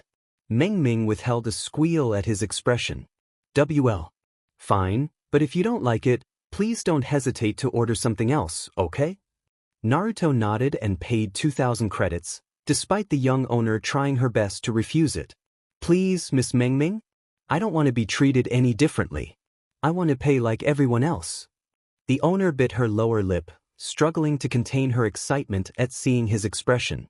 Eventually, she relented with a heavy sigh and left to prepare his order. Naruto pumped his fist in victory, feeling a bit more like a normal kid. Just then, he heard a soothing voice. Excuse me, are you open? A young woman with fair skin and long brown hair tied with a golden hairpin approached. Her turquoise eyes sparkled as she wore an elegant, short qipao in dark green, brown, and white with gold highlights, along with elbow-length dark green gloves and a silver bangle on her left wrist. Oh, I apologize, we're not open for another hour, a Foxian attendant said, bowing her head apologetically. But the woman pointed at Naruto. I heard the young Foxian from earlier took his order. He's big sis can join me if it's okay? Naruto suggested, noticing the attendant was at a loss for words. It's okay, right, miss? The waitress quickly bowed her head at Naruto. Oh, of course. It's as you wish. Naruto pouted, feeling annoyed by how they treated him. While the attention he received was different from what he experienced in Konoha, it was becoming tiring. The young woman was led to Naruto's table, where she ordered the same drink as him, having heard about it from across the stars. For a moment, they sat in silence as Naruto replied to Jingliu's message, explaining that he had left the house because Fei Xiao had jumped him. He frowned when his text was left unread. His master wouldn't do that unless. A massive crescent-shaped ice flew above the central star Skiff Haven, not once but twice. The second one nearly sliced the palace of Astrum, the heart of the skyfaring commission where Yukong worked, in half if not for the barrier surrounding it. Naruto's face turned pale. He shouldn't have told Jingliu about it. Lord Naruto, here's your star Taro bubble. Do you know what happened to Master Jingliu? Mengming asked as she brought his order. They knew the Uzumaki was learning swordplay under the sword champion, and since Jingliu was famous among their people, they were familiar with her techniques, including the crescent-shaped ice he had just witnessed. Naruto's trembling hand reached for the drink. I told her that. General Fei Xiao jumped me. He tried to get the straw with his lips but missed it. Mengming wanted to feel jealous but knew the great general was beyond her league. Only someone like the sword champion could win against her. Oh, well, that's bad, isn't it? Their conversation was interrupted by Naruto's phone ringing. He checked the caller ID, Boo, before answering. Naruto, where are you? Jingliu just went nuts and Bailu's voice was cut off by Stell's laughter. Hey Naruto. You should come back soon. This is fun. Naruto ended the call and turned off his phone after hearing Bailu and Stell's voices. He created a clone, surprising everyone who witnessed it. Really? You're really doing this to me? The clone asked, flabbergasted. The real Naruto handed his clone the Startaro bubble. Clone number 1, heading off. The clone swiftly headed for the nearby waypoint before teleporting away from Central Star Skiff Haven. He turned to Mengming and paid her 3,500 credits. Can I have an immortal's delight this time? The young owner's sweat dropped but eventually nodded at Naruto's effort to change the topic. She didn't even have time to ask what that was. As she left to prepare his new order, Naruto noticed someone else at the table. What was that? He asked, startled by the unfamiliar voice. It's kinda complicated, miss. Are you not from the Luofu? He inquired. She shook her head, her turquoise eyes still locked on him. No, I came here as the representative of the Genius Society for the IPC's opening ceremony because it aligns with my other purpose. And that is? The woman looked at him with a subtle smile. To see the Foxian's deity. Oh. A human waitress delivered Ruan Mei's Startaro bubble, and she took a sip. I'm Naruto. What about you, miss? He offered his hand politely. The woman glanced at it briefly before taking it. At that moment, Naruto felt a slight prick in his palm but chose to ignore it. Member number 81 of the Genius Society, Ruan Mei. It's nice to meet you, Naruto. Meanwhile, clone number 1 hummed as he sipped the bubble tea. This tastes awful, but I can't stop drinking it. Just as he finished his drink, he arrived home and found an axe flying toward him. Oh no! Fortunately, Jingliu managed to deflect the weapon in time. You're his clone, aren't you? She asked, not bothering to look at the clone since her target was in front of her. Weiss, master, he replied. Jingliu nodded. Good. The real you shouldn't be here since the general planned to take him to the Yaoqing. Dispel and tell him not to return until further notice. Clone number 1 saluted before dispelling himself, leaving Jingliu alone. While it wasn't a lie that the general planned to take him to the Yaoqing, I still need to vent. And who else can compete with me except the great general? Jingliu dashed toward Fei Xiao, who was in her moon rage state, having been cornered badly. Afterward, Jingliu triumphed over Fei Xiao and was taken in by the marshal for questioning, leaving only Naruto and Stell to attend the IPC's opening ceremony. Oh no! Naruto let his guard down. Ruan Mei definitely has his blood. She has 1 tail, but after she uses her ultimate, she will have 9 tails. There was an idea. The author wanted to add Era Zero Dr. Mei to the story as one of the antagonists, but then realized that this mad woman had turned her dead Kiana into a supercomputer, made Honkai to race and destroy humanity for amusement, and created a tool to destroy the multiverse. The author decided to scratch the idea of including a woman who could do what an Aeon couldn't. Just as I thought. You look great in this, Naruto.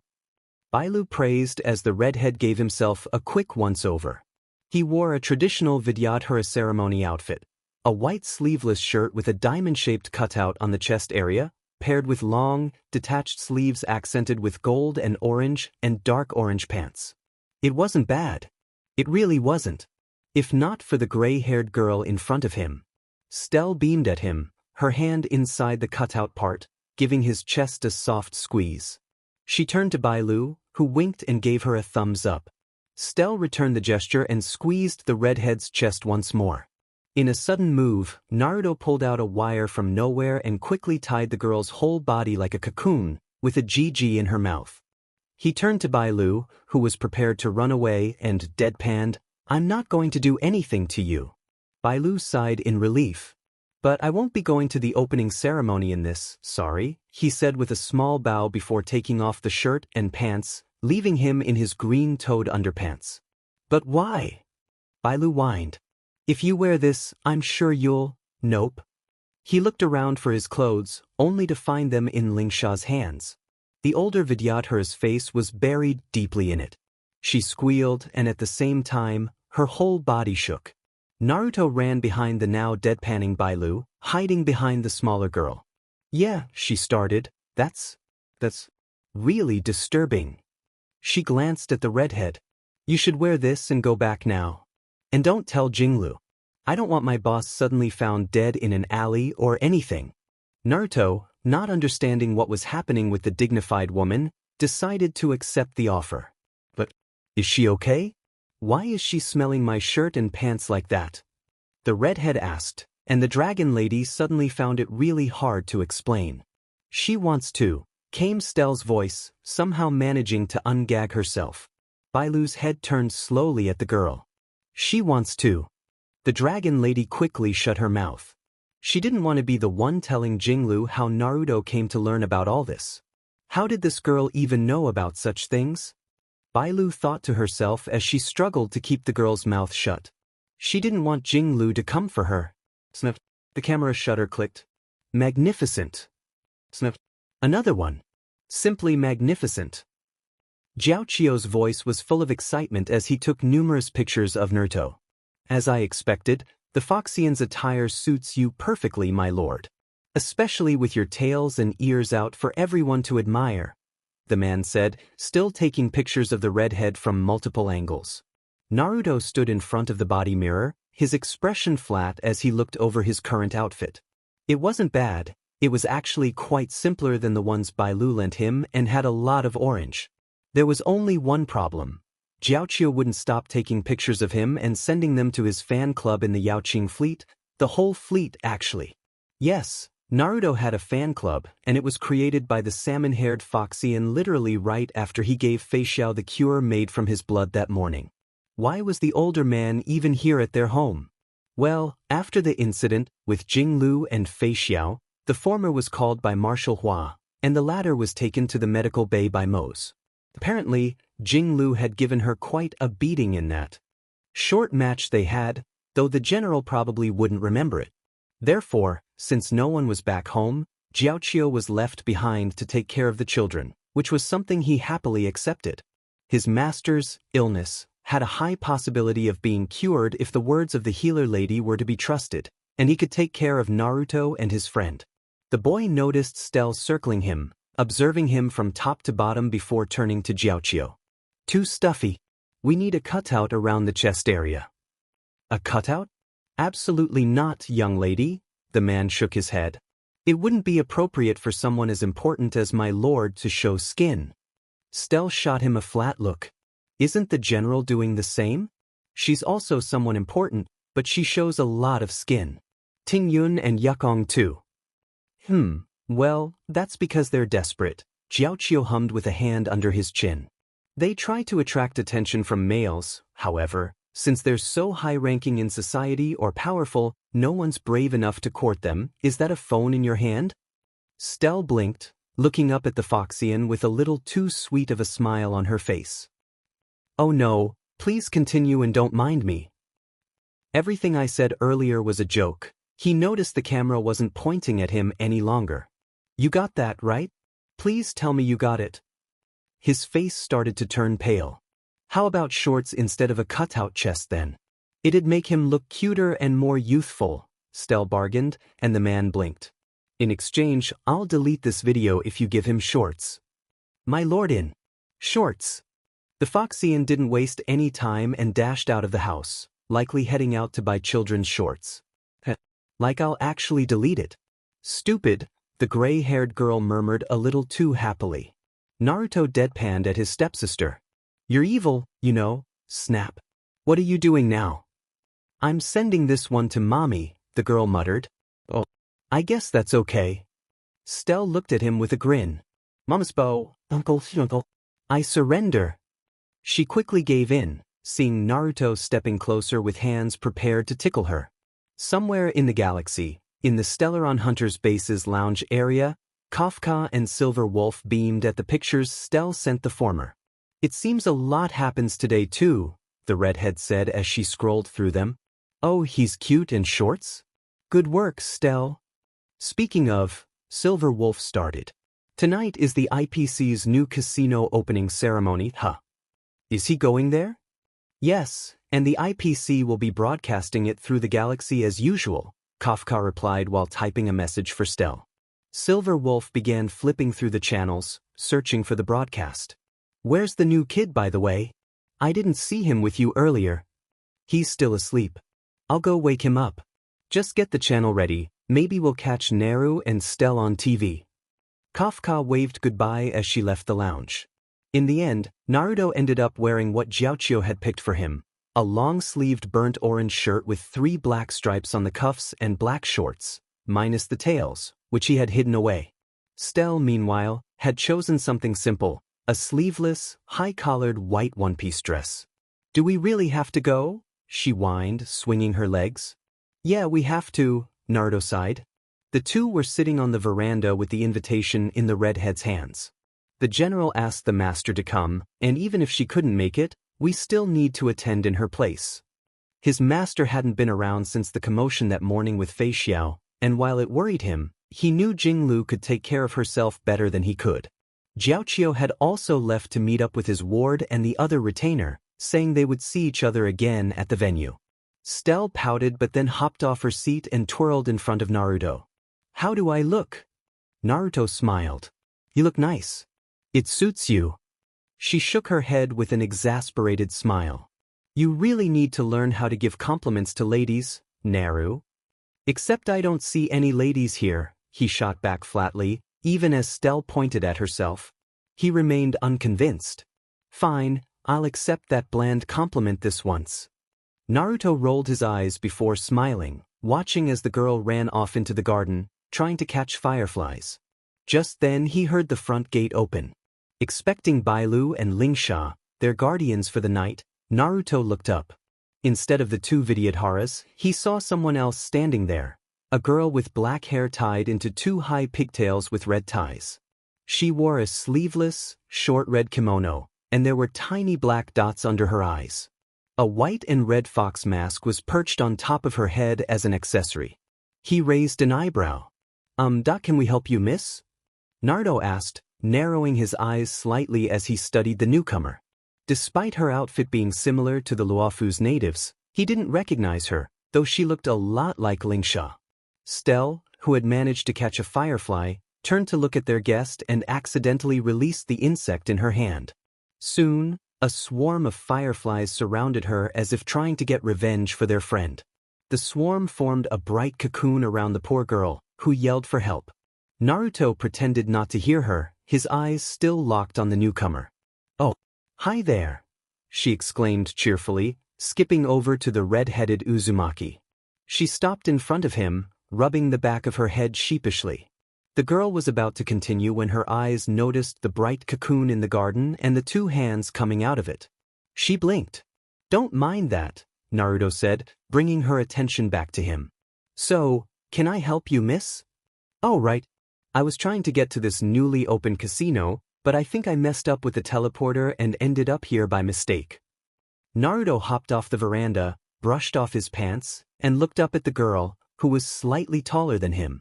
Despite her friendly demeanor, he remained cautious. I can help you with that, he said with a friendly smile, causing the girl to beam at him. I got lost too the first time I used the teleporter a few months back. But aren't you from here? She asked curiously. Nope. Naruto replied, leading the way to the teleporter with the girl following closely behind. As they walked, the girl's thoughts raced. So this is the nine-tailed Foxian boy? He's so naive and gullible, she thought while observing him closely. When they arrived at the teleporter, Naruto set the coordinates to the central Star Skiff Haven, where the casino was located. The girl watched him with keen eyes, a sly smile creeping across her face. There you go, it's all set to take you to the central Star Skiff Haven where the casino is, oof. He was suddenly interrupted as a large doll resembling the girl was shoved into his face. Thank you, little Foxy. Here's a present for you. I made this doll myself, I hope you like it, she said cheerfully. You not okay? I mean you don't have to, but okay. Naruto replied, slightly taken aback by the unexpected gift. The girl giggled and leaned closer to Naruto's face. The name's Sparkle, see you soon, she said playfully before planting a quick kiss on his cheek. Before Naruto could react, she activated the waypoint and disappeared, leaving him standing there in surprise. That's weird. Naruto muttered, looking at the teleporter before wiping his cheek where she had kissed him. He then turned to the doll in his hands. Now what should I do with this? Maybe Stell will like you. He stared at the doll. To be honest, it was quite cute with its small body and big head. That was smart of you to prank that girl, brat, Kurama's voice rumbled in his mind. And here I thought you'd get tricked by her. Well, this place is off limits to anyone who doesn't know the address, and somehow a random girl managed to get here? Not to mention that she knew my name. That's definitely suspicious, Naruto shrugged, heading back to the veranda while ignoring Kurama's laughter. Where did you send her again? Kurama asked. Oh, Palace of Astrum, Naruto replied with a mischievous grin. Oh dear, he got me, that crafty little fox. Sparkle giggled to herself as she found herself surrounded by several cloud knights. Despite the situation, she kept her cheerful demeanor, clearly amused by the turn of events.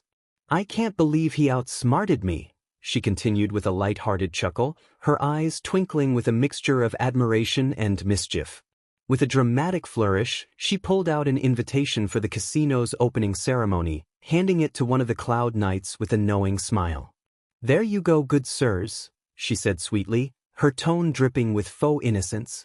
As one of the guards checked her invitation, Sparkle's thoughts raced ahead. Oh, she would get back at him for this. A mischievous grin spread across her face as she plotted her revenge. After all, no one got away with pranking the prankster. Naruto. So, we're here, the purple-haired Vidyadhara called out as she entered the gate to Jingliu's home. Did you wait long? Nothing happened, right? She blinked, seeing the gray-haired girl cradling her knees with Naruto consoling her. The girl was murmuring, "Fireflies, scary," repeatedly. Well, nothing big happened, but Stell here is traumatized by fireflies. The redhead chuckled wryly when he noticed Bailu and Lingsha looking confused. He showed them a picture he had taken, a bright cocoon in the shape of a small girl with hands sticking out of it. Even I'd be traumatized by that. Bailu shuddered. Speaking of Miss Lingsha, Naruto called out to the taller Vidyadhara, whose cheeks turned pink. Do you have a daughter? The two women blinked before exchanging glances. No, I don't have a daughter, Lingsha answered. As you know, Vidyadhara don't and can't reproduce. We undergo a cycle of life, death, and reincarnation. Naruto nodded as he helped Stell to stand up. Why do you ask? Bailu raised an eyebrow. Oh, someone who looked like Miss Lingsha came just now. She said she got lost trying to get to the casino.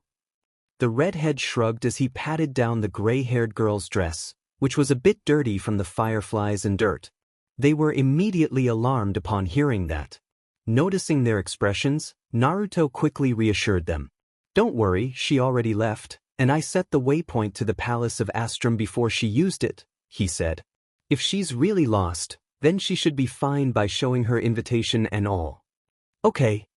Bailu nodded slowly before her eyes found a strange doll on the veranda. Is that? Ah, that's the doll she gave me as thanks. The girl's name is Sparkle, by the way, Naruto quickly explained. Do we need to hand it over to the Cloud Knights? If we don't, I was planning to give it to Stell. Bailu cupped her chin. Maybe later when the ceremony ends. We don't need any unnecessary commotion right now. She narrowed her eyes on the doll before turning to Lingsha. Be honest with me, you really don't have a daughter, do you? Madam Bailu, did you eat something weird again? Or inhale one of my incense by mistake? Lingsha replied with a dark look. Nope. Just making sure. Bailu grinned before turning back to the kids. Alright, let's head to the Central Starskiff Haven. You've got your invitations, right? Naruto showed them the invitation letter, and the Vidyadhara nodded. Good, but before that, we need to take a group photo. The purplet pulled out her phone and looked at the redhead, who understood what she wanted. A single clone popped into existence and took the phone, surprising Lingsha, who didn't know about it. Amazing! And it's not an illusion either. Did you know that everything his clones learned goes back to him when they disappear? Bailu said, standing beside Stell, with Lingsha beside Naruto. Sniff. Thanks. The clone disappeared after handing the Vidyadhara her phone back. I see, that means he could multitask with his clones and shorten the time he needs to learn new things. Lingsha muttered, amazed and impressed at the same time. Yup, but it left me with a headache and exhaustion though. Naruto finished for her as they started walking to the teleport. By the way, Bailu, Miss Lingsha, did the cure work on General Feixiao? The two Vidyadhara blinked and turned to the redhead. It didn't work at first, but eventually it kicked in, Bailu said with a big smile, though Naruto's deadpan expression made her pause. What's with that look? Everyone would give you that look if you explained it like that, Dragon Lady, Lingsha sighed, stepping in. To simplify it, because General Feixiao is half Foxian and half Borisan, we had to adjust the cure so that only her Foxian genes were affected. It was tricky, but with her help and Jiaoqiu's past diagnoses, we managed to make your blood affect only her Foxian side, turning her into a full-blooded Foxian and curing the illness. I don't get it, but I'm glad it worked, Naruto said sheepishly. Lingsha chuckled before bowing slightly to the boy. I also want to apologize for earlier today. I didn't realize your pheromones would be so strong after training. It's okay, Miss Lingsha. I should have been more aware too, Naruto said with a smile, waving off her concern. And here I thought she was going to jump you again because she was interested, Stell added bluntly. The Vidyadhara ladies blushed furiously, while Naruto tilted his head, clearly confused by Stell's comment. You know, Bailu added, glaring at the girl. One day, I'm so going to blame you for this. She really didn't need anyone to corrupt the poor boy. And so, here we are. Naruto sighed as he looked at the two adults who were supposed to be their guardians. Or that was what was supposed to happen. He deadpanned at the two Vidyadhara surrounded by both men and women from outside the Xianzhou alliance. Well, mostly Bailu, while Lingsha became her middle woman to arrange a meeting for the healer lady and their potential patients. His gaze turned to Stell, whose dress he was gripping since the girl planned to ransack the trash can in the corner of the room. Sighing, his eyes found something glistening on the floor near one of the slot machines. A coin? He muttered before dragging Stell with him and picking the coin up. He looked between the coin and the machine several times before shrugging. Stell, want to make some money? The girl's attention turned to the redhead immediately, and she beamed. Sure. Let's make lots of money and give it to mommy. Well, maybe he shouldn't have said that because right now, they lucked out on 18 of 18 machines with checks totaling 360 billion credits. Golden rule. Stell cackled at their winning prize. Onward to machine number 19, she shouted as the rest of the guests clapped for them. We still don't make enough for mommy. Dimin. I'd be happy if I got a jackpot one time. But these two children are killing it. It's the boy. Only the boy played the machines. How though? It's literally almost impossible to hit a jackpot in slot machines. Not to mention these machines are IPCs. Hey, did you make sure you rigged the machines? I did. Even Madame Jade checked it several times. Naruto looked around, trying to find Bailu and Lingsha, hoping that they could stop Stell, but when he did, he saw the two healers being pushed away by the crowds around them. The exact opposite of what happened before. There goes my way out, the Uzumaki thought before approaching another slot machine. However, he was stopped when a boy with medium-length blonde hair wearing an expensive suit approached him. Young master, young lady, I couldn't help but overhear that you're in a hurry to increase your winnings. The attendant greeted the two politely, a confident smile on his face. Naruto and Stell exchanged glances before turning their attention to the older boy. To assist with your matter, how about I offer you a double or nothing at the table over there? He suggested, glancing at his senior, a woman with pink hair dressed in a dark blue and white dress and a large-brimmed hat. She gave him a small nod and he returned it. The attendant had his doubts about winning against the boy who had already conquered all 18 machines, knowing he could likely only win 17 out of the boy pulled the lever without waiting for the odds to favor him, as if he was confident in his luck. Meanwhile, Naruto was carefully considering the offer. He had observed how this kind of place operated, having sneaked in to watch the adults in Konoha play. The house always sought to win back what they lost. Before he could finish his thoughts, Stell spoke up. Sure. Let's do it. He lightly tapped her head. Oh, why did you hit me? Naruto shot her a glare. Why did you? He was interrupted as something behind him caught Stell's attention. She swiftly dragged the redhead with her. Nair a camera. Wave at it. Mommy look. I'm on TV. She cheered excitedly, forcing Naruto to turn and wave at the camera. Look how much we won, she added, waving their winning checks. Silver Wolf nearly spat out her boba drink when she saw who was on TV, her eyes widening in disbelief. But what Stell said next almost made her choke. She quickly counted the number of winning checks in the girl's hands, each worth a staggering amount. Kafka watched the children waving at the camera with a proud smile, clearly amused by the situation. Blade, on the other hand, seemed completely indifferent, as if this was wasting his time. 18 checks and 20 billion each? That's 360 billion. Silver Wolf exclaimed, quickly accessing the IPC's database to confirm the numbers. That's almost 20% of what the IPC has in Luofu's newly built casino. Oh my, and it's just been 10 minutes since they arrived, Kafka remarked playfully. That's insane. Wait. Silver Wolf abruptly turned to Kafka, suspicion written all over her face. How did you know that? She asked, hoping Kafka's answer wasn't what she thought it would be. Kafka flashed a knowing smile. I did what we usually do, Wolfie. Why are you so surprised? Silver Wolf instinctively inched back from Kafka, her mind in turmoil. That's a whole different matter, she thought, glancing back at the screen. As her eyes focused on Naruto, a new idea formed in her mind. If his luck was this good, she could definitely use it for something very important to her, gacha games. Her eyes sparkled with excitement, realizing she might never have to spend credits on in-game currency again if she could have Naruto pull the characters and items she wanted. Back with Kafka, a little boy with gray hair had climbed onto her lap. She pointed at Stell, who was still waving energetically inside the TV screen. Now, Salis, that's your big sister, and we'll meet her soon. The boy, Salis, stared at the screen for a few seconds, processing the information, then nodded. His gaze shifted to the boy Stell had dragged along with her. How about him, Mom? Is he also my older brother? He has the same hair color as yours.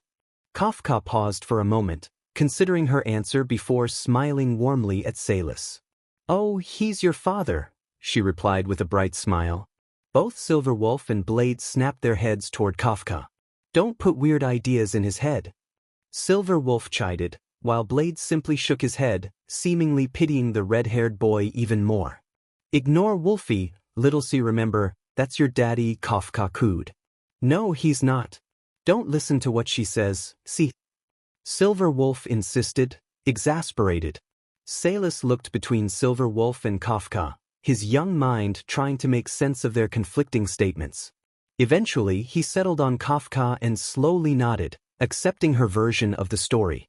Silver Wolf stared flatly at Kafka and her newly proclaimed child. She then felt Blade's hand on her shoulder, telling her to let it go. Turning her attention back to the screen, Silver Wolf joined Blade in a moment of mock prayer for the red-haired boy's sanity. Then a thought hit her. Her eyes snapped open, and she glanced at Salis.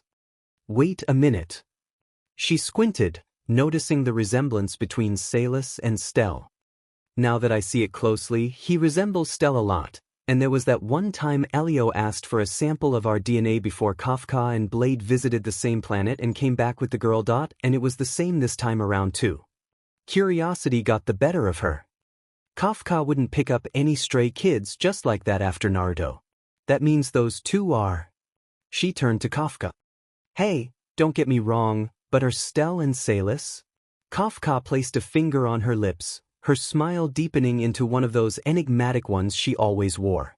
Silver Wolf understood the signal and nodded, realizing she wouldn't get more out of her. Turning back to the screen, Silver Wolf pondered the implications. Well, to think that they created two artificial humans based on our DNAs, but for what purpose? Her question hung in the air, unanswered, the only one who knew the truth being Elio. It was a good day for Naruto. He smiled, watching the sweating boy attendant, Aventurin, sitting nervously across from him. Behind the blonde stood a woman with purple hair wearing a large hat and an expensive work dress. Naruto remembered her as Lady Bonajade, and somehow her eyes made him feel uneasy, as if she knew everything about him. Next to the woman was a young girl who appeared to be a year or two older than himself. She had silver hair with a red streak in her bangs and held a small creature in her arms. They called her Yelena. It was a good day for Naruto. He smiled, watching the sweating boy attendant, Aventurin, sitting nervously across from him. Behind the blonde stood a woman with purple hair wearing a large hat and an expensive work dress. Naruto remembered her as Miss Bonajade, and somehow her eyes made him feel uneasy, as if she knew everything about him. Next to the woman was a young girl who appeared to be a year or two older than himself. She had silver hair with a red streak in her bangs and held a pig-like creature in her arms. They called her Yelena. Jade maintained an indifferent expression, but Naruto could see the twinkle in her eyes that hinted at amusement or excitement. Yelena, meanwhile, looked positively giddy, her eyes fixed on the cards in Aventurin's trembling hands. Naruto thought to himself that it must be a good draw as he glanced down at his own cards. He smiled inwardly, feeling confident, yet at the same time, pity. For the older boy. He thought, yeah, he definitely won't win this. He glanced at Stell, who had a mischievous gleam in her eyes, accompanied by a sweat drop. When the first two cards were dealt, Naruto didn't even bother to look at them. Instead, he asked the dealer for 3 more cards, bringing his total to 5, while Aventurin only had 2. At that moment, Naruto thought 5 was a lucky number and was actually trying to lose to humble Stell. But it seemed like whatever Aeon represented luck was favoring him terribly, or maybe it was the Aeon of elation, wanting some fun, as Naruto had read about once. Aventurin asked if they should reveal their cards, his smile present but nervousness evident in his eyes. Naruto could understand him. After all, this was a double or nothing round. If Aventurin won, Naruto would lose everything he had earned. But if he won, the amount he would take home would be staggering. The redhead's eyes started to spin as he muttered about how many bowls of ramen he could buy with this, just loud enough for everyone to hear. Aventurin chuckled, surprised that the boy wasn't even the slightest bit nervous. Naruto shook his head and looked at his match. The boy attendant asked again if they should proceed, and Naruto nodded. The cameraman zoomed in on Aventurin's hands as he revealed his cards. King plus Queen. The spectators let out an impressed ooh, with some even clapping and murmuring that, no matter what, the house always wins. It wasn't the highest, but the probability of the redhead getting a number higher than that was almost 0, not to mention that he had 5 cards in his hand. The cameraman then turned to Naruto. Many of the guests assumed the boy's luck had run out and began to drift away from the table. Until an even louder ooh and claps brought them back. Naruto revealed his hand. Ace plus ace plus ace plus ace plus 7. He grinned at the dumbfounded 3 personnel from IPC. Stell cackled, seeing their faces, exclaiming, "Rule breaker." A certain dragon lady, similarly surprised, voiced her thoughts loudly from the crowd, questioning the unbelievable luck. Naruto's sweat dropped when he heard her. 4 aces in one hand, and he hadn't even looked at his cards until he felt he had enough. He used 1 ace as an 11, the other 3 as 1s, and with the lucky 7, it all added up perfectly to they all dropped their jaws at the reveal, stunned by the sheer improbability of the hand. Only a certain silver-haired girl, wearing a brown blazer over a green and white dress with a yellow bow tied in the front, clapped, seemingly unfazed by Naruto's incredible luck. One similar thought ran across everyone's mind: how in Aeon's name did he get 4 aces in one hand? Silver Wolf quickly calculated the winnings in her head, stating that it amounted to 360 billion, and if you double that number, it would be 720 billion credits. Even Kafka and Blade were left speechless at the sheer amount of credits Naruto had won. Salis, meanwhile, tilted his head to the side, not quite understanding the significance of what was happening. But seeing his older sister's happy face on the screen, he figured something good must have happened. Silver Wolf declared that she would have him pull all her gacha from now on and do dungeon raids for item drops. She even thought about having him buy her some new gaming consoles. Kafka interrupted, suggesting that she and Naruto would go shopping for coats, already envisioning a lavish spree. Blade, on the other hand, mused to himself about getting a new portable forge or upgrading the one he had. Suddenly, Blade noticed someone familiar among the guests on the screen. Kafka asked if something was wrong, and Blade simply pointed to a specific guest they all knew very well. Silver Wolf's eyes widened in surprise, and Kafka noted that the guest had been in Elementia a week ago. She nodded in understanding, a knowing smile spreading across her face. Silver Wolf quickly navigated to the girl's mission logs and skimmed through the details, confirming that she had decimated 50% of Konoha, taken the scroll of sealing, and defeated the Hokage. Kafka asked how bad it was, and Silver Wolf snickered as she pulled up a satellite image of Elementia, showing Jiraiya being rushed into the hospital. The image was shocking. Jiraiya was incapacitated, reduced to just his torso and head. Naruto muttered that they were even more lost now as he stared down the endless hallway with its mind-numbingly repetitive decor. A voice tinged with quiet embarrassment spoke up behind him, apologizing for not taking the left path. The speaker was a tall woman with pale skin and dark purple hair that fell over one of her violet eyes. She wore a stylish outfit, complete with a tattoo on her thigh. Naruto offered a reassuring smile, though a small sweat drop betrayed him, assuring her that they would find someone eventually. He tried to sound optimistic, but the nausea from the never-ending, identical decor was starting to get to him. As they continued walking, he sighed inwardly, wondering how he ended up in this situation again. In a flashback, Lady Bonajade wore her calm, collected look as usual, but inside, she was reeling. She had expected Aventurin, her new ward, to pull things back on track, but somehow, things had only gotten worse. Almost half their investment in the casino was gone, and the establishment hadn't even officially opened yet. Now, she found herself torn. Should they proceed with the grand opening, consider moving to another fleet within the Xianzhou alliance, or scrap the entire plan altogether? Moving to another fleet would only mean more cost and time. Her gaze drifted to the 2 children standing before her, specifically the 9-tailed Foxian boy the IPC's Intelligentsia Guild had been digging into. If she played this right, she could win him over. The Foxians revered him, after all. The Xianzhou Yaoqing could be the next place they invested in. Even as her thoughts raced, her hand moved on its own, scribbling out the check for Naruto's winnings. She passed it to Aventurin, who visibly flinched at the number written across it. Naruto reached out to take it, but Stell snatched it up first, thanking him cheerfully. He shot her a flat look, then realized everyone in the room was staring at them. Some of them were people they knew, like Yukong and Tingyun, who waved at him. He returned the greetings before turning back to the 3 IPC members. He scratched the back of his neck awkwardly, saying it was his cue to leave. He thanked them for the easy win and took Stell's hand. Without glancing back, they walked out of the room and into the next one, trying to lay down for a while. Stell, still clutching their winnings, spotted a roulette table in the corner of the new room. She eyed the attendant, who had just finished cleaning it, and smirked, thinking he probably had no clue what had just happened at the poker table. "Hey, Naruto," she called out, a mischievous glint in her eyes. "What do you say we try that one next?" Naruto glanced at the roulette table and shrugged, agreeing to give it a try. Just as they were about to head over, a voice called out to them, warning them about the danger they were walking into. They turned to see a girl around their age standing nearby. Her navy gold eyes watched them with disinterest, and her grayish navy hair was cut into a bob with two long, low ponytails tied off with gold ornaments. She wore a black and white crop top with red straps, a white teal-lined collar, a red split cape, and was barefoot.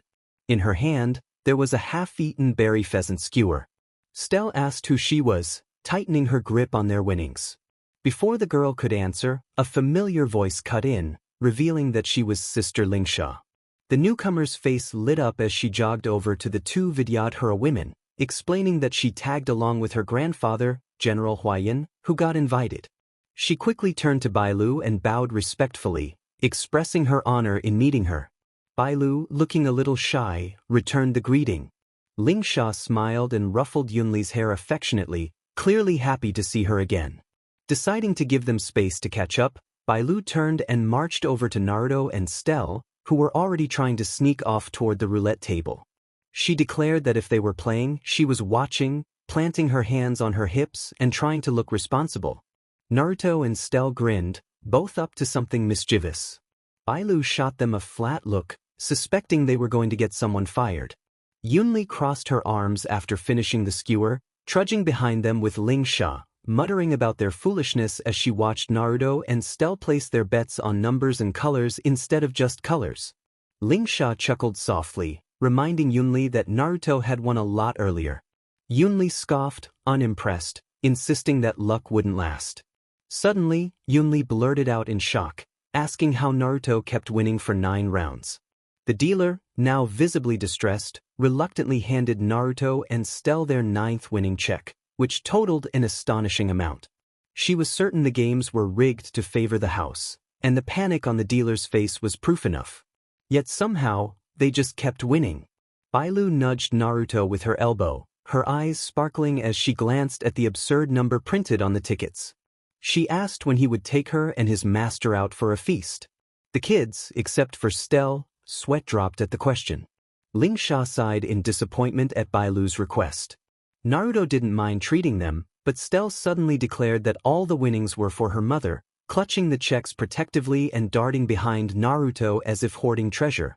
Bailu whined, insisting it wouldn't make a dent in what they had, but Stell stuck out her tongue defiantly. Before Bailu could chase her, a sound of clapping interrupted them. They turned to see a figure roughly their height, dressed in a brown trench coat, cap, face mask, and sunglasses.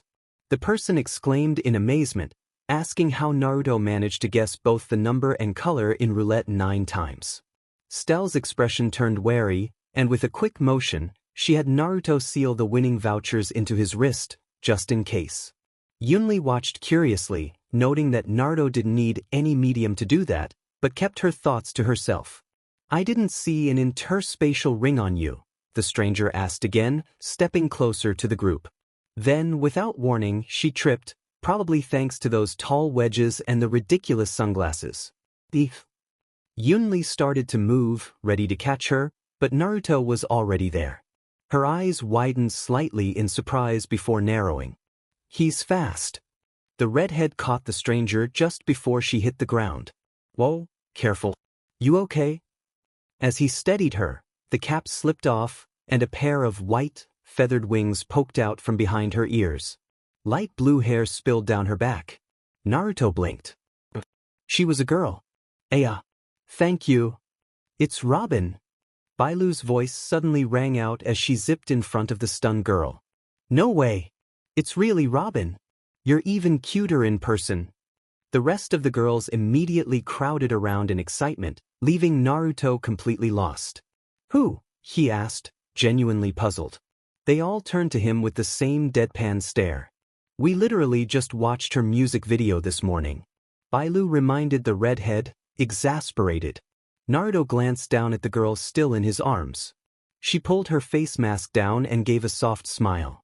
He frowned. No name came to his mind. I have no idea who she is. This time, even Robin couldn't help but laugh awkwardly at not being recognized, which was something new since recently, people knew her from the first glance. Seriously? Even I know who she is. Yunli snorted, crossing her arms.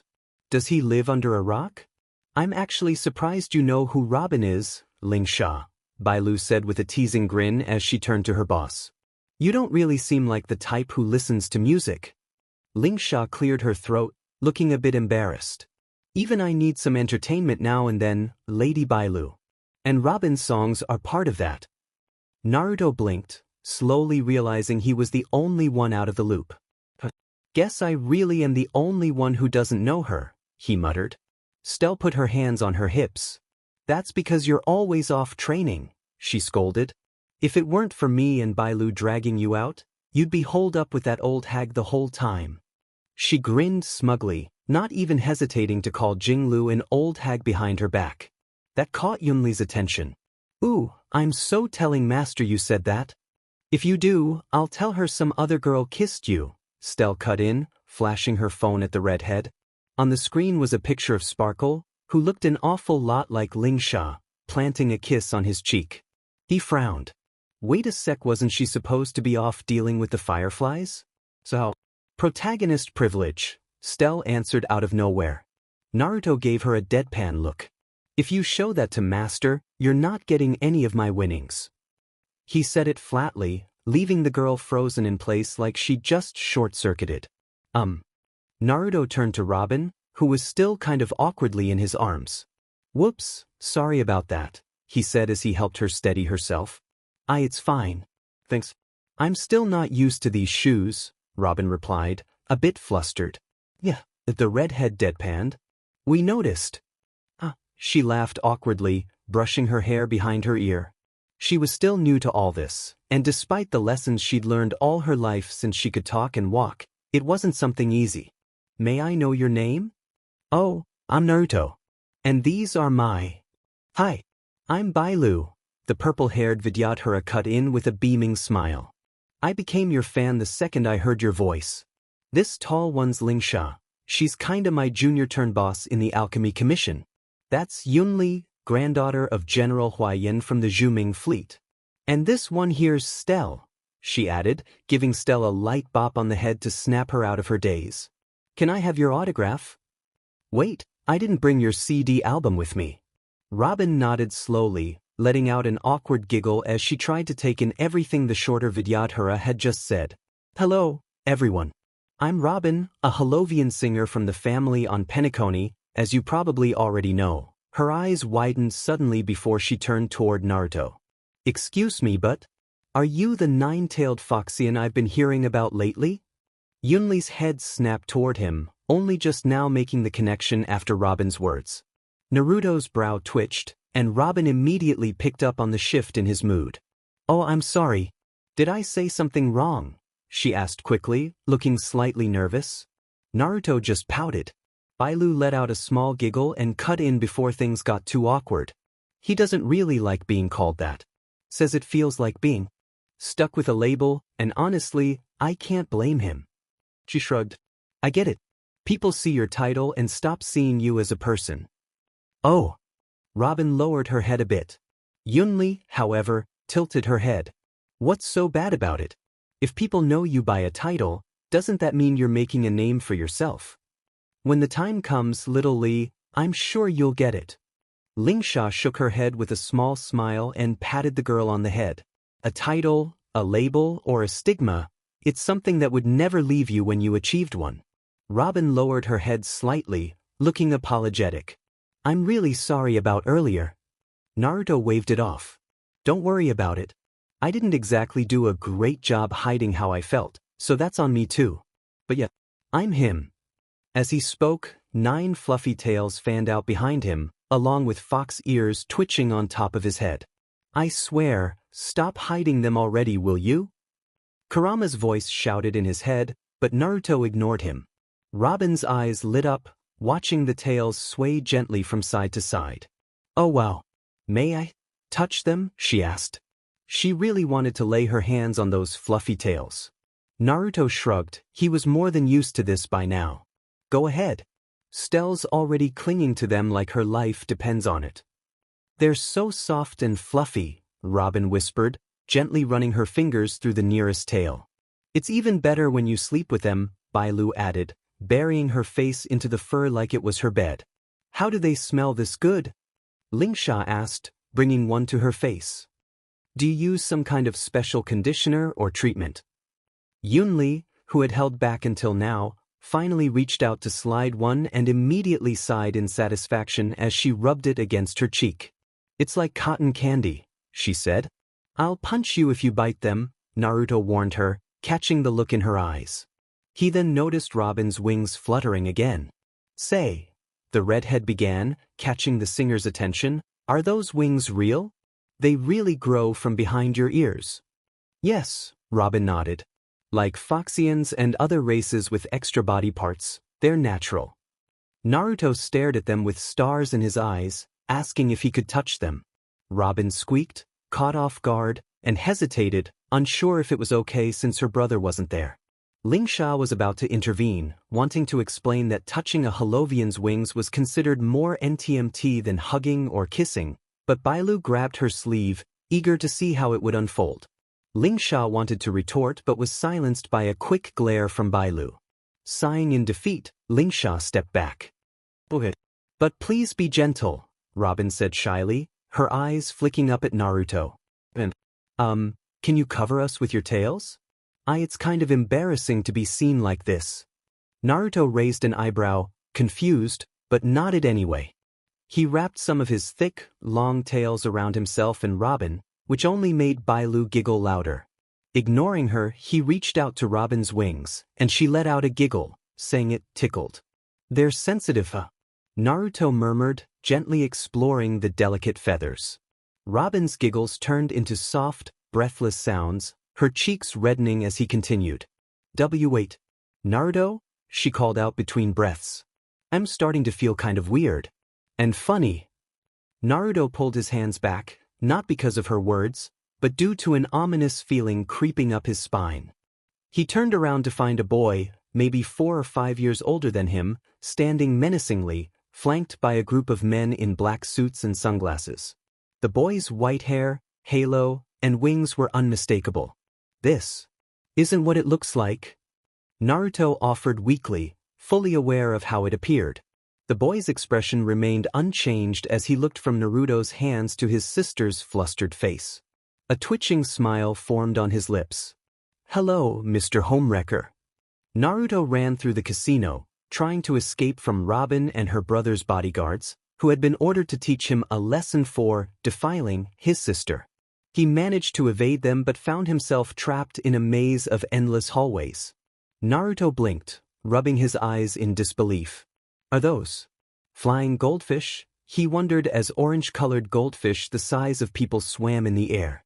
They swam away, making turns as if following a current. One glanced at him, causing him to shriek and cling to the ceiling, frightened by its big eyes. Once they were gone, he sighed in relief and began opening doors, hoping to find someone who could direct him to the main venue. He did find someone, a woman eating a peach when he opened one of the doors. An outworlder, he thought, recognizing her outfit. She turned to him, sensing his gaze, and he tilted his head in confusion. Isn't she supposed to be on Earth? Hello, little boy, are you lost? She asked, crouching down to meet his gaze. Yes, ma'am. Can you help me get to the main venue? He replied. She flinched slightly, and he shot her a deadpan stare. You're lost too, aren't you, miss? She looked away, neither confirming nor denying it. Not great with directions, she admitted flatly. Naruto sighed. Well, there goes my way out, he muttered, extending his hand. Come on then, miss. He needed to return quickly. Even with Bailu and Lingsha there, he wasn't sure they could hold Stell back if she decided to go wild. Instead of taking his hand, The woman stepped behind him and placed her hands on his shoulders. Miss? He glanced up at her, confused. It's safer this way, she explained calmly. Since this is an IPC building, you never know what could happen. She paused as they stepped into the hallway. You're still a child, therefore, I'll act as your shield from behind. Naruto blinked. I don't think it's necessary. The IPC can't be that bad, right? She didn't answer. Instead, she repeated herself, her tone firmer and her single eye glowing ominously. You're still a child, therefore, I'll act as your shield from behind. The redhead gulped. There was something in her tone and the glow of her eye that told him arguing would be pointless. He gave in, allowing her to guide him, even though it felt like he was the shield, not her. As they walked, Naruto tried to lighten the mood. Raiden-sen. Her fingers tensed briefly at the mention of her surname. How did this boy know? How come you're here and not on Earth? Hwa-sensei told me you were a teacher? Her grip relaxed, and a small smile tugged at her lips. So that's how he knew my real name, she thought. It's a bit rude for you to know my name when I don't know yours, don't you think, little boy? Naruto blinked, then chuckled nervously. Uzumaki Naruto. Nice to meet you, Raiden Meisen. He remembered his master would punish him for forgetting simple things like this. She laughed softly at his name. While it could mean maelstrom, it also referred to a fish cake topping for ramen. Raiden Bosenmori Mei, she corrected gently. That's my full name. Guardian of the River of Forgetfulness? Lethe? He asked, surprised at his own knowledge. Mei paused, blinking in surprise. Not many people, especially kids, knew that reference. You're pretty knowledgeable for someone your age. Hwa-sensei always says it's not just the body you have to train, but the mind too. Mei nodded in agreement as their footsteps echoed down the empty hallway, acknowledging the truth in her words. A strong body starts with a strong mind, after all. She continued, back to your question, I'm afraid I'm not the same Raiden Mei you knew of. Naruto blinked in surprise. So, Raiden-san isn't the same Raiden-san Hwa-sensei told me about. Huh. He scratched his head thoughtfully. Well, Bronya-san looks like Brony, but older. I guess that's fair. I haven't met Kiana-san's look-alike though. You'll encounter a lot of people who look familiar but aren't. Don't be surprised when that happens, she advised softly. Naruto nodded, taking the advice to heart. Got it. Oh, and when we're around others, call me Acheron, she added casually. The redhead looked at her, surprised. Even your nickname means river? Mei chuckled slightly at his reaction. Presently, Naruto and Mei stood on a quiet balcony, high above the bustling halls below. From their vantage point, they could see the towering palace of Astrum, the majestic headquarters of the Luofu's Skyfaring Commission. Naruto rubbed his chin, his fox ears and tails popping out. I hear voices. A few floors down. But how the heck did I end up all the wa? He cut himself off mid-sentence, realizing something was off. Glancing back, he spotted Mei, her face buried in his tails. Her usual calm expression was tinged with something else, pure bliss. It looked like she was savoring the fluff like it was the finest delicacy. Raiden-san? What are you doing with my tails? Naruto asked, trying to pull away. So fluffy, Mei murmured, firmly gripping them, as if the softness was too much for her to let go. Naruto tugged again, but to his shock, they didn't budge. What the heck? She's way stronger than she looks. Just will your ears and tails to disappear, kid, Kurama's voice rumbled in his head, unimpressed by what he had seen. Naruto blinked at the simple solution. With a thought, his ears and tails vanished, leaving Mei clutching at empty air. A small, almost pitiful whine escaped her lips. He was just about to tell Mei he'd figured out where the main hall was when another voice chimed in, sultry and far too familiar. We meet again, little foxy. Two arms wrapped around his neck. His instinct kicked in. Naruto grabbed the hands, twisted, and in one smooth motion flipped the culprit over his shoulder, pinning them to the ground with a knee on their chest. Mei blinked at the scene, her usual aloof expression cracked for a moment. Naruto and the attacker, Sparkle, stared at each other, equally surprised. Then the girl giggled, entirely unbothered by what he did to her. "Ah, do you miss me so much you just had to get on top of me? This girl has a screw or two loose in her head." Kurama rolled his eyes. "Miss Sparkle." Naruto jumped up and quickly offered her a hand, completely oblivious to her innuendo. "I'm sorry. I reacted on instinct. Are you okay? I didn't hurt you, did I?" Sparkle brushed herself off, flashing him a playful grin when she stood up. "I'm not that fragile, little foxy, no need to fuss. But I tossed you pretty hard. Is there anything I can do to apologize?" She pretended to think it over before she glanced at May, a sly grin creeping up to her face. "Well, if you really feel bad, come with me for a moment. I found an empty room where we can talk privately." Naruto tilted his head, the motion oddly reminiscent of a curious fox, and both women couldn't help but find the gesture adorable. "Sure, if you want me to come with you." Sparkle pouted. The fact that her playful threat sailed clean over his head was frustratingly cute. The redhead turned to May, who was watching with mild curiosity. Miss Acheron, is it okay if I leave you for a bit? I won't be long." "Probably." May gave a small nod. "I'll wait here." Naruto then followed Sparkle into a room just a few doors down from the balcony. Inside, she led him through to another open balcony and pointed down at a parked star skiff. "Doesn't that one look suspicious?" she asked, mischief glinting in her eyes. Naruto squinted, stepping closer to the edge for a better look. He even climbed up onto the ledge slightly while trying to spot what she was pointing at. "What do you mean by suspicious?" he asked, scanning the area below. Sparkle stood behind him, a pistol already in her hand, hidden from his view. "Maybe you should take a closer look, little foxy," she whispered in his ear, her voice playfully teasing. "I don't see," Naruto started, but a sudden shout from Kurama interrupted him. "Naruto! Behind you!" His body tensed, and he turned just in time to see Sparkle grinning as she aimed a gun at him. It's such a hassle to bring you here, little foxy," she giggled. "I had to mess with the building a bit to get you walking around."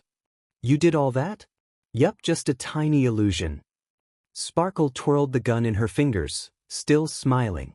"I was worried the self-annihilator might notice, but lucky me she didn't see a thing." "Did you like the fishes?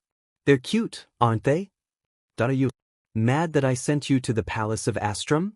the redhead asked while Kurama grumbled about not noticing the illusion. "Mad? Oh no, I'm not that easy to upset, sweetie," she sang sweetly as she pointed the gun at him again. "It's just that I'm usually the one pulling the pranks." She pulled the trigger. A giant glove shot out from the pistol, slamming into Naruto and launching him clean off the balcony. Below him, there was nothing but clouds. As he plummeted, he shot a glare back at Sparkle, who stood on the balcony, waving cheerfully at him. "You few you aking by ye ox." "Oh wow. Kids really shouldn't swear, you know?" Sparkle called back cheerfully. "And by the way, the doll I gave you? It'll explode in 5 minutes." She giggled and turned toward the exit. No way was she sticking around when the self-annihilator showed up. "Don't worry, little foxy, this is just payback. You won't die from it," she added with a mischievous giggle as she reached for the door. But when she opened it, her cheerful expression froze. In front of her stood armored legs. Slowly, she tilted her head up, meeting the cold, intimidating gaze of a towering armored figure. "Target sighted." "I didn't think the Stellaron hunters would crash an IPC ceremony," she said, trying to hide her nerves with a shrug. "Can we settle this in?" "I don't know, peace," she offered with a grin. Meanwhile, Acheron, who had been calmly enjoying her peach, suddenly froze at the sound of a high-pitched scream coming from a nearby balcony. Her eyes widened slightly as she spotted Naruto falling through the air. In her surprise, she choked on her peach, coughing violently and hitting her chest repeatedly to catch her breath. Once she managed to recover, the woman was about to leap into action and save the redhead, but before she could move, a sudden, gleeful voice echoed down the hallway. "You had one chance but you missed," the voice cackled. And then an explosion followed. A few minutes before the explosion, Bailu, Robin, Stell, and Sunday were frantically searching for Naruto. Only Bailu and Robin were truly frantic, as no one had seen him since the family's bodyguards chased after him. "Oh no, we still can't find Naruto," Robin muttered, her voice tinged with worry. Even her disguise did little to hide her anxiety. "This wouldn't have happened if your brother hadn't sicked those bodyguards on him," Bailu said, shooting a pointed glare at Sunday. The boy looked away, visibly uncomfortable under her stare. "Seriously, who does that without thinking first? I'm really sorry." Again. "For what my brother did," Robin apologized, bowing her head.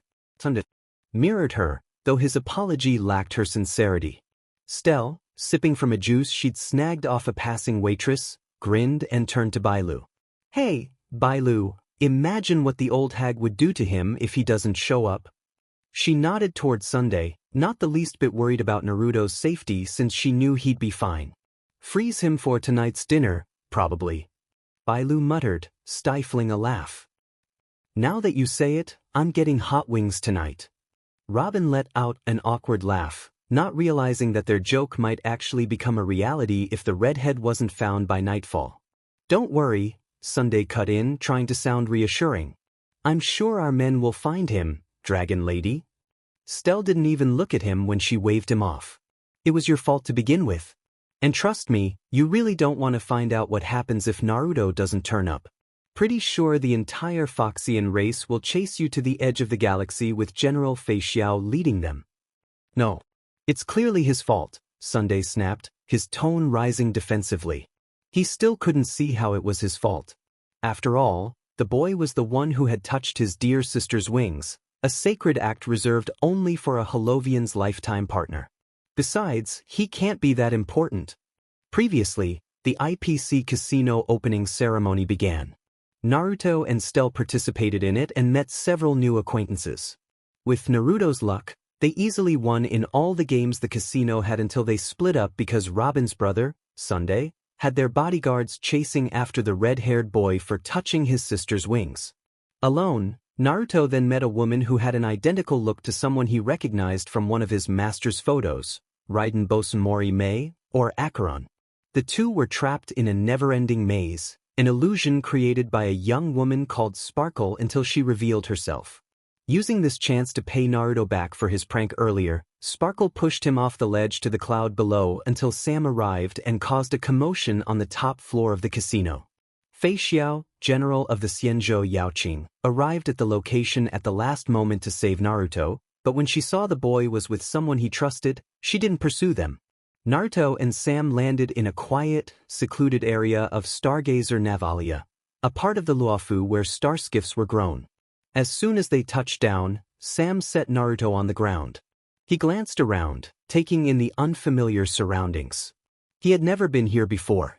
Large, aquarium-like tanks lined the area, each holding smaller starskiffs inside. He tilted his head, wondering why transport vehicles were kept in what looked like fish tanks. His thoughts were cut short when he felt a wave of heat coming from Sam. He turned just in time to see her armor glow green for a brief moment before breaking apart into motes of light. From the swirling flames, a girl with silver hair emerged. As her feet touched the ground, she turned to him and smiled a little. "Hello, Naruto," she said. "It's nice to finally meet you in person. I'm Firefly, or Sam as you know me." The boy stared at the silver-haired girl, his mouth slightly agape, his cheeks reddening a bit. Noticing his silence, Firefly lowered her head, her small smile faltering. "As expected, you're disappointed that Sam is a girl, aren't you?" "What? No." Her words snapped him out of his daze. "Then why?" she asked again, stepping closer to the boy. "Your face is a bit red. Are you feeling unwell?" She put her forehead against his. "Your body temperature is a bit higher than normal," she placed her fingers on his wrist. "Your heart rate is elevated." Naruto's face burned. He could feel his heart beating faster. The girl was so close to him. Not only did she have beautiful hair and eyes, but she also smelled nice. With Jinglu, it was a different kind of embarrassment.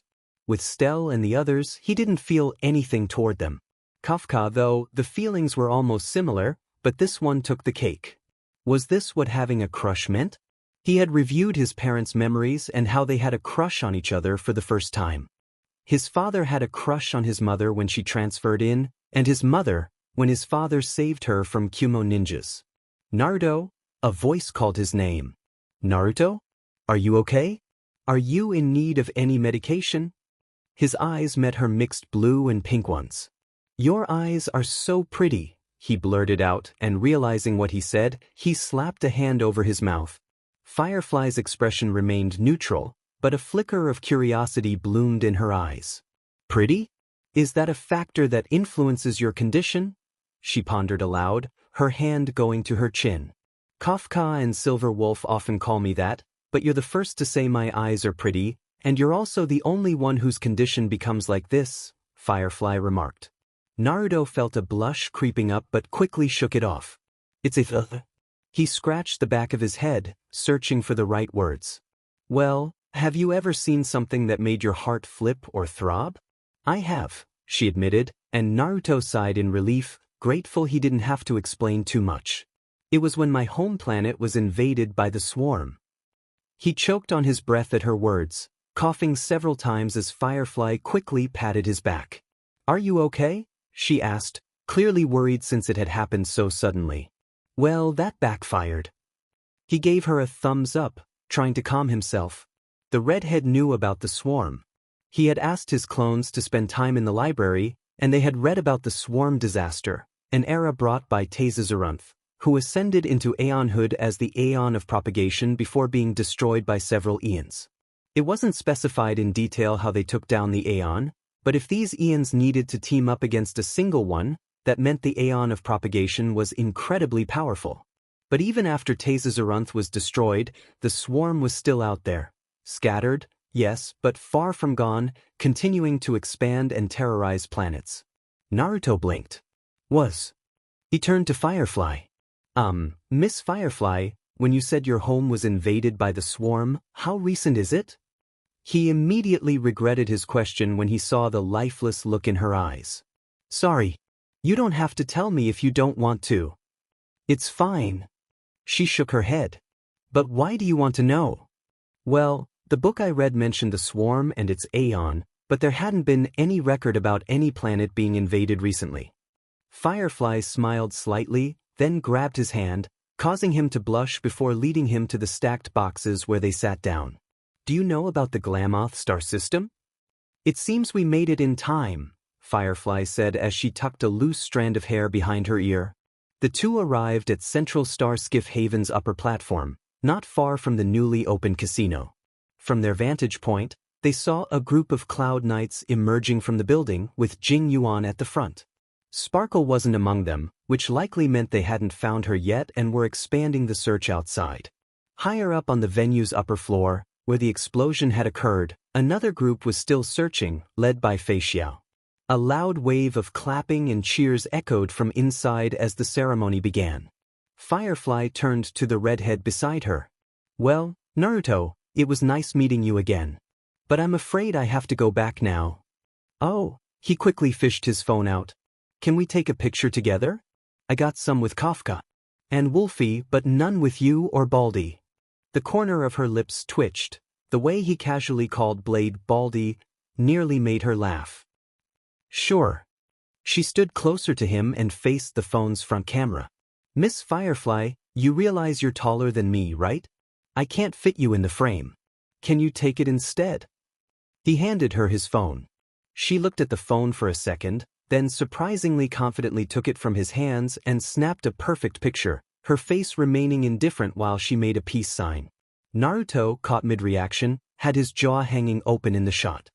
Here you go. She handed him back his phone with a minuscule smile. Naruto deadpanned at her. She hadn't even waited for him to get ready and just took the picture when her angle was perfect.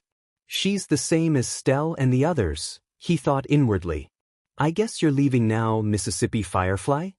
Naruto paused, noticing her pulling out her phone. Oh, wait, I'm still not used to this thing. It took him a bit, fumbling through menus and screens, but he finally managed to add Firefly to his contact list. Most of the names in his phone were added by Bailu, Jinglu, or Stell, so this was the first time he'd done it himself. I sent you the picture we just took. He deadpanned at his own expression in the photo. It was awful. He looked like someone who'd just seen a ghost. Naruto glanced up at her, and his cheeks reddened as he saw her eyes softening and a smile blooming on her face. Thank you, she said after a few moments. I'll always treasure this picture of us. Then, just as quickly as it came, her smile faded. Goodbye then, she said, turning toward the teleporter again. He watched her back, sensing her reluctance to leave. There was something in the way she paused, as if she didn't really want to go. Maybe she was lonely? Sure, Kafka and the others were there, but perhaps they rarely had fun together. Unknown to Naruto, Kurama was quietly smirking inside his mindscape. The Biju had been trying to help him sense emotions from other people, and the result was showing. Without even realizing it, Naruto reached out and grabbed her hand, surprising Firefly. He didn't want his friend to be sad. Naruto, she asked, half turning to face him. Miss Firefly, how about I show you around Luofu? He blurted out. That's if you don't have anything to do back home, and if you want to. Her lips parted slightly, caught off guard. She swallowed the refusal before it could leave her mouth, remembering what he had said earlier about doing things that weren't just missions and war. I want to, she said, and Naruto's smile lit up instantly. But I can't. Her voice lowered. I can't stay outside too long without my armor. His smile faltered for a second. Right. He tried to keep his face from falling, even as disappointment crept in. Next time then, he said with confidence. When you're cured and don't need to stay inside Sam all the time, I'll definitely take you around Luofu, Miss Firefly. He finished with a grin. She gave him a small sad smile. He truly believes I can be cured. Not wanting to disappoint him, Firefly nodded. Yes, next time. Naruto held out his pinky finger. Promise me. The girl tilted her head, puzzled by the gesture. You link your pinky with mine. Whoever breaks the promise will have to swallow 1,000 needles. Firefly stared at him for a second, then slowly reached out and curled her pinky around his. Naruto's smile widened. Understood, she said. If either of us breaks this promise, they will swallow 1,000 needles, and I'll help you prepare them. Naruto's face went pale. Wah? It's just a saying. We're not actually supposed to do that, exclaimed Naruto, his eyes wide with concern. The girl blinked, tilting her head in confusion. Then why say it? I dunno, he replied, scratching the back of his head.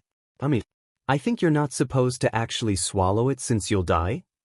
Firefly's expression faltered, disappointment creeping into her voice as she asked. So, people don't mean it when they make a promise.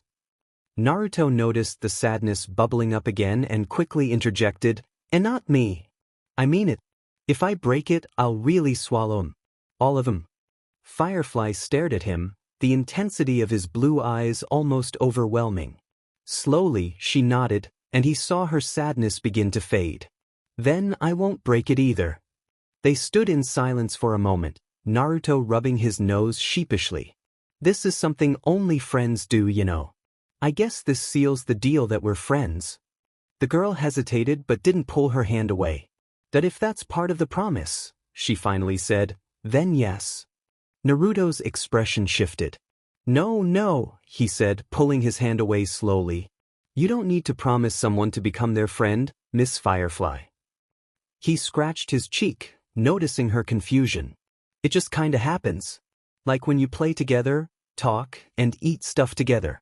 One day, you're just friends without realizing it, like me, Bailu, Stell.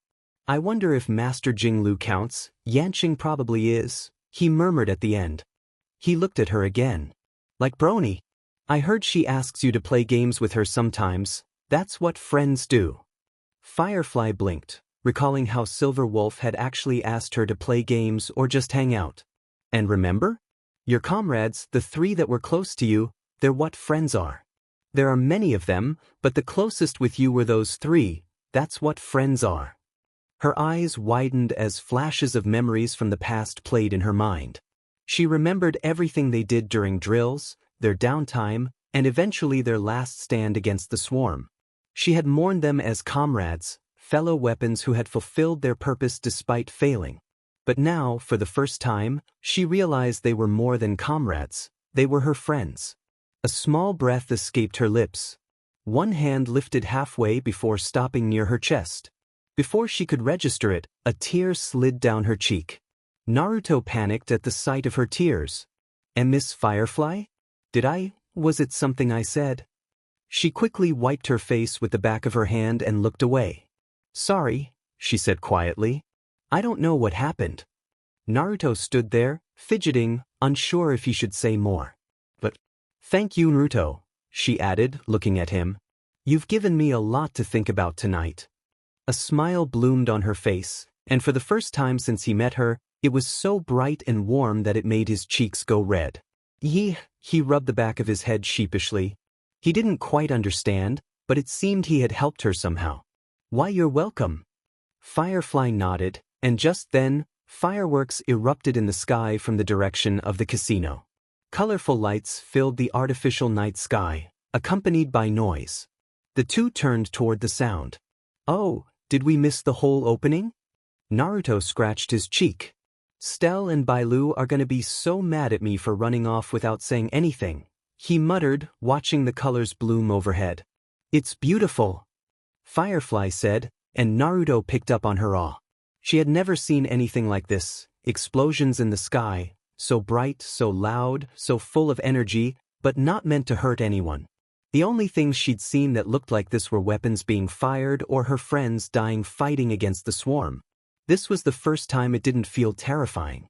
If you'd like to, maybe we can add fireworks to the to-do list for next time, Miss Firefly.